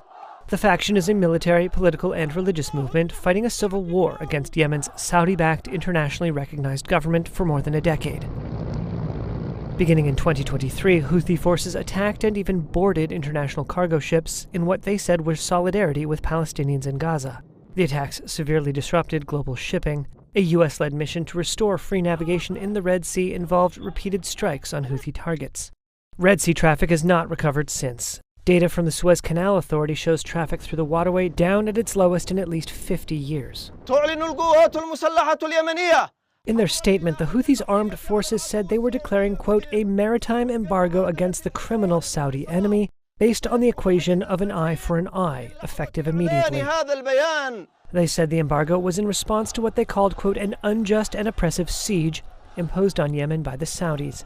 A 2022 ceasefire between the Houthis and the Saudi-backed government had held until last week, when Yemen's internationally recognized government said it had struck Sana'a airport to stop an Iranian plane landing. The Houthis said Saudi Arabia was responsible, and in response fired missiles at Abha airport in the kingdom's mountainous southwest. An armed faction. All right, so that's a little background there on the whole situation with the Houthis in Saudi Arabia. We got to keep an eye on that situation. Give me a moment here. Where's the video here? No, that's not what I want.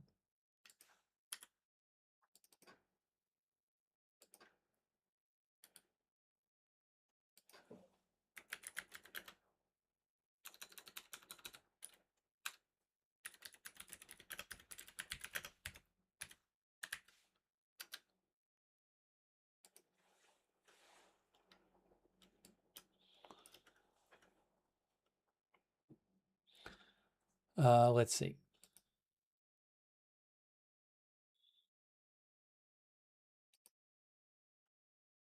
By the way, I'm not seeing any new reports of strikes, by the way. Oh, there's a new report of strikes. Hold on. According to Ron State TV, around 1 a.m. Oh, no, that's not a new report. It's so weird. The Iran State TV just reported 2 strikes in Shiraz, an explosion in Shiraz, or 2 explosions in Shiraz, but they say the report is about strikes that happened at 1 a.m. It is now 3:13 a.m. So they just posted it, but they're talking about strikes that happened over 2 hours ago. So that's actually not a report of new strikes.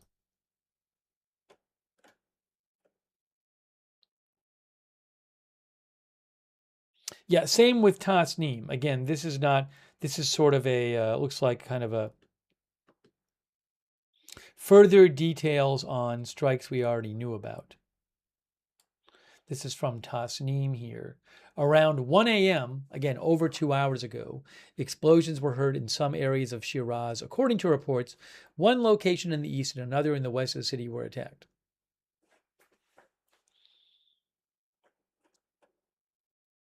We haven't heard about any new strikes in a while. I think we're going to get a CENTCOM statement soon myself, saying they're done for the night. That's what I think. I might be wrong.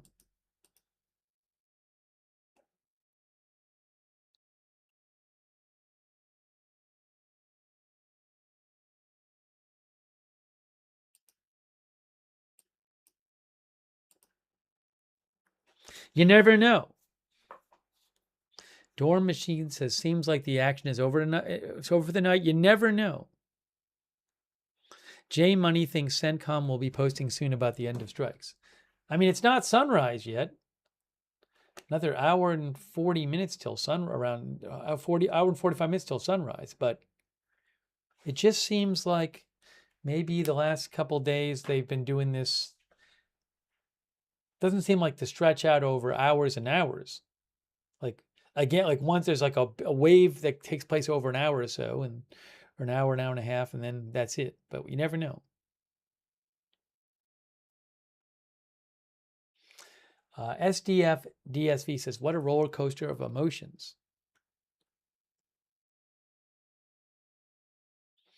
Carlos Rodriguez, our viewer, says, this went from 2 to 3 weeks to never ending. Great.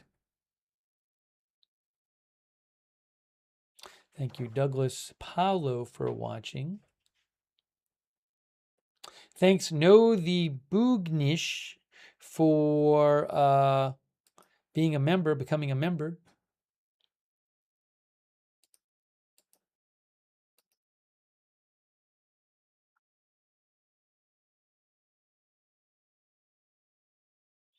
By the way, I don't know if we'll be on the air for this. We might be, but in case you didn't see it, the White House press secretary said today that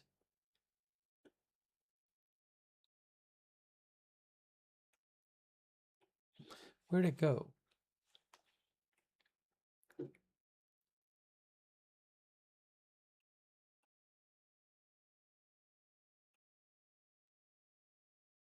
I thought I'd reposted it, but maybe I didn't.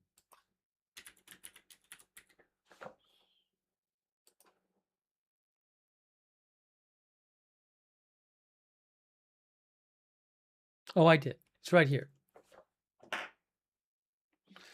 The White House press secretary, Carolyn Leavitt, said, President Trump will attend the dignified transfer of our fallen heroes tomorrow evening at Dover Air Force Base. It's possible I'll have live feed of that. If I do, I'll show it if we're on the air. The president and the entire White House are praying for their families.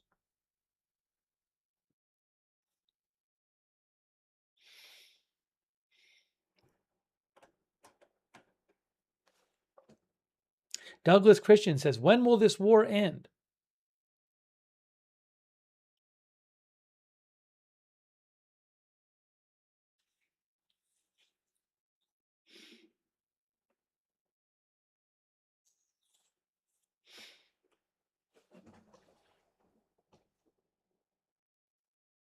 Ryan says, how much ammo do we have left, I wonder?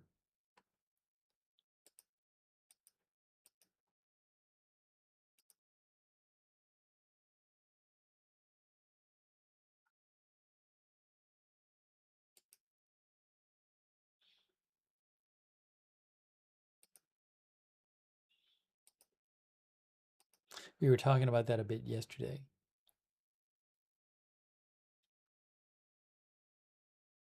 Hang on.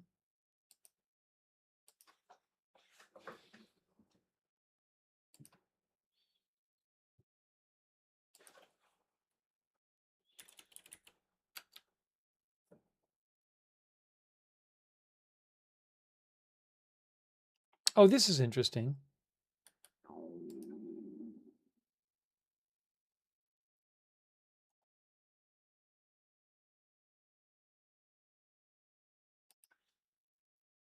Yeah, by the way, yesterday we had talked about this article from the Washington Post a bit yesterday, and it looks like it was updated today, that article.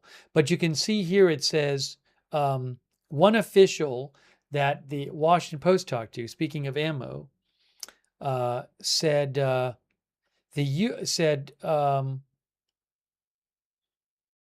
U.S. is planning for a wider war, said one U.S. official familiar with internal administration discussions. There are multiple reports saying that more U.S. aircraft are being sent to the region.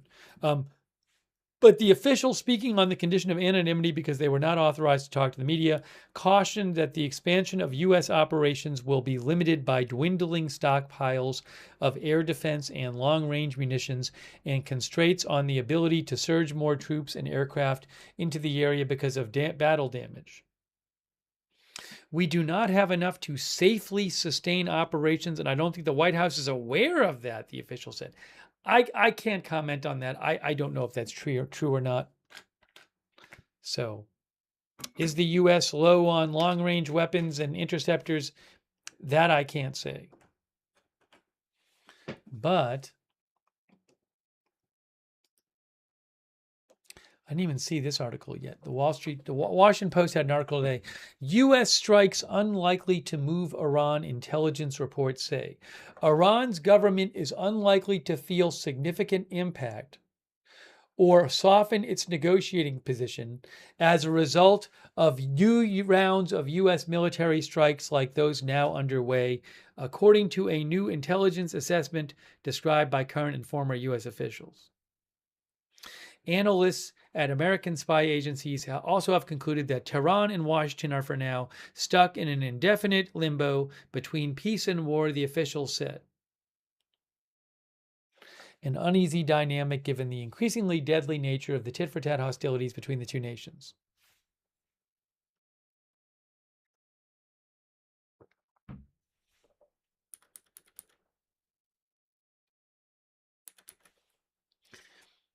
They say, the Post says, Trump's current course of ever-expanding attacks appears to have led to a stalemate, but with the war, they say, deeply unpopular at home, continuing escalation by the U.S., such as the possible introduction of ground troops, poses political risks for the president with no guarantee of military success.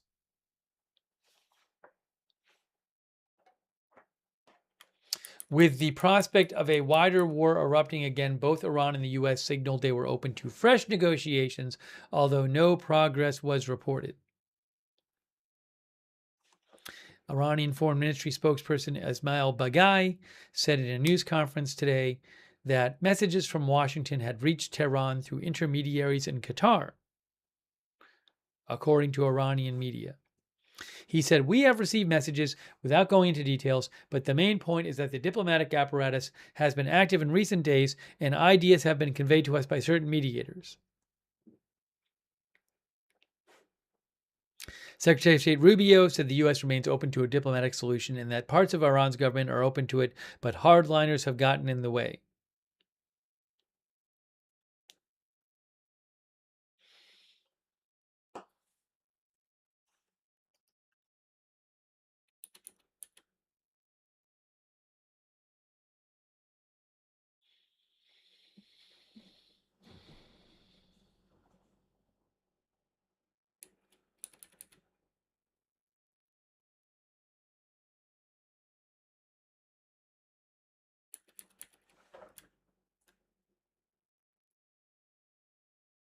It says here, in previous rounds of talks, the Iranians have proven to be obstinate, determined, stubborn negotiators, particularly on key points such as its nuclear program. At the same time, the administration has repeatedly said Iran has given in to U.S. demands only to see Tehran deny agreement was reached. Justin D. Winter says it's always the hardliners causing trouble. Yeah, I usually don't read that much of an article on the air. I think this article is interesting, though. So if I have an interesting article like this that I think addresses things that we have been talking about, I certainly am happy to read it on the air.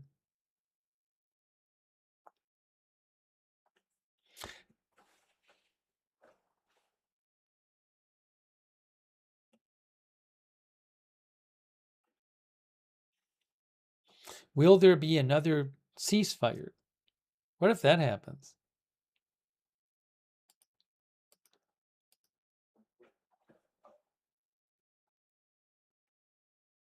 Oh, hold on a moment here.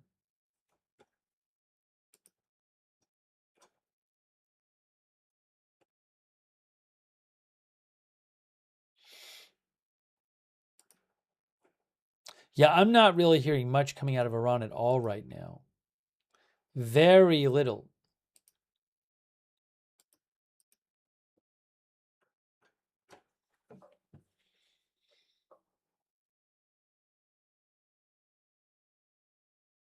Zachary Meek says this conflict is exhausting.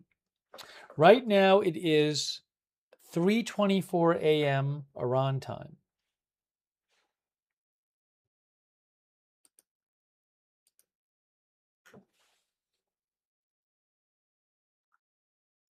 Lynn says a lot of good people in Iran. This is so sad.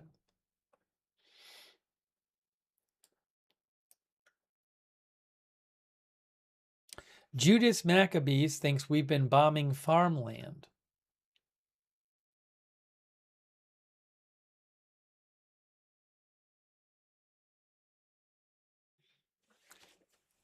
Echo Monkey says, have the U.S. strikes stopped for the day? We do not know. It's possible, but we don't know. Hey, thanks to Sarah James Skilling for the Facebook stars. Thank you, Sarah James Skilling.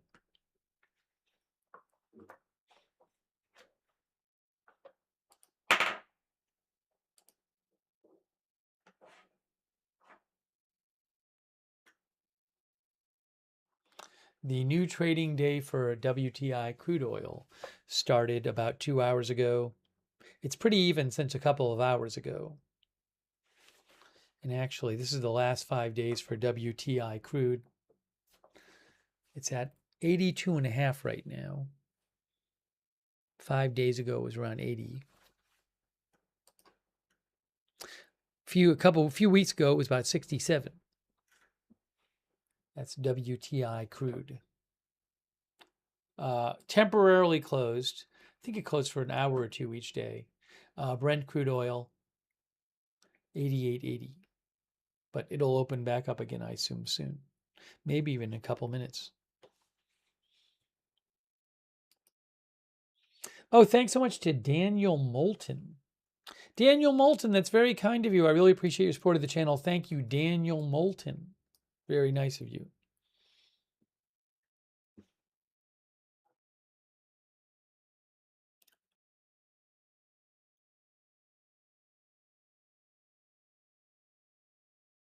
Oh, Tropical Storm Bertha. Hey, we have some weather news. Guys, we have a little weather news for you right now. Tropical Storm Bertha. Tropical Storm Bertha advisory. NOAA hurricane hunters find the depression has strengthened into Tropical Storm Bertha. We'll take 2 seconds to talk about there. See Bertha right there? Current max sustained winds is 40 miles an hour.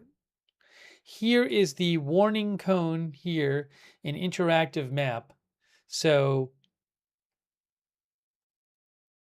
hold on a second here. I need the interactive. Where's the show? Where's the show? I'm confused here. Shouldn't there be options? I have to look into this. I haven't done this. I haven't been on this site for like a year, since last year. I feel like there should be more options for to put the track down. Did they change it this year?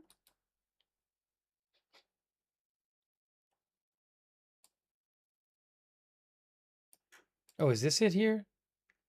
Experimental cone interactive map? Oh, what's there? What's going on there? I have to look at this. I'm sorry. I'll look at this later. For some reason, I am not seeing the options I used to see with the map. But anyways, that's the projected path of this tropical storm. About 1 a.m. Thursday, making landfall near New Orleans, it looks like. Although actually maybe not, because it looks like it could stay off the coast through here. Look at the cone here. Let's see what, really quick, what's the discussion? Is there a new discussion? That is not a new discussion.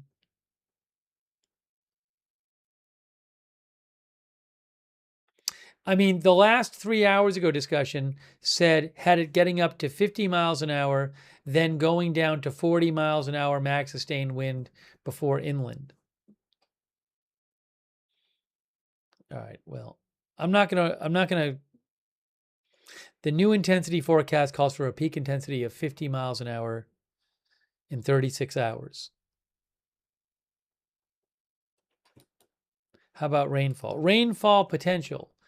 There's your rainfall potential. Looks like a lot of it is offshore right now, the heaviest rain. Anyways, if this develops in some way where it gets even more dangerous and predicted to be more intense, maybe we'll do coverage of it. Oh, Annalise says, I hope it doesn't affect the Starship launch. Oh, because the Starship launch is supposed to be Friday. Elon Musk said the launch was going to be Friday, but I don't know if it'll affect that with the rainfall. It's a good question.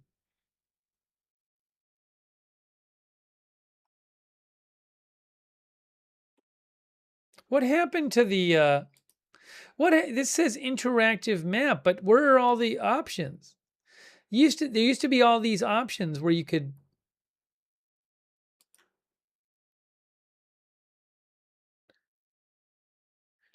choose things. Doesn't seem to be the case anymore. Oh, here it is. I found it. Interactive cone. I found it. Here it is. There, that's the track. Okay, that's the one I wanted. I had to see. There it is right there.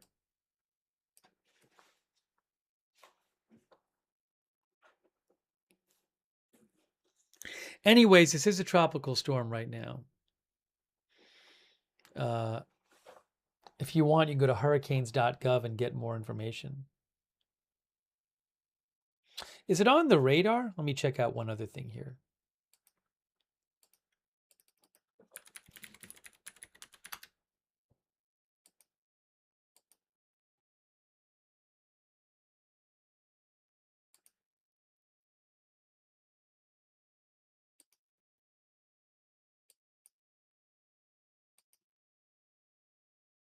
Here, you can see it.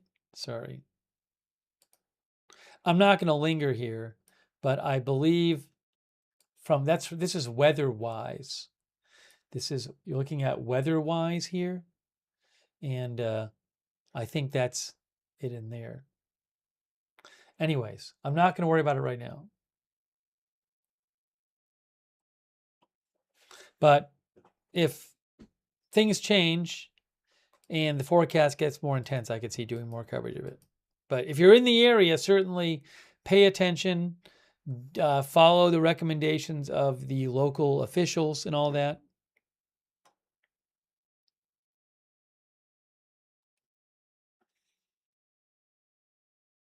Thanks to Byte Mode, by the way. It's very kind of you, Byte Mode. And thanks, Byte Mode, for moderating as well. That's really nice of you. Thanks to Byte Mode. Much appreciated.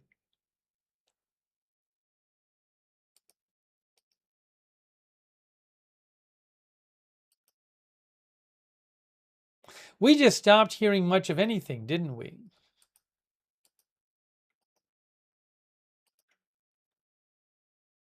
Paul D says Gulf of Mex-America.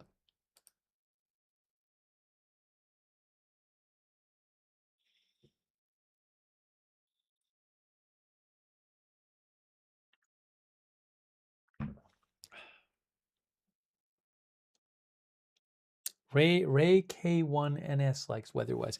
We haven't covered, I mean, this is great, actually. It's been a while since we covered a hurricane. There just hasn't been one lately. That'll be fine with me. I'm fine with nobody getting a hurricane in the U.S. or surrounding countries.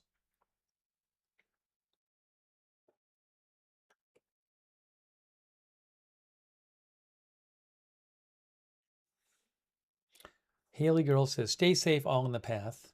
I don't have to deal with those, thank goodness.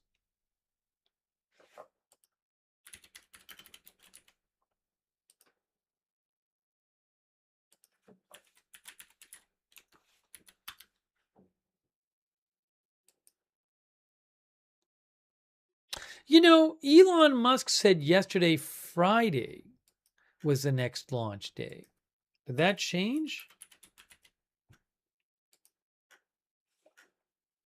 For Starship? Because I remember him saying Friday.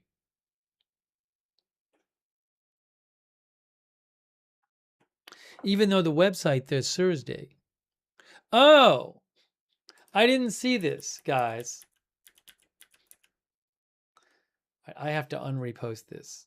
So, Elon Musk said next Starship launch attempt on Friday. I thought when he posted that, he was like, well, we said Thursday, but now it's switching till Friday. But, and then that had 27,000 likes. Then he said, I mean Thursday, duh. And that has way fewer likes and views. I did not realize that Elon Musk said, I mean Thursday, duh. I thought he was posting saying, well, I know it was supposed to be Thursday, but we switched it to Friday. I'm glad I figured that out. I would have still been expecting Friday. Francis Boyle says, move it up for weather. So if we're on live, we might do the thing where we're covering Iran maybe and showing that if we're already covering Iran. Or do double coverage or something. According to the website for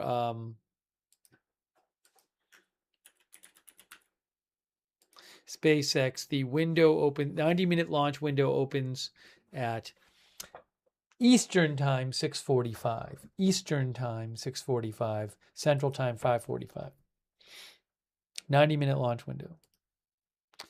Yes, Cam says 6:45 Eastern time.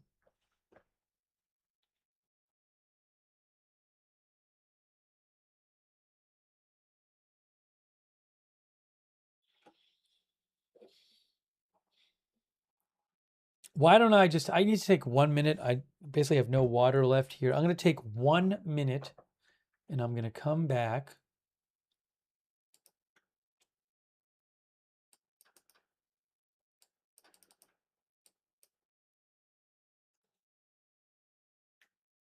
Put the map up there while I'm away.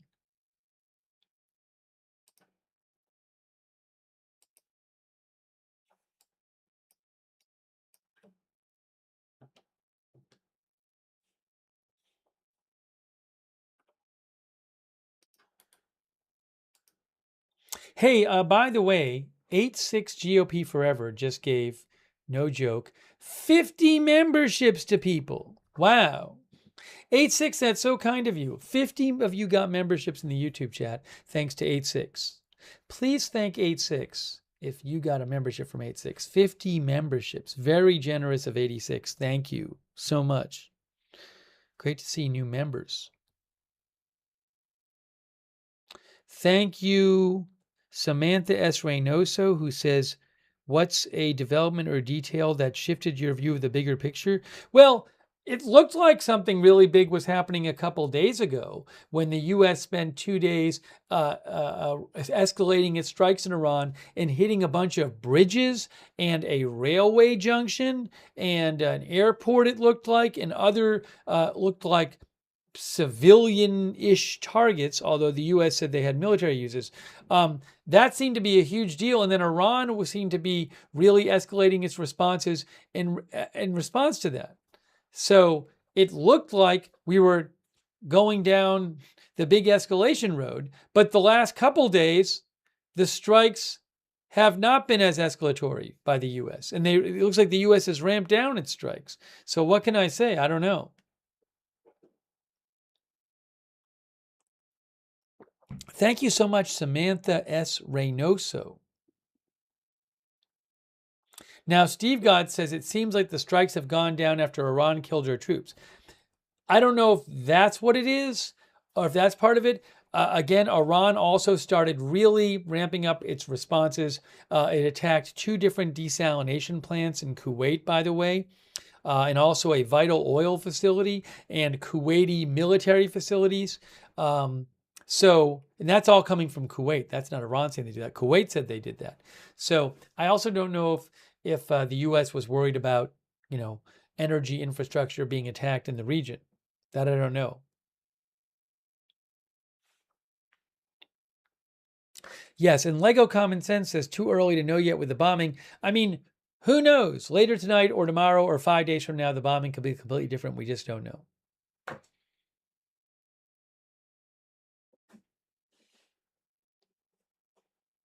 Thank you, 86. That's so kind of you. I really appreciate all of the memberships.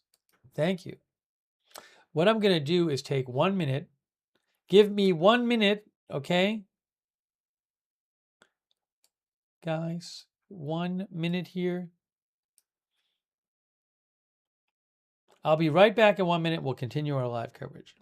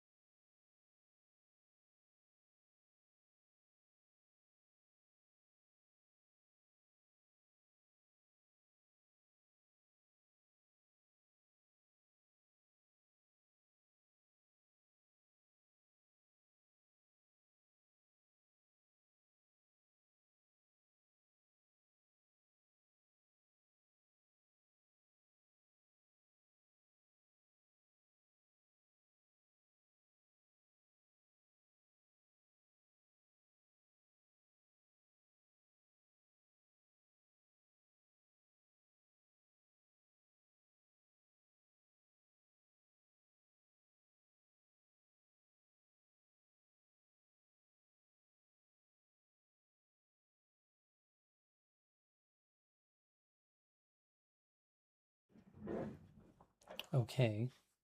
We haven't heard about new strikes tonight for a while.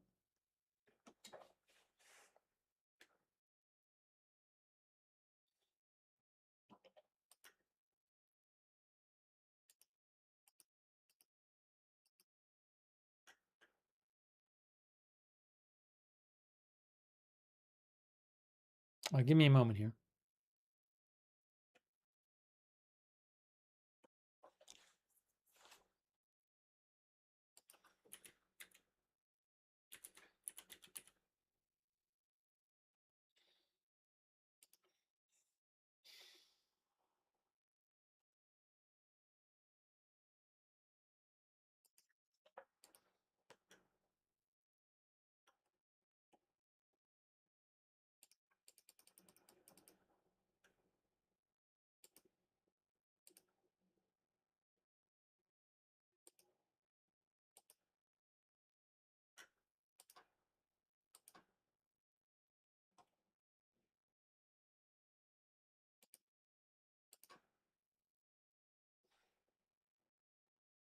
The current time is 3:43 Iran time.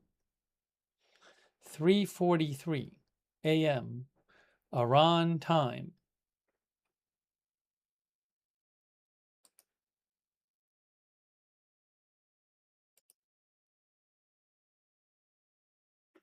Oh, I know I gotta check something real quick. Give me a moment.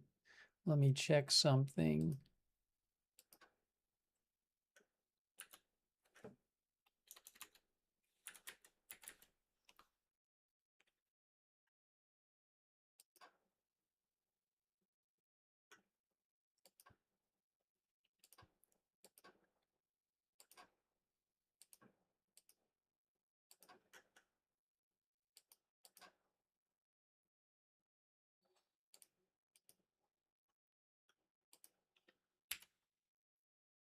By the way, no joke, 8-6 GOP Forever just gave 50 more people memberships. So 86 has now given 100 people memberships in our YouTube chat. That is incredibly generous. Wow. Of 86. 86, thank you so much. That's so kind of you. Please thank 86 if you got a membership from 86. All 100 of you. Lots of new members. Thank you to 86. Thank you so much.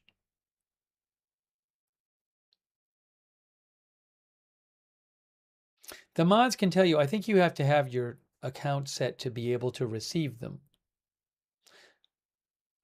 But the mods, I think, maybe have something they can post about that. I forget myself. 86, thank you. Really nice of you.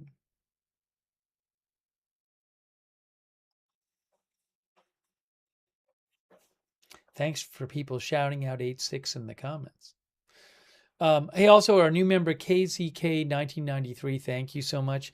Also Ruth, thank you. Hold on a second. Where did this go? Where did everything go? Ruth, thanks for your support and for modding.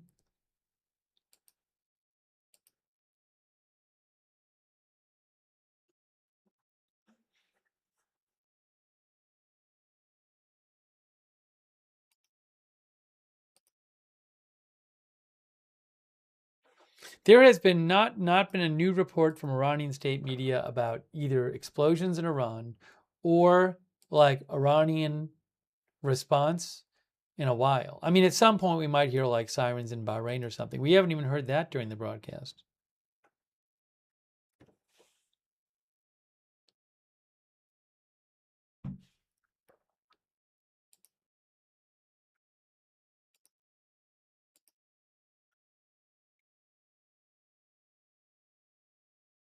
Also, big thanks to Lori Durstein.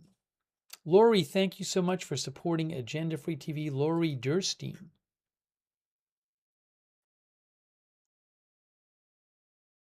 Thank you, Lori.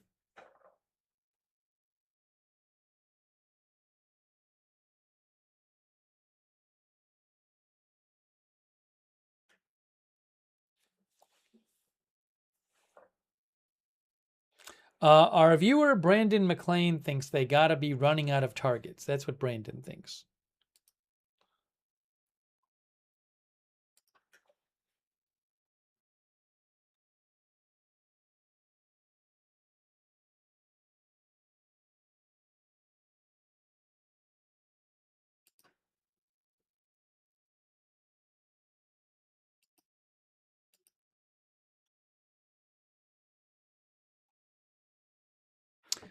Shin claims, as one of our viewers pointed out,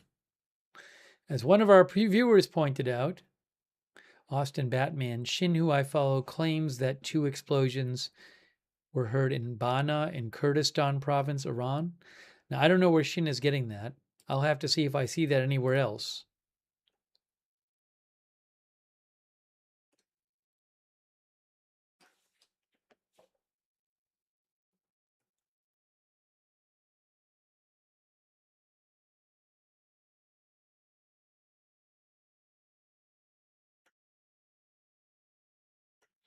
I'm not seeing that elsewhere right now.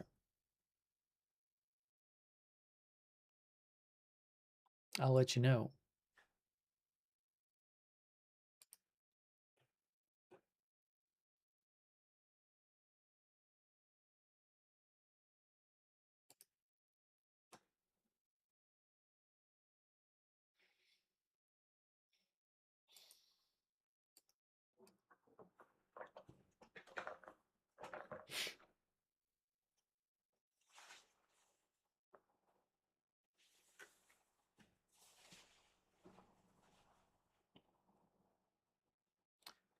Jay Wright says there's plenty of targets left. They're probably all hiding. Yeah, current frame. I saw that that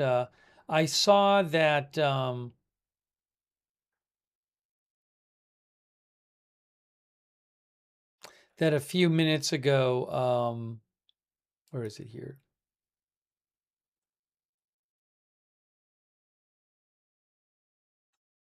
Mehr News Agency a few minutes ago, about 20 minutes ago, said reports of an attack on another oil tanker in the Strait of Hormuz. But I don't know. It's easy to lose track. I mean, I don't know if they're talking about the one that the UKMTO mentioned about a couple hours ago. I don't know if they ever posted about that before. So when Mirror News 20 minutes ago says reports of attack on another oil tanker in the Strait of Hormuz, that's not clear to me. I mean, maybe there's a new one. I don't know. That would be very significant, but that'd be significant. But I don't know that they're saying there's a new one or not. It's hard to keep track of because it's not clear when they post about it which one might be which one that they post about in Iran State Media is the one that later UKMTO posts about.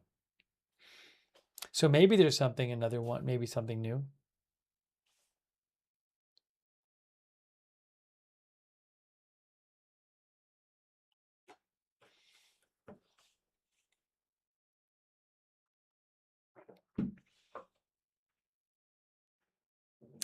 Tubal Cain thinks the longer this war goes on, the less prepared the U.S. will be to fight Russia.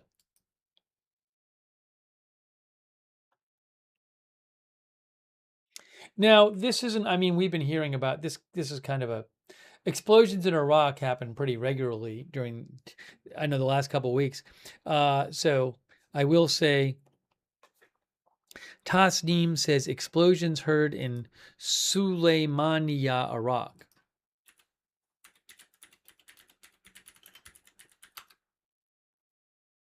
That's in the Kurdistan region of Iraq. So I believe Iran does sometimes target the Kurdish areas of Iraq because they believe that there are Iranian Kurds there who are anti-Iranian regime. So sometimes they will talk about targeting separatists, I believe they call them, in Iraqi Kurdistan. So, you know, we've been hearing the last few days about explosions in Erbil, which is another part of Iraqi Kurdistan.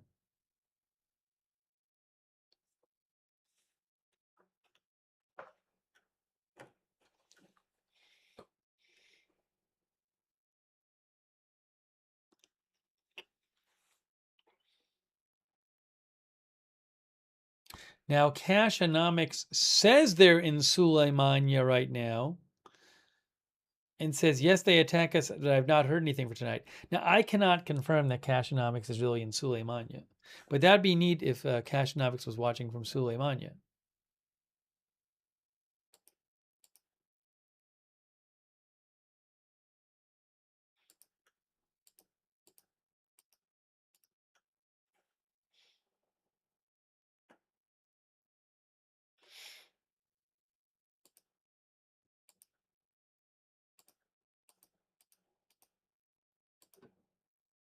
Hang on.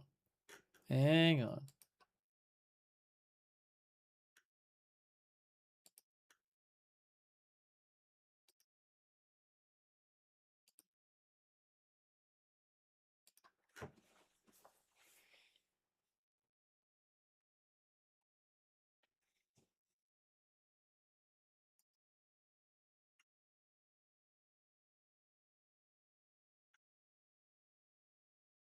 Oh, I should mention this. I should mention this while we're talking about the Iran war. Look, this is something about gas prices, guys.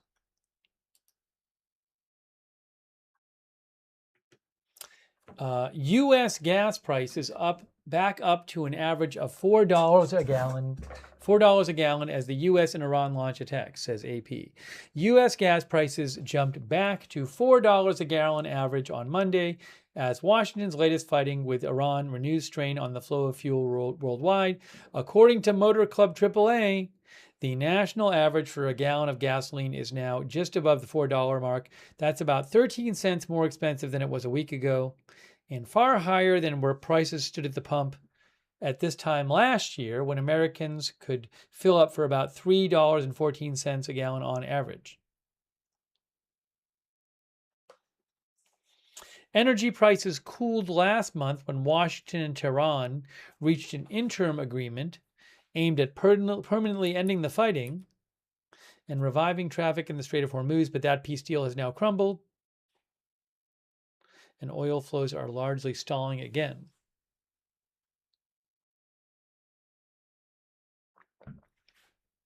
Now, the $4 figure is a national average, meaning drivers in some states have been paying well above it, while others pay less. Crude oil is the main ingredient in gasoline, and its cost makes up the bulk of what consumers pay at the pump. There is a bit of a delay because refineries buy crude in advance, and deliveries of that oil take time. But the latest gas prices follow an uptick in oil costs seen over recent weeks.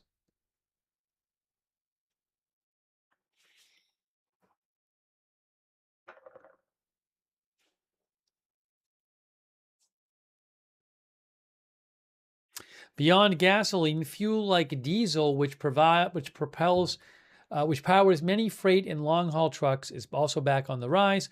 On Monday, it averaged nearly $5.11 a gallon in the U.S., up from $4.88 just a week ago.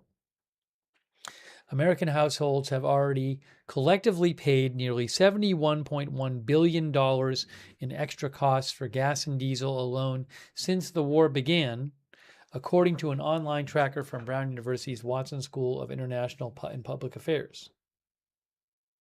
Also, beyond pain at the pump, higher fuel prices raise transportation costs across businesses, and shortages of other core necessities like fertilizer have also worsened amid the war. Groceries, airline tickets, and even goods like, can I even say that word?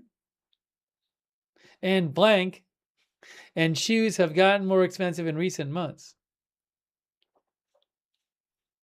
I probably can say the word, but for the heck of it, I won't.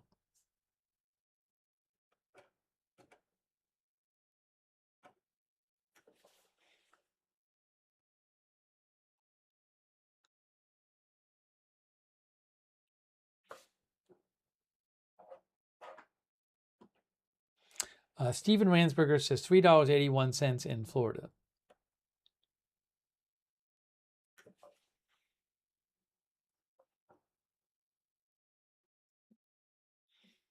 USA Portable Toilet says $4 in New Jersey. Can you guys give me a loan?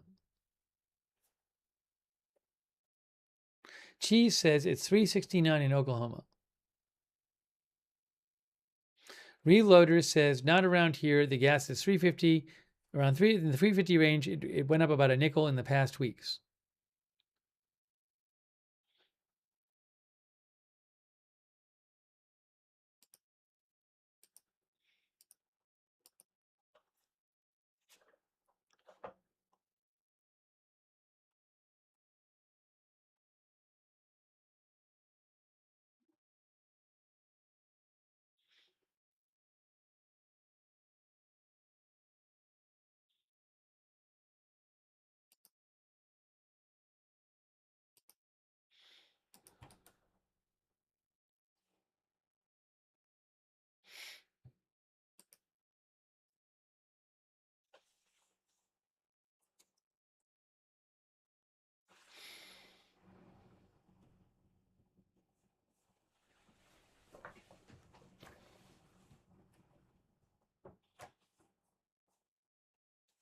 Hoagie Roll says oil companies making bank. Woo-hoo.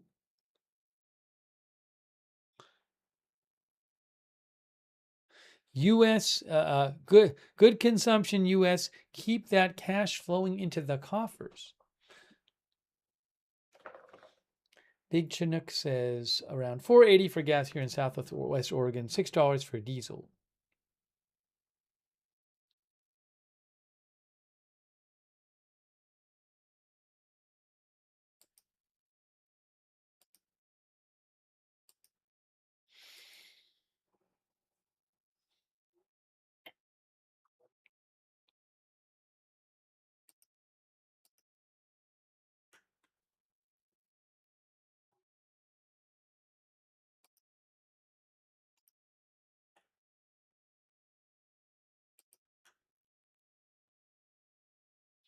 Yeah, it has just been pretty quiet here after the explosions at the start of the attacks. It has been pretty quiet for a little while. We will be getting a CENTCOM announcement soon. It's 4 a.m. Eastern time. Not 4 a.m. Iran time. I'm going to have to eat at some point. Maybe I'll try to power it out until we get a CENTCOM announcement.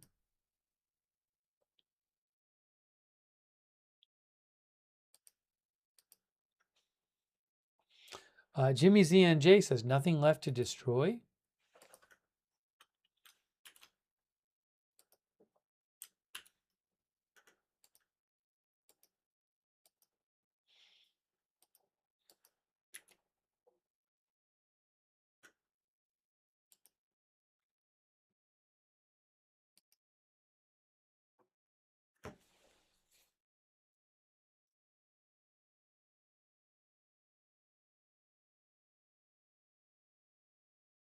Misfits Studio says Trump did say last week that the big escalation would be this week. Well, he said there would be big escalation this week unless Iran sat down at the negotiating table. But I mean, there's been statements. Didn't Marco Rubio said that there's still interest in negotiation? I mean, we've been hearing these reports today claiming that, we heard the reports today that an Iranian spokesman said that the U.S. had sent messages to Iran recently. So I don't know that it seems like there's enough there that Trump could claim they're negotiating, I guess.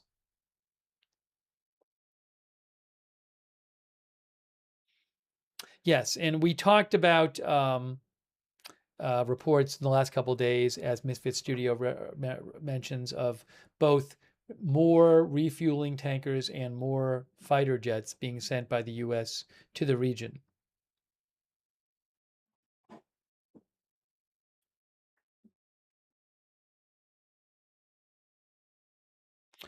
Misfit Studios says, I also saw 2 fighter drags today, 2 tankers out of Grissom dragging fighter jets across the pond for rotation and or increase in assets. Now, I can't comment on that, but yes, certainly there's been a lot of reports about the U.S. building up aircraft, but I have no idea what's happening. PW360 says, if the Houthis start attacking ships, wouldn't the U.S. or Israel start bombing them? Well, I don't know in terms of how would the Houthis attack ships. Like, if the Houthis can just fire missiles or drones at ships, then it's kind of hard to. I don't know how much Israel and. First of all, it's a long way. So if I remember right, it's a distance for Israel. But my point is, if the Houthis start attacking shipping, but they're not doing it with like aircraft, if they're just doing it by firing missiles and drones, say from the shore, I don't know how much attacking by the Israel and the U.S. can really prevent them from doing such a thing.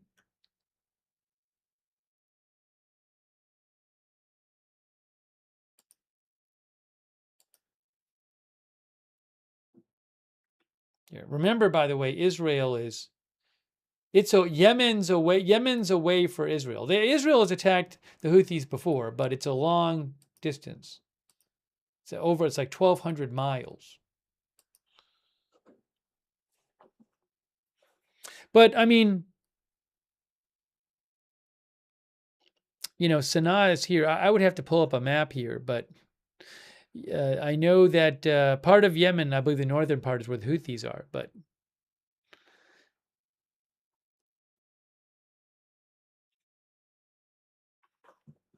in the same way the U.S. has been attacking Iran for weeks now and claiming that they want to stop. Obviously for months, but Iran is still able to attack ships in the Strait of Hormuz.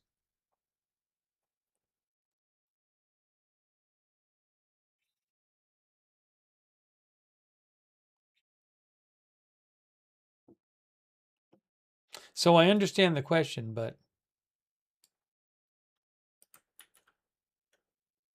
Hold on a moment here.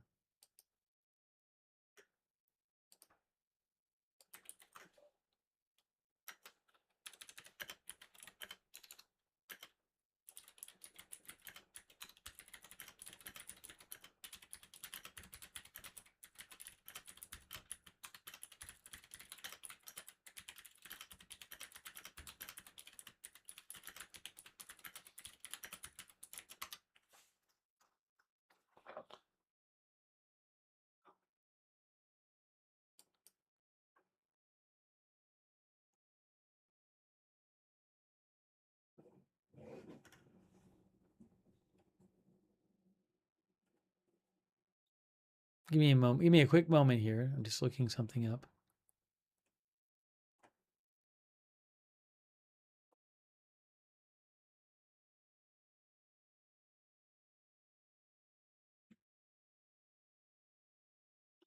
Oh, I will say this. PW360 also mentioned that Fox News had an article today about what's going on. And I missed this before. Thanks, PW360. Fox News said that President Trump will decide in the coming days whether to expand military operations. A U.S. official told Fox News that no final decision has been made.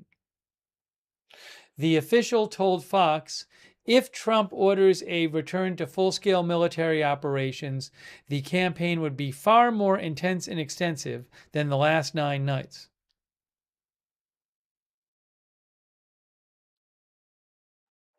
Also, an official said that U.S. forces have largely avoided strikes near Tehran and against Iran's nuclear facilities, but that could change if there's a return to full-scale operations. What can I say? I mean, we have had threats for a while. I just don't know what to think anymore.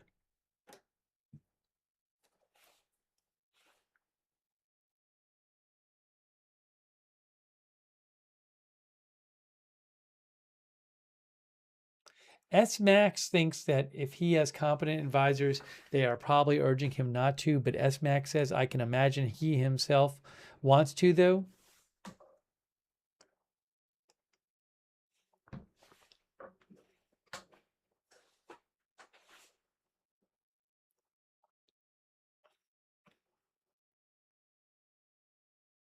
Devil Doc thinks Trump doesn't have the guts to do what must be done.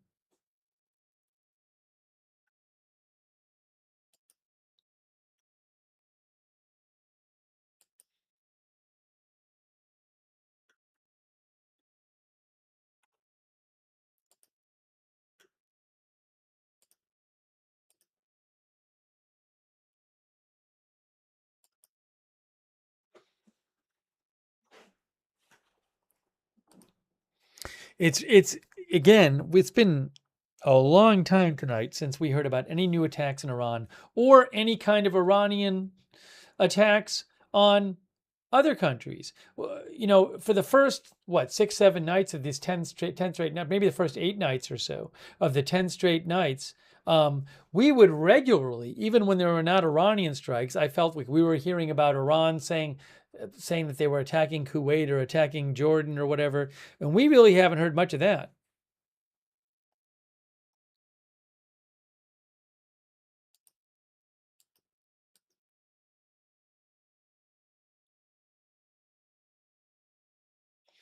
AMC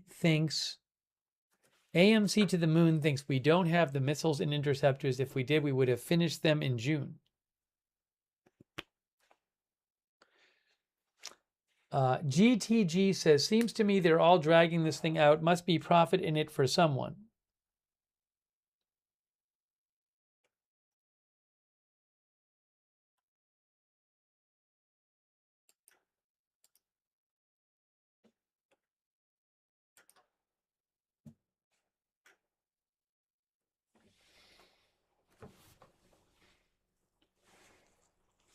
It is 4:09 a.m.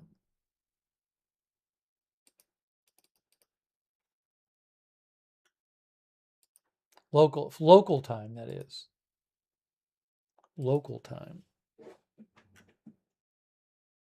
In Iran. It is 8:39 a.m. where I am in Boston. I've been saying I think we're going to get a statement soon from CENTCOM. But nothing yet, guys. Mr. Old School says the IRGC will be begging for survival in a couple weeks.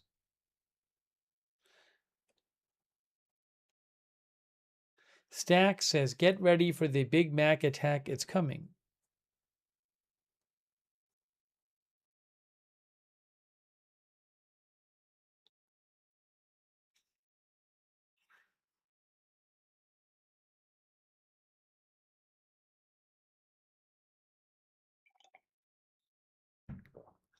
Dean R says, seems like too much indecisiveness.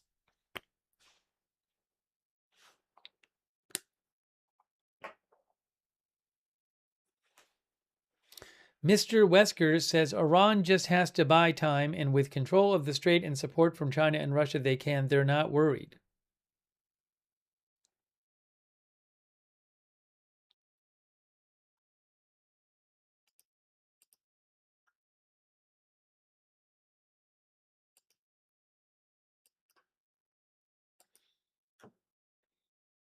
When was the last blast? I mean, I don't know exactly. It's been a while. It's probably been a couple hours.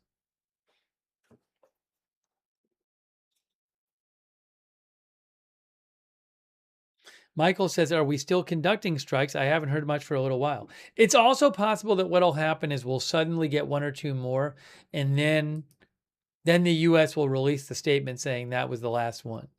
I feel like that's happened once in a while.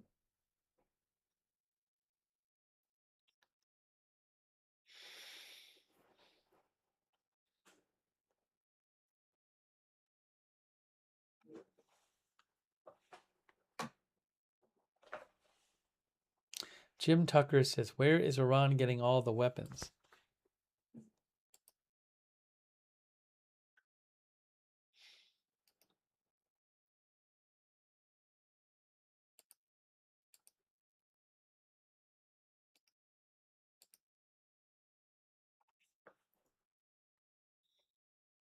User thinks their missile drone stockpiles are being replenished by Russia and China.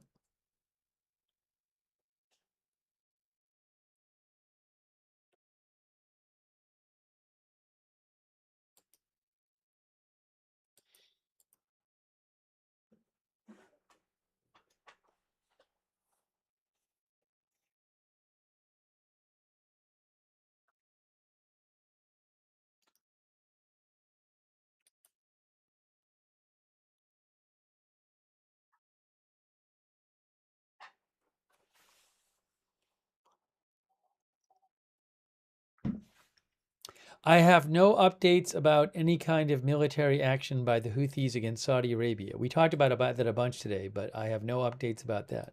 Certainly something I'll be looking for.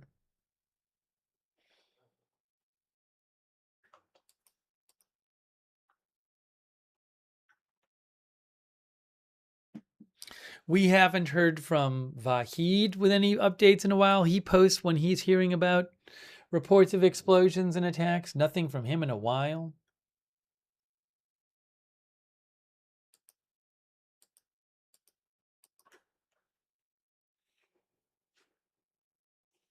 Oh, hey, what's going on with this? Hey, guys, what's happening with this? I don't really know what's happening with this. Scheduling update. The dignified transfer is no longer taking place tomorrow. The exact day and time are still being finalized. 7 hours ago, the White House press secretary said, President Trump will attend the dignified transfer of our fallen heroes tomorrow evening at Dover Air Force Base. The president and the entire White House are praying for their families. Now, scheduling update. The dignified transfer is no longer taking place tomorrow. The exact day and time are still being finalized. I don't know why that's switching.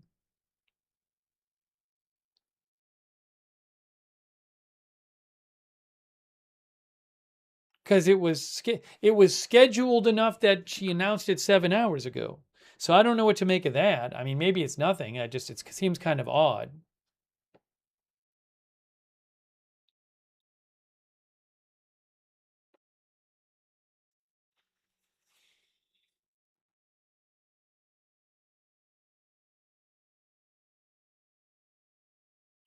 One of the viewers said security risk. I don't know. Michael Avery said, I don't know.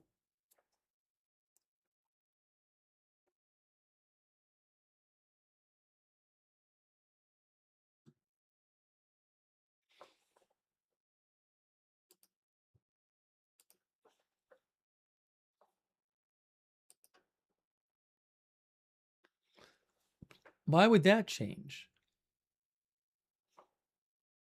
Jennifer Smith says, must have plausible threat. Are you saying they don't want a plane to fly out of there, to fly out of Jordan, maybe with the bodies? You're saying if there's a threat to the plane or something? That's what some of our viewers seem to think.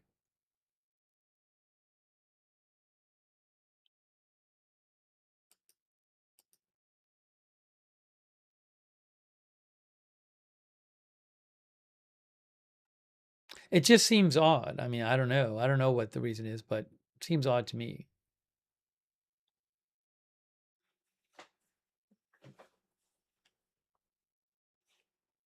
Michael Levinson says Trump will now be in the war room then.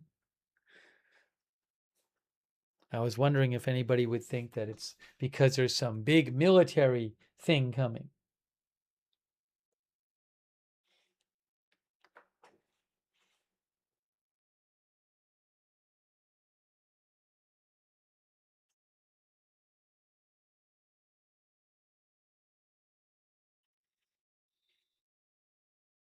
So that's interesting.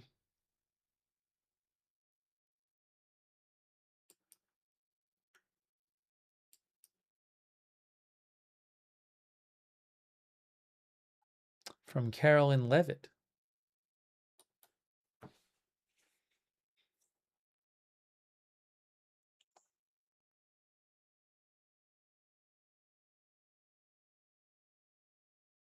Also, I mean, I got to say, this is probably, if you do the math of how long would it take to fly from Jordan to DC, right?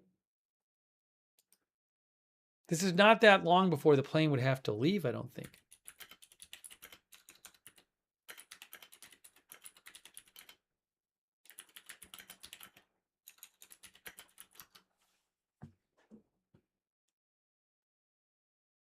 $32 legends is probably through Ramstein base. I mean, I'm seeing like 16 to 18 hours or something. Well, let me see.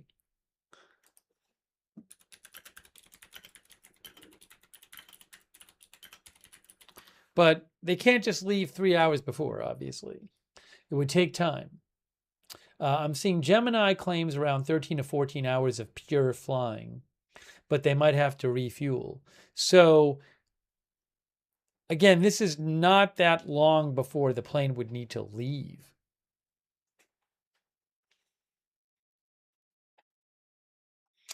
Frank's Curato says there were also 2 more service members who lost their lives. Maybe they want to do the service all at once. Well, I mean, there's remains that they have found in Jordan, which we have not heard had been identified yet, which might be the 3rd soldier who died there. There was also a soldier who died in Iraq. I mean, that could be the case. It just seemed kind of weird to announce it. I mean, she did announce it 7 hours ago. And now it's just not happening. Also, they don't even have an exact day and time. The exact day and time are being finalized. Sharkingly thinks they wouldn't have scheduled it in the first place if time was a problem.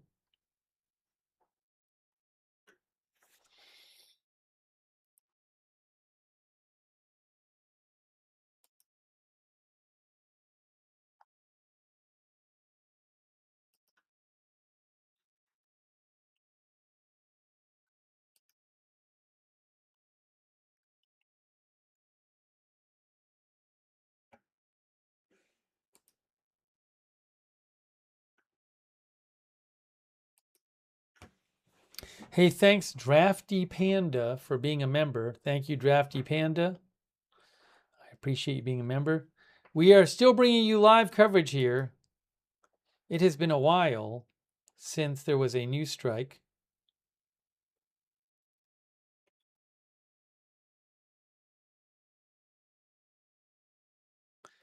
I think we'll get an announcement from CENTCOM soon that'll say the strikes are over, but for the day, but I don't know. Ooh, the TWZ has an article, War Zone, on the Houthi thing.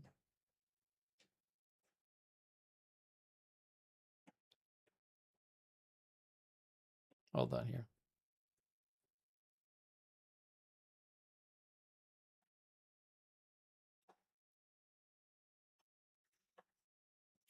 The War Zone says a Houthi shutdown of the Bab el Mandeb Strait, a narrow stretch of water between Yemen and Djibouti, would choke off the flow of oil exports from Saudi Arabia, exacerbating the above-mentioned impingement on the flow of oil from the closed Strait of Hormuz.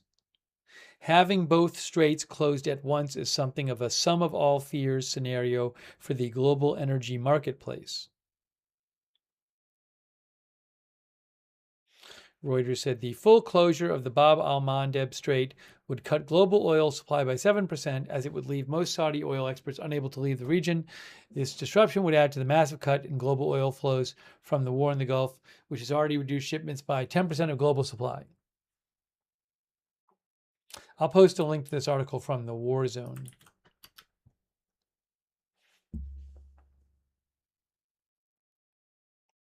And, PW360 asked about maybe the U.S. or Israel attacking Houthi forces if the Houthis started trying to attack shipping. TWZ, the War Zone, said the possibility exists that a new wave of Houthi attacks, especially if non-Saudi ships are targeted, could drag in U.S. forces already in heavy use in the Persian Gulf region.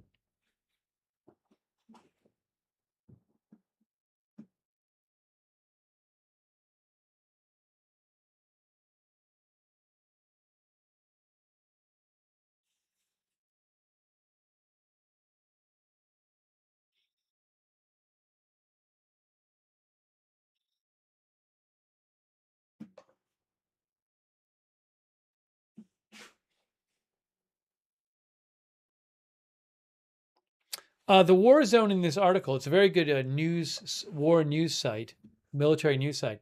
They say that all of this about the Houthis and Bab al-Mandeb Strait comes as there are increasing signs of damage at U.S. facilities in the Middle East from the Iranian barrages. Though largely spared in the initial phases of Epic Fury, due to robust air defenses, the airfield in Jordan at Muwafaq Salti Air Base has taken the brunt of recent attacks, while several other installations have been hit as well.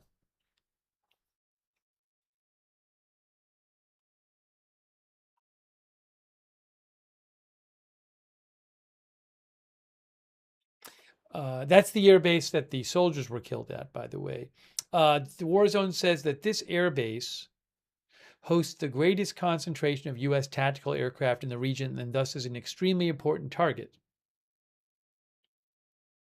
where even one ballistic missile landing on an apron could destroy multiple prized aircraft and take the lives of U.S. service members or cause injuries.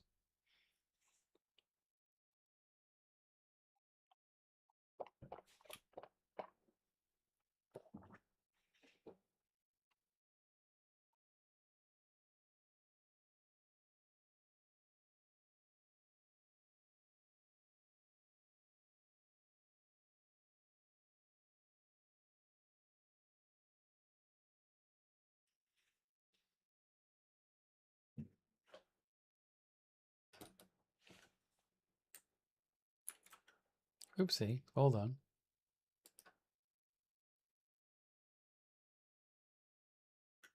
I'm going to put that link to the article I was just looking at from the War Zone in the chat again if you want to read it.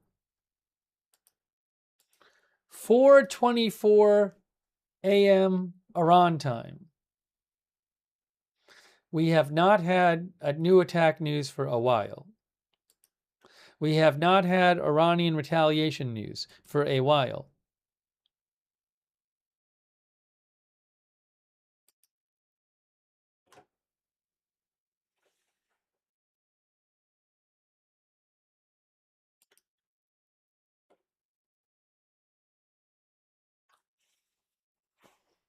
Dan Noga says Trump gave them a chance and now he will snuff them out.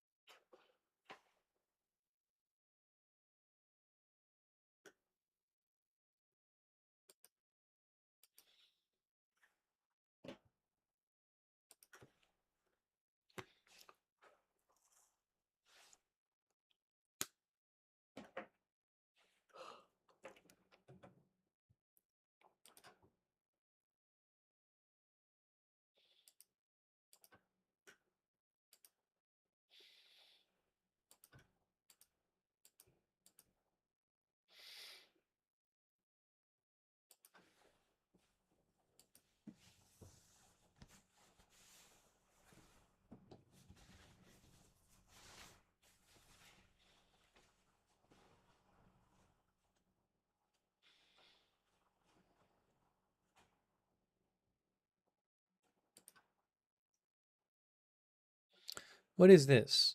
Hang on a moment here.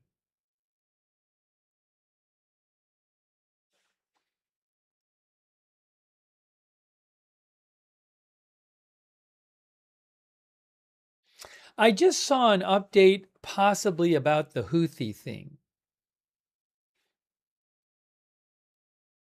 Possibly. I'm a little confused by it. Let me see if I have any more information on that.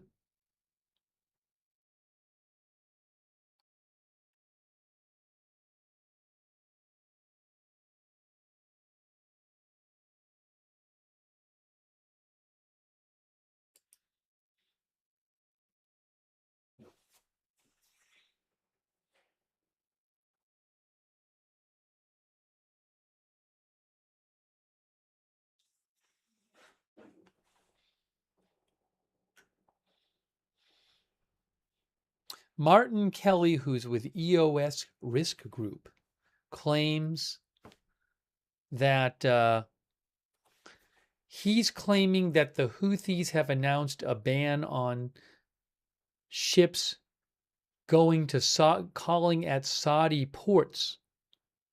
He's claiming that they have a statement from the Houthis tonight that says vessels are banned from loading or discharging cargo at or from any Saudi ports, and that this is supposed to enter into force already. Have entered into force already.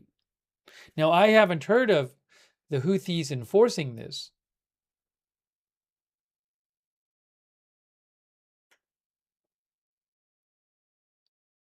So I don't know if there was a new statement made or what. I'm trying to find out more.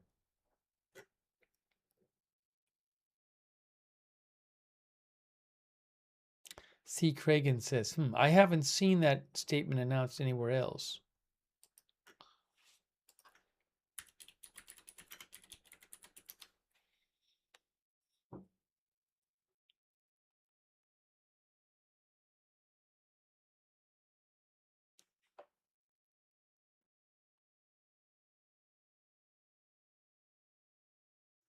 The Institute for the Study of War has something about that as well.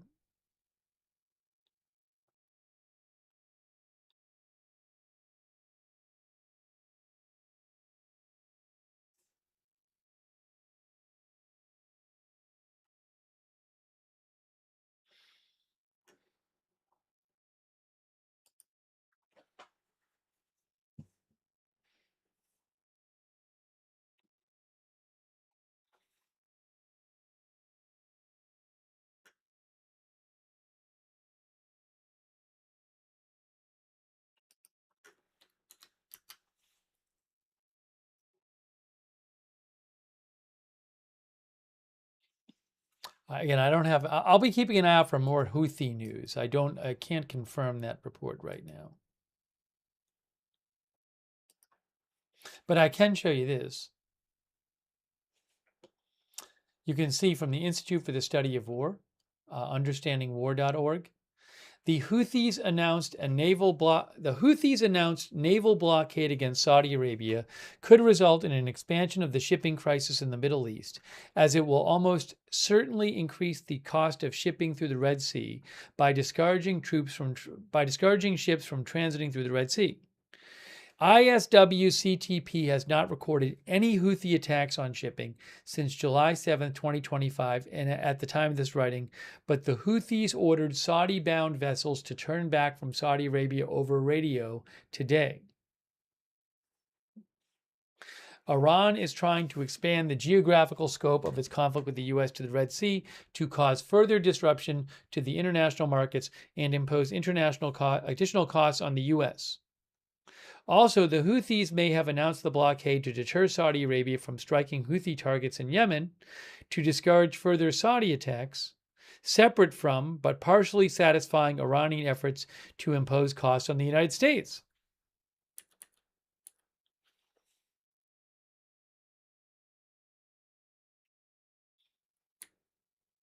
Yeah, if you hear that the Houthis have begun attacking ships that are going to and from Saudi Arabia, that's a huge deal. And we don't know that that's going to happen.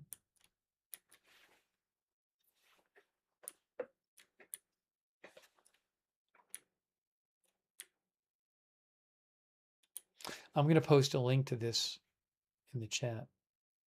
This Institute for the Study of War report. Uncle Fester says it's kind of a big deal. That's the Institute for the Study of War. I just posted the link, understandingwar.org. But that would be a huge deal. And again, we just don't know what's going to happen with that. That can make the oil price go way up, for example.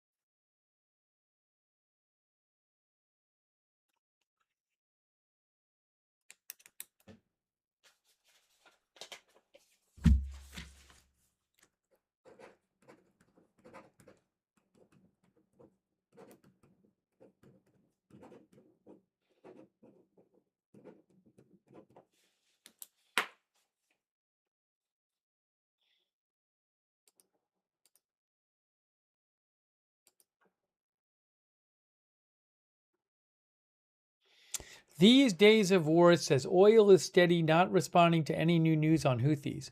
Well, maybe, again, maybe the people who trade oil won't believe that the Houthis are actually going to attack shipping unless they actually do it. Maybe they think it's an empty threat.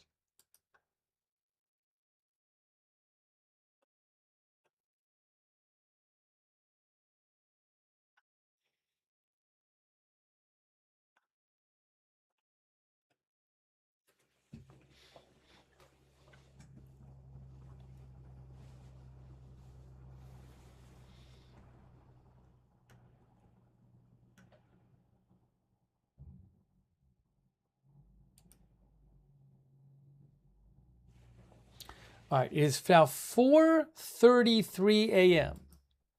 We haven't heard about new attacks in Iran in hours. We haven't heard... Oh, there's a new statement here. There's a new statement, I guess, out in Iran. Hold on. New statements from IRGC. Oh, it's a similar statement to yesterday. Look at, guys, it's another one of these statements about claiming that 2 ships were stopped. All right, hold on. Hang on, hold on. Couple things. We have 2 new statements from the Revolutionary Guard. 2 new statements. First one, 2 oil tankers attempting to pass through the unsafe southern route of the Strait of Hormuz caught fire and were stopped due to an explosion. I believe this is like the 3rd straight day they've made an announcement like this. Now, we've heard of some ships attacked the last couple of days. I don't think we've heard of as many as they've posted about. But anyways, an hour ago, They say an hour ago, though. They're saying this is new. An hour ago, 2 rogue oil tankers, which were trying to pass through the dangerous southern Strait of Hormuz by deceiving the childlike, by deceiving, I think they mean by working with the deceiving child-killing U.S. Army, caught fire and were stopped due to an explosion. Rescue units are currently evacuating the crews of these vessels from the area. The IRGC Navy, once again, warned shipping companies to be careful about the health of their crews and vessels, not to trust the false information from the U.S. military, and to avoid contaminated and dangerous routes. I don't know if this is true. Again, I think this is the 3rd day of the last 3 or 4 days they've issued a statement like this. But, just so you know, hold on, I'm going to read you the other statement too. Let me just post this.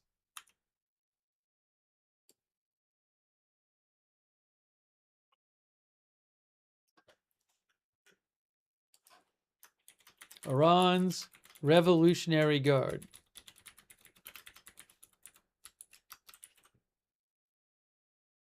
An hour ago, 2 rogue oil tankers, which were trying to pass through the dangerous southern Strait of Hormuz, caught fire and were stopped due to an explosion.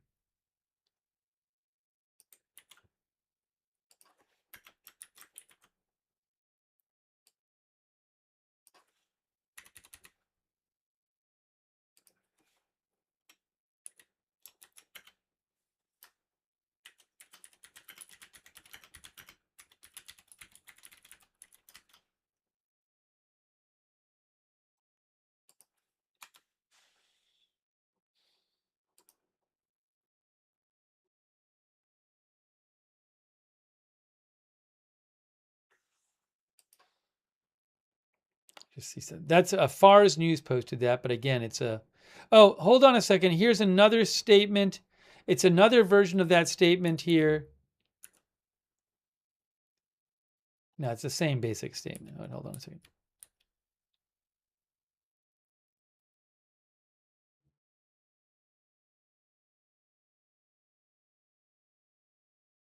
Give me a second.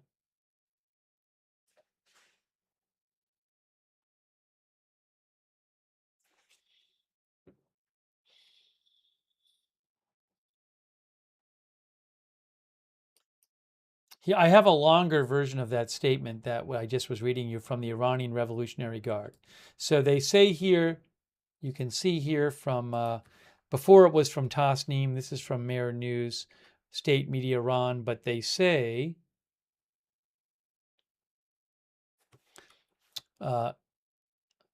2 tankers attempting to pass through the unsafe southern route of the Strait of Hormuz were caught in a massive fire and stopped after an explosion. Okay, so we were reading some of this before. In addition to what we read before, it says, as long as America's evils continue in the region, the Strait of Hormuz will remain closed, and not even a drop of oil, gas, or a package of chemical fertilizer will be exported from the region. Punitive operations against the aggressor American bases have been launched for maritime violations, and its report will be brought to your attention. Now, there's another announcement they made. But again, they're claiming that 2 ships, they're claiming that they attacked 2 more ships about an hour ago. Dorm Machine says, I think a lot more ships than we know make it through the strait every day. Well, there's tracking companies that track, and not just by like the radar, or not just by the ships giving off their signal. There's tracking companies that I think use like satellite as well, and figure out on satellite, oh, that ship's over there, so it must have gone through last night or something. So the report, one of those maritime agencies we saw said that 4 ships had gone through on Sunday. We were reading an article about this before, and I think they said 8 on Saturday and 4 on Sunday. It's way down lately. All right, hang on. I want to mention the next statement, but give me a second here. So I don't know if that's true, by the way. I have no idea if they've actually attacked 2 more ships. Maybe they did. We'll have to wait and see what we hear. But there's another statement here GPV80 thinks Baghdad Bob now works for the IRGC.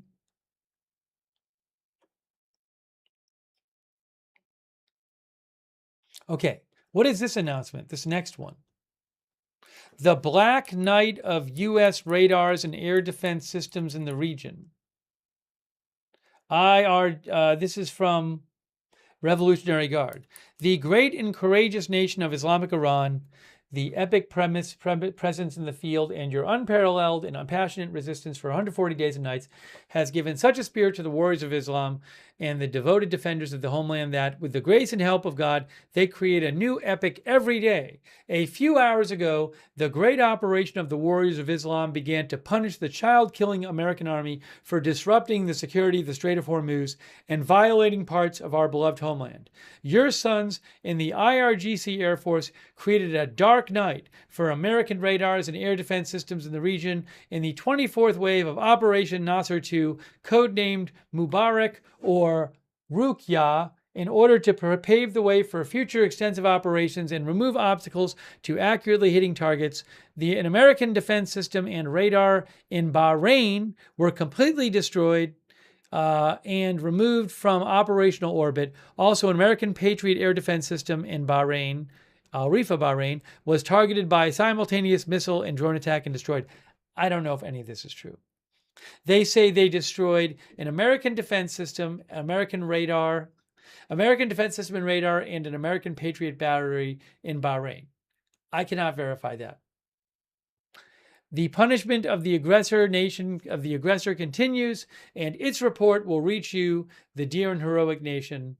And there is no victory except for me in the presence of Allah, the exalted, the wise. That is from the Revolutionary Guard via Mer News.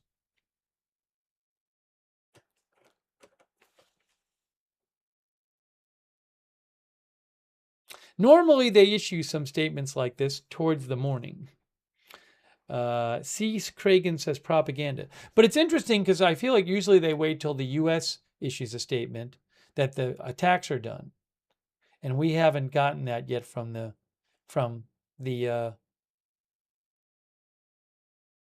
Oh, hold on a second. I want to mention something. No, we haven't gotten a CENTCOM announcement that the U.S. strikes are over. But, hey, I just saw this. The guys, the State Department posted this again. They just posted this 4 minutes ago. Look, didn't they post this yesterday? 4 minutes ago, worldwide caution. Update for U.S. citizens abroad. Worldwide caution. Due to heightened tensions in the Middle East, the security environment remains complex with the potential for unforeseen escalation. Americans currently in the Middle East should exercise caution and heightened vigilance and should be prepared for possible flight cancellations. Isn't this the same as yesterday? Periodic airspace closures and potential travel disruptions. Please monitor embassy and consular security alerts. Blah, blah, blah, blah, blah. U.S. diplomatic facilities, including outside the Middle East, have been targeted. Iran and groups supportive of Iran may target other U.S. interests overseas or at locations associated with the United States and America throughout the world. Yeah, I feel like this is the same as yesterday. But it was 5 minutes ago. Yeah, here's the one from yesterday. What's the difference?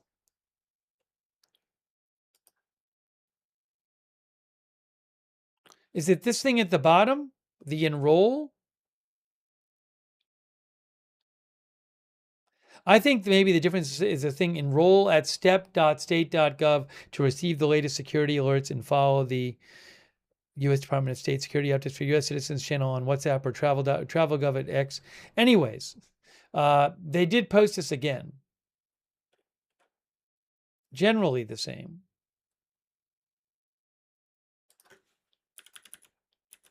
But that's again 5 minutes ago.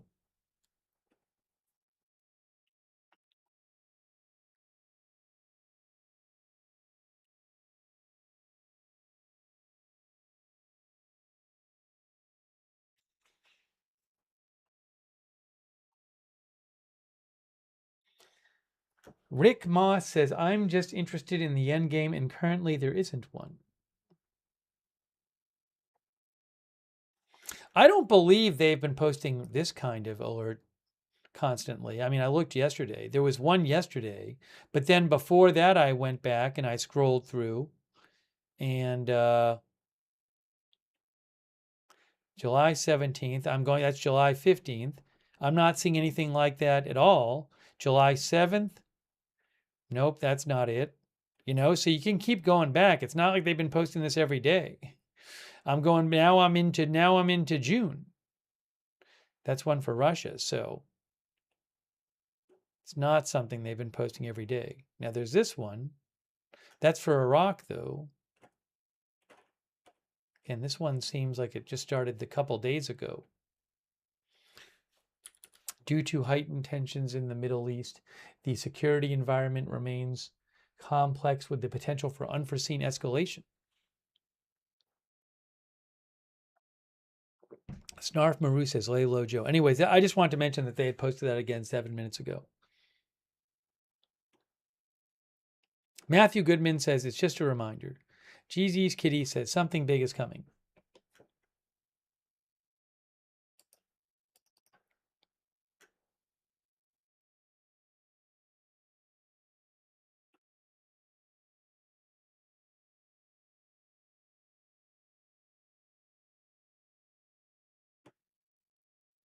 I would think we have to hear from CENTCOM soon that the strikes are done.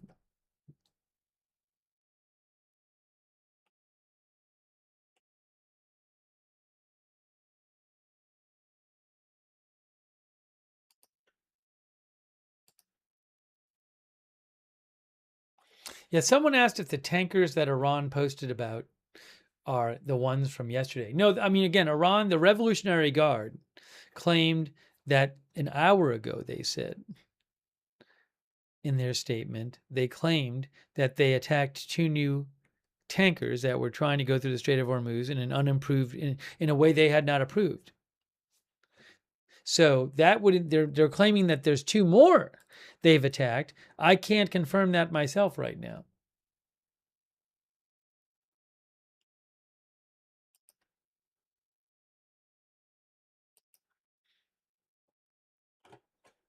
We'll have to see what we hear.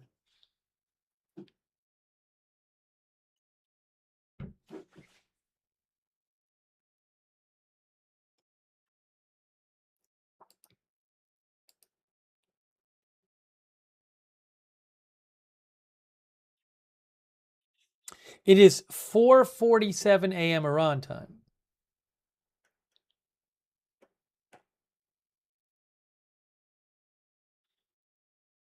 The combat drummer thinks the strikes for tonight are not done by a long shot.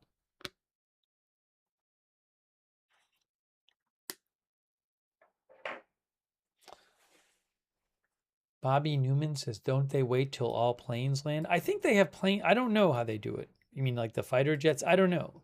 It seems like sometimes it's like basically over for hours and then they finally say it's over. I don't really know how that works. How that determination of when to post it works.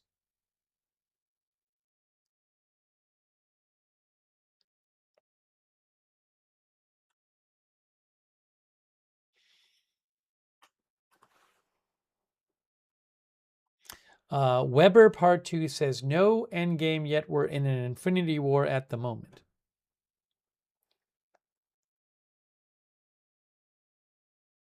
I really have to eat something soon. I'm going to give it a few minutes. I'm going to give it a few minutes to see if we get more for CENTCOM or more developments. And if not, I'm going to put my food in the air fryer. Thanks to New Yorker 783. I appreciate that. U.S. finishes latest strikes against Iran. U.S. finishes latest breaking news. Oh my gosh, guys. It happened again. I was just talking about it. Somehow, Iran and the U.S. always seem to issue their statements around the same time at the end of the night. Here we go. U.S. finishes latest strikes against Iran. These did not seem to be particularly huge. I mean, huge or escalatory, relatively speaking. The U.S. Central Command completed another round of strikes against Iran at 9 p.m. Eastern Time. U.S. forces struck Iranian military command centers, maritime capabilities, missile and drone launch sites, and air defense systems to degrade Iran's ability to continue attacking commercial vessels flowing through the Strait of Hormuz. Commercial vessel transits through the vital international maritime corridor continue. Since early May, CENTCOM forces have helped facilitate the transit of approximately 900 commercial vessels and 450 million barrels of crude oil. American forces remain postured and prepared to hold Iran accountable for unwarranted aggression towards civilian mariners seeking to freely and openly transit the strait. Birdman says, I think it's over for tonight.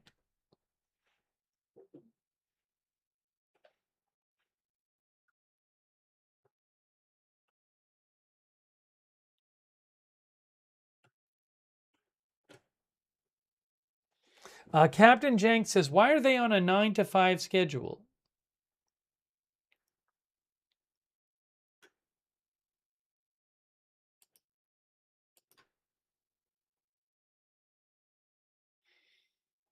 Give me a second here.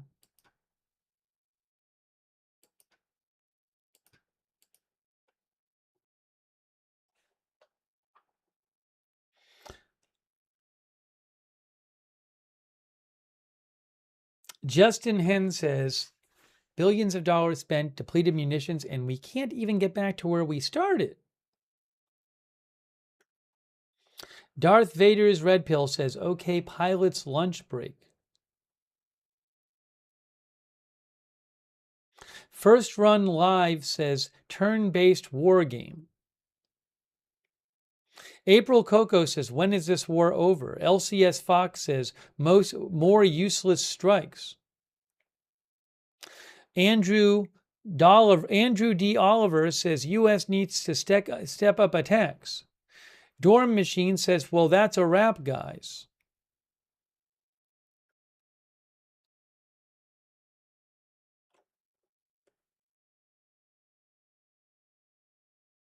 Mo says, can't wait for tomorrow's episode.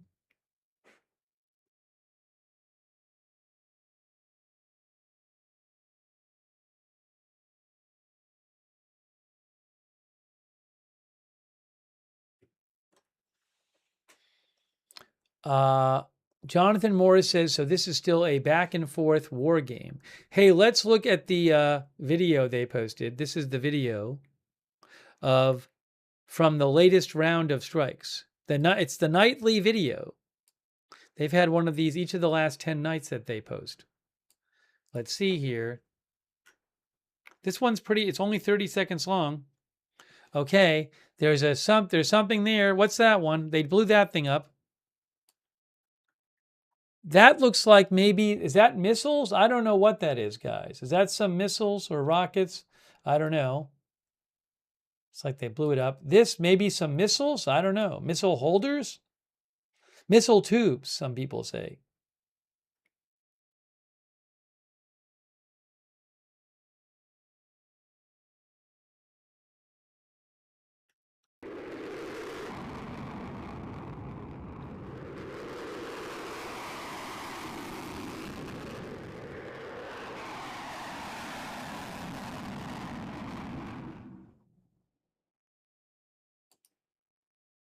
What was that first one?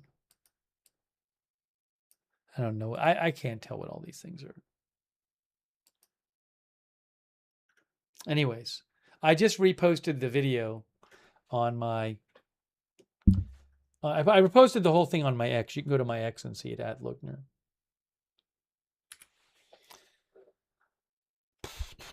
Wow. So it really is... I know something our viewers like to say is Groundhog Day. I mean, there may be stuff that happened we didn't know about this past night, but it certainly seemed very similar to a bunch of the other nights.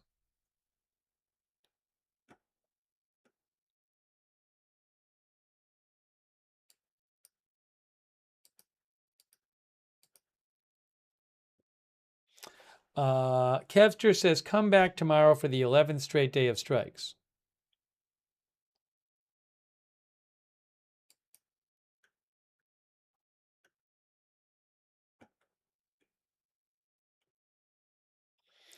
All right. I'm looking for other updates here, guys. But now, of course, stuff could happen in the coming hours. I would not be surprised if we hear like there's sirens in Bahrain and whatever. I mean, that definitely could happen. It sounds like maybe Iran is attacking Kuwait right now because Tasnim News just said explosion in Kuwait, which usually they say something like that when Iran is attacking Kuwait. See, it says explosion heard in Kuwait. So I would not be surprised if Iran is once again launching drones and missiles at Kuwait. Sometimes around this time we hear about more of their launches, and then they'll post some statement in an hour saying that they attacked these military targets.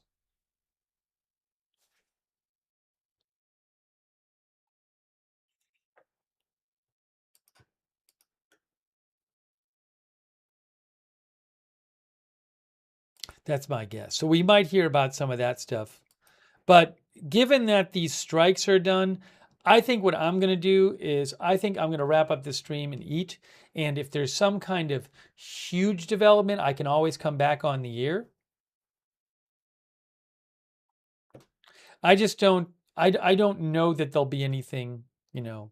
If I think there might be a lot going on, I keep the stream going while I eat, but as of right now, I have no reason to think that that will happen, but you never know. So I can always do another stream. But I don't like keeping it going when it's just like, well, I'll come back and then I'm like, okay, goodbye, because nothing else happened that was huge. Yeah, so I'll do that. And then, but again, I'll keep an eye on what's going on. I mean, who knows? We could hear about more ships attacked or whatever. What do you guys think? Does that sound like a reasonable plan? It doesn't seem to me at this point. I'm not feeling the leave the stream on while I eat.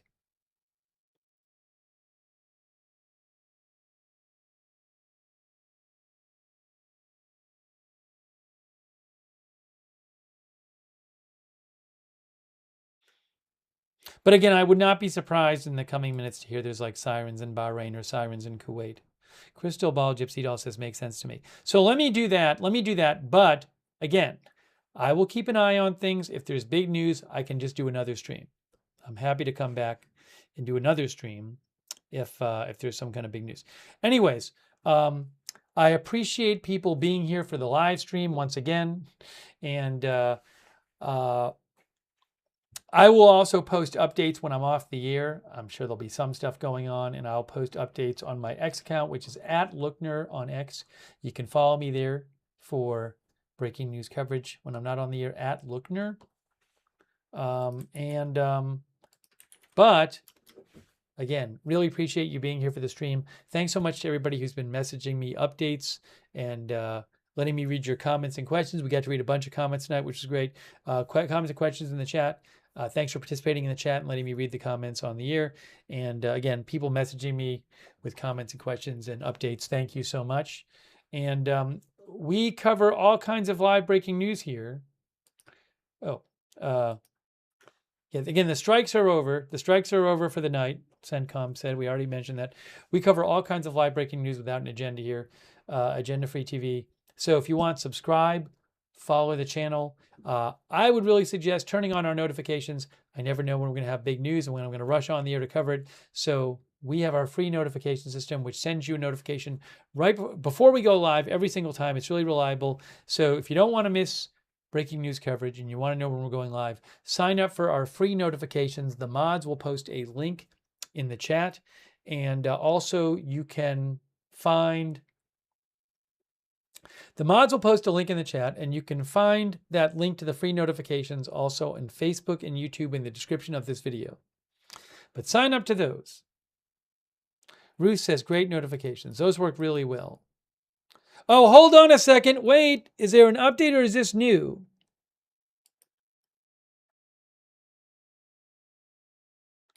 This is an update. This is not a new attack. This is an update.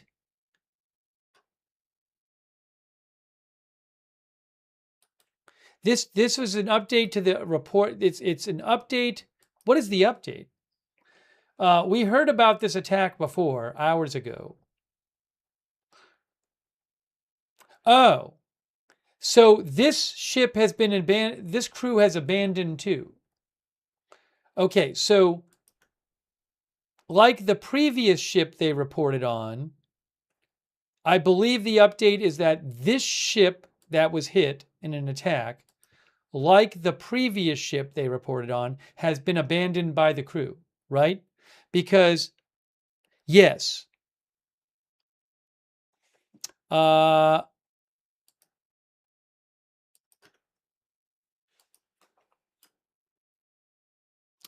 this is now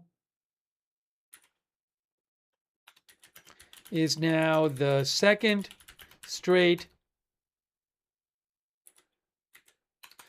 consecutive ship reported attacked in the Strait of Hormuz, where the crew have abandoned the ship.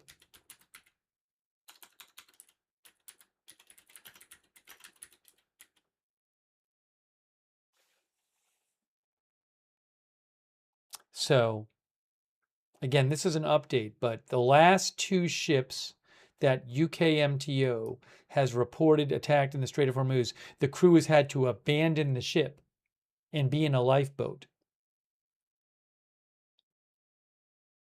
Update 94 and update 92.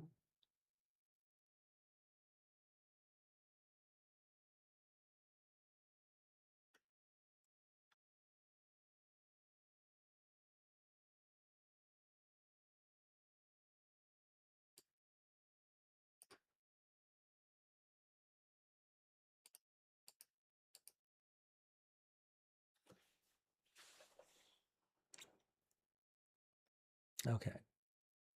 That's interesting.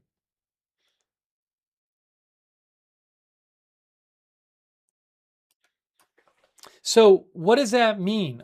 To me, it means that Iran is doing what it said it was going to do a couple of weeks ago, I believe it was, where they said a week or two ago, I believe it was, but Iran definitely made an announcement that they were going to start more strongly attacking the ships.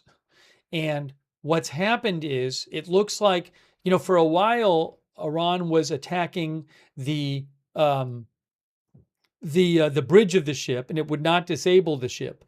Well, now for the last two ships, it's been reported that the crew had to abandon the ship and get in a lifeboat. So that suggests that to me that they're actually causing more damage to the ships.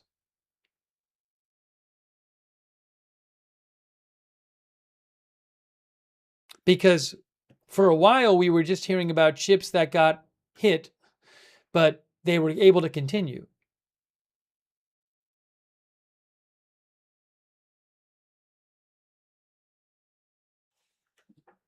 So again, this is not a new announcement of a ship. It's an update about the one that was announced 3 hours ago. But the new update is that the crew has abandoned the ship and are currently embarked in a lifeboat. And similarly, this happened with the previous ship, which you can see right there, number 92, attack 92. It said that they are in a lifeboat. And originally they were not. At 92, suspicious activity, a vessel's on fire, but it eventually was reported that the crew has abandoned the ship. So that's the last two that UKMTO has reported. In both cases now, the crews abandoned the ship and got in a lifeboat. Now, they said no environmental impact has been reported from either of those ships. I don't know, though. I mean, if the ship sinks, I don't know, so we'll have to see. Claudiot thinks there was another possible convoy attempt at the start of the stream, like when it got dark, you're saying, and it happened. Maybe so, I'm not sure. But it does seem like maybe that the U.S., that Iran has done what it threatened to do, and the attacks on the ships are more damaging now.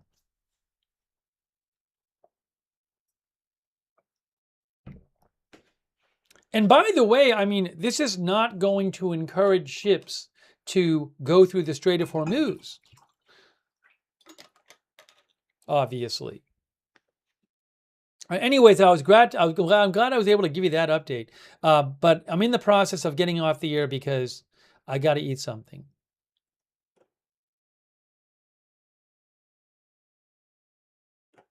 So let me eat something. By the way, though, I really appreciate, I appreciate everybody watching, of course, and huge thanks to our moderators. We've had so many people in the chat, and our moderators are why we can have the chats. We couldn't have our chats without our moderators' chat room, so thank you so much. Ruth is over there on YouTube, and Haley Girl, Robert's May Queen was over there, Bite Mode. Thank you to all of our YouTube moderators so much for all of your help in the YouTube chat. Thank you. And also on Twitch, our moderators like Good Luck Duck, I Got That Fire, Matthew Co. I3, and our other Twitch mods. Thank you. I got to thank some other people on Twitch in a second. I will in a second. Thank you to our Twitch mods, Linda Belk, Larry, Misha over on X, modding on X, who mod for us on X, and Paul Anderson, Andrea Holder, Kay Lowry Body, Darren Charlo, Michael Furgal. Thanks to all of our Facebook moderators too. I really appreciate all of our moderators being there. Again, we could not have our chats. It would not work without our moderators. So they really allow us to have the chats and let people with different views exchange those views respectfully and civilly. Now, by the way, a huge thanks to everybody for your support of this channel, for all your generous support of this channel. That's what allows the channel to exist. I got to give a shout out to 86 again, who gave, what was it, 100 memberships from 86 tonight, I think.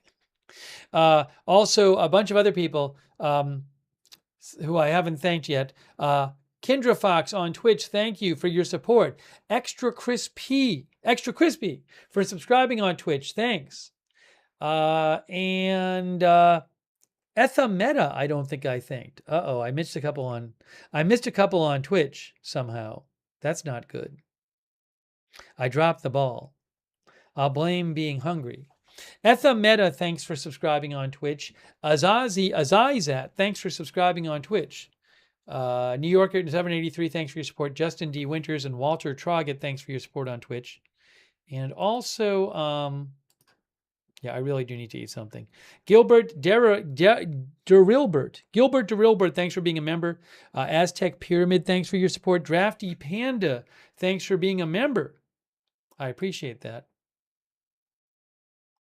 And everybody else who supported the channel. So nice of you guys.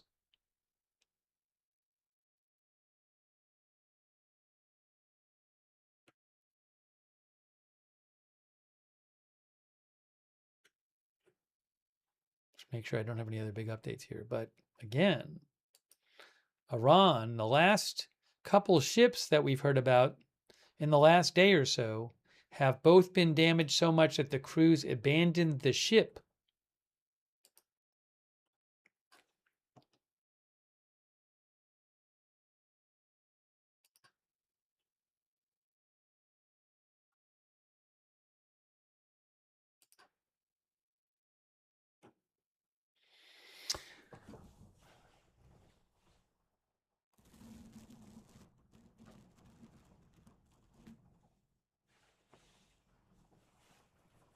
Oh, by the way, I think this is a different statement from the IRGC where they claim to have hit stuff. I think this is different.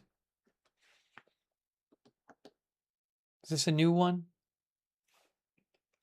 Fars News says, IRGC statement, Revolutionary Guard, a long-range radar site, a communication center and satellite reception systems, and a missile defense radar and an MQ-9 drone nest were destroyed in Kuwait, they claim.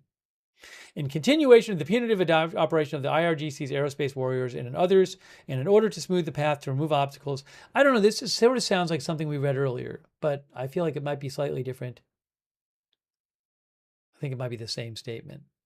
They said they hit a long-range radar site, a communication center, a satellite reception systems, and a missile defense radar in Kuwait were hit by missiles and drones. No, because before they said Bahrain, right? I think.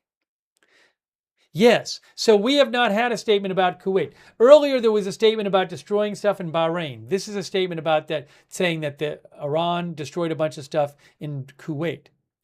And they say an MQ-9 drone hangar was also hit at the Ali Al Salem base, and a number of drones were destroyed or completely damaged. I cannot confirm those claims, but we now have their claim about stuff they destroyed in Kuwait and stuff they destroyed supposedly in Bahrain. Two statements. Again, I cannot confirm that any of these things actually were destroyed. Okay. Hey, thanks, Franz Dos Quattro Dos. Why haven't you covered Lebanon, Israel in the last few days? To be honest, we're focusing on this. Periodically, I see some headline on it. I'm not aware of some like huge new fighting with Lebanon. I periodically have seen these unconfirmed reports claiming that there's been some kind of strike or something, but it just nothing in my very cursory looking at it, nothing seemed to be so huge that I felt it was that we should interrupt this coverage and do that. That's my honest, and maybe I'm wrong. Maybe I'm wrong about that. I've been trying to check the situation. I'm just not aware of anything that reached the level of huge development that I thought we should stop the Iran focus and cover that for. That's my honest answer. So, I'm keeping an eye on it. It's not something we're not going to do the update of any development day to day, just to keep focus. So I am looking at it. If I see something that seems super major, I will certainly talk about it. But that's my honest answer to you. I'm just not aware that there's been huge new developments in terms of that obviously things are important there, but you know what I'm saying? That's shifting the situation.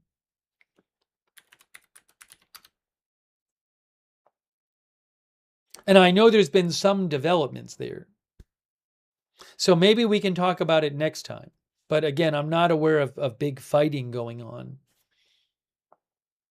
So I wish we look. Last night there was stuff going on in Ukraine. As I said last night, I just prefer to focus on one thing, and I'm open to talking about others, but it needs to be big enough that I feel that it's worth splitting the coverage, because splitting the coverage can get really kind of crazy. So that's my honest answer. It's not because I don't think it's important, but there was a time when we were focused much more on Israel and Lebanon than we were focusing on Iran, because more developments were happening there. So I will keep an eye on it. Maybe we'll talk about it some more today. Today, in addition to the Iran stuff, we talked a lot about the Houthi Saudi Arabia situation. So that was kind of our other thing we were talking about today. So there was just a lot going on. Thank you, Fran Dos Quattro Dos. Israel Bishop as well. Thanks for the memberships. Gilbert DeRilbert, thanks for being a member as well. Yeah, it's not saying, I mean, I can only cover so many things. So I'm not saying any part of the world isn't important, but we have to keep a focus here. I can't cover everything. I have to just choose to focus on certain things. So that's the way it is. I'm sorry if the thing you want covered isn't covered, but again, I can't cover everything.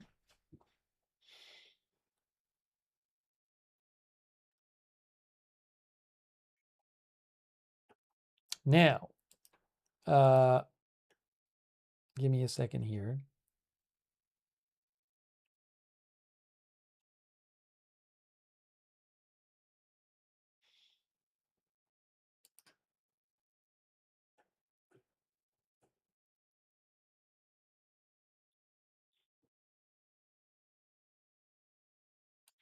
Sorry. So I thanked our moderators.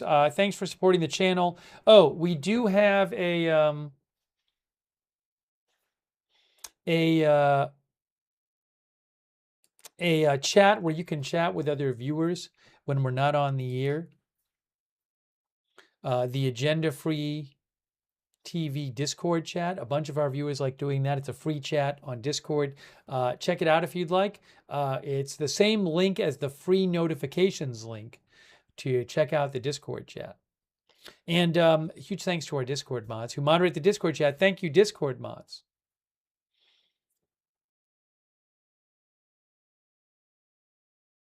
Hold on a second here. I have to delete somebody for posting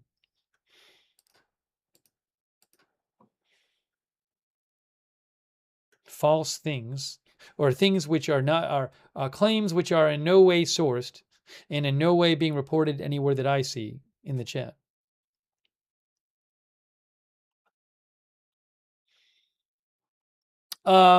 Hey, also another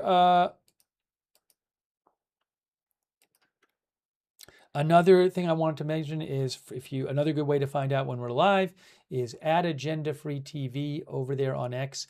You can follow, for those of you on X, you can follow us on X. I always post there when we go live. Before we go live, I give you a heads up there. I post updates about the channel. So at Agenda Free TV if you want to follow us over on X.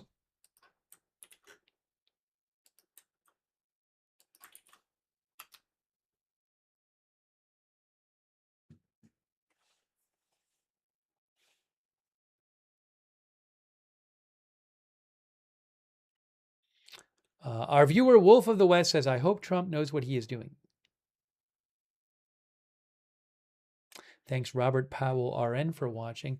Also, I do want to mention if you watch on YouTube, I would recommend turning on the YouTube notifications. Another good way to find out when we're live. But if you want to do that, the way you do that on YouTube is you got to subscribe to the channel and then click the bell and choose all notifications. If you're already subscribed on YouTube, well, make sure you click the bell and choose all notifications.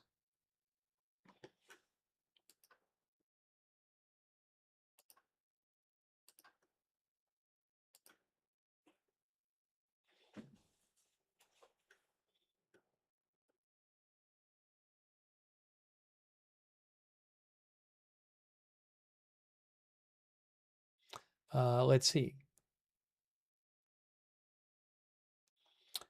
I also wanted to thank so much our Facebook subscribers for supporting the channel, like Kristen McConnell Gates and Dolly Clark, and Barry Eisler and Diane Allworth and Kay Lowry Body and all of our other Facebook subscribers. Huge thank you for supporting the channel.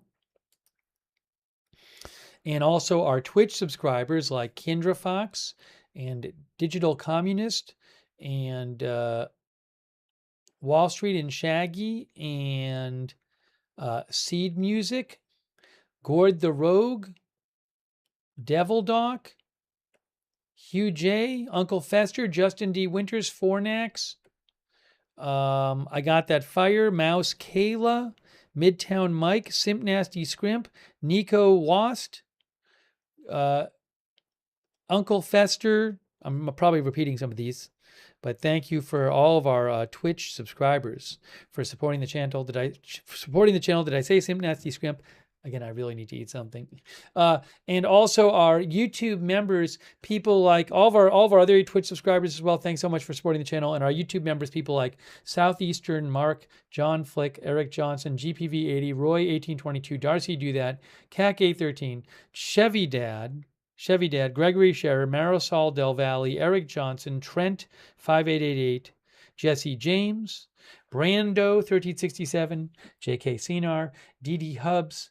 Thank you, Gary Baines, Claudiot, Dorm Machine, Claudiot Cromeri, Tracer Bullet, Israel Bishop. Thank you, C. Serwin, Mo90X. Thanks, I Am Charlie, for your support. Gilbert DeRilbert, Martin Ging. Thank you. Dreeth Bain, Dr. McRibbon, all of our other YouTube members. Thank you. Thank you, Uncle John. Why isn't Israel participating in the war? We discussed this question earlier.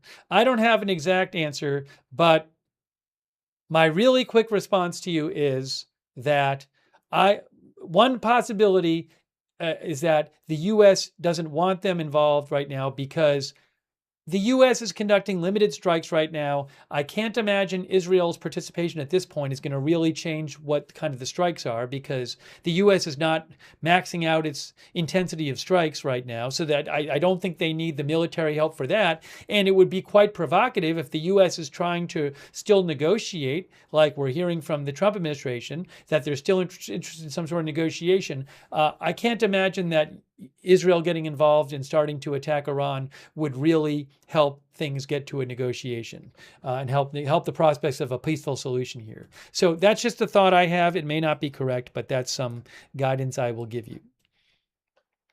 Thank you, Uncle John, as a possible answer.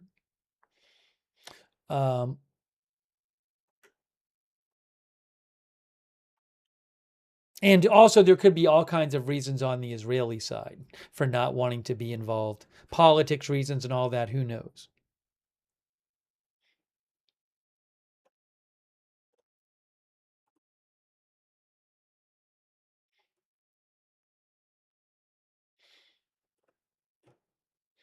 Okay, I'm going to wrap this up again. I really appreciate people being here. Thanks also Benedicta MBA McBride for watching and Melissa Terry for watching. Thank you, Paul Dorman. Thanks for your support. Tuna, thanks for watching. Canadian Till the End VO, thanks for being a subscriber. Steve God, thanks for watching. Chipotopul, thank you. Shawshank Redemption, Sharkingly, thanks for watching. All right, we are wrapping this up. Let me just do a last check and see. Thanks, Roberto, for watching. Desert Yinzer, JDD Hoagie, thank you for watching. SJ Sharks fan. Leslie Ladyhawk, did I get you before? Thanks for modding Leslie Ladyhawk. D-Taste, thanks for watching. Bill Witt. All right. Let me make sure I don't have anything big, but we can always come back on the air if something big happens.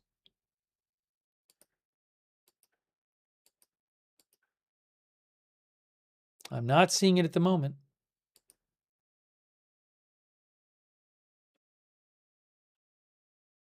All right, so that is it for now. Thank you for watching our war coverage, the latest edition of it. And, oh, hold on. By the way, Kelly Meyer says she is hearing the dignified transfer is now happening on Wednesday. Just in case you're wondering.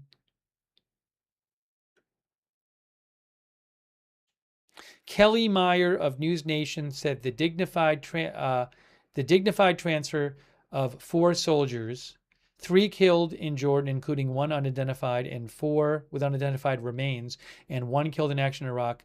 She says they will be transferred on Wednesday. That's what she's hearing. All right. That is it for now. Again, condolences to the families of those 4 soldiers. That is it for now. And we will see you soon with more live breaking news coverage right here at Agenda Free TV.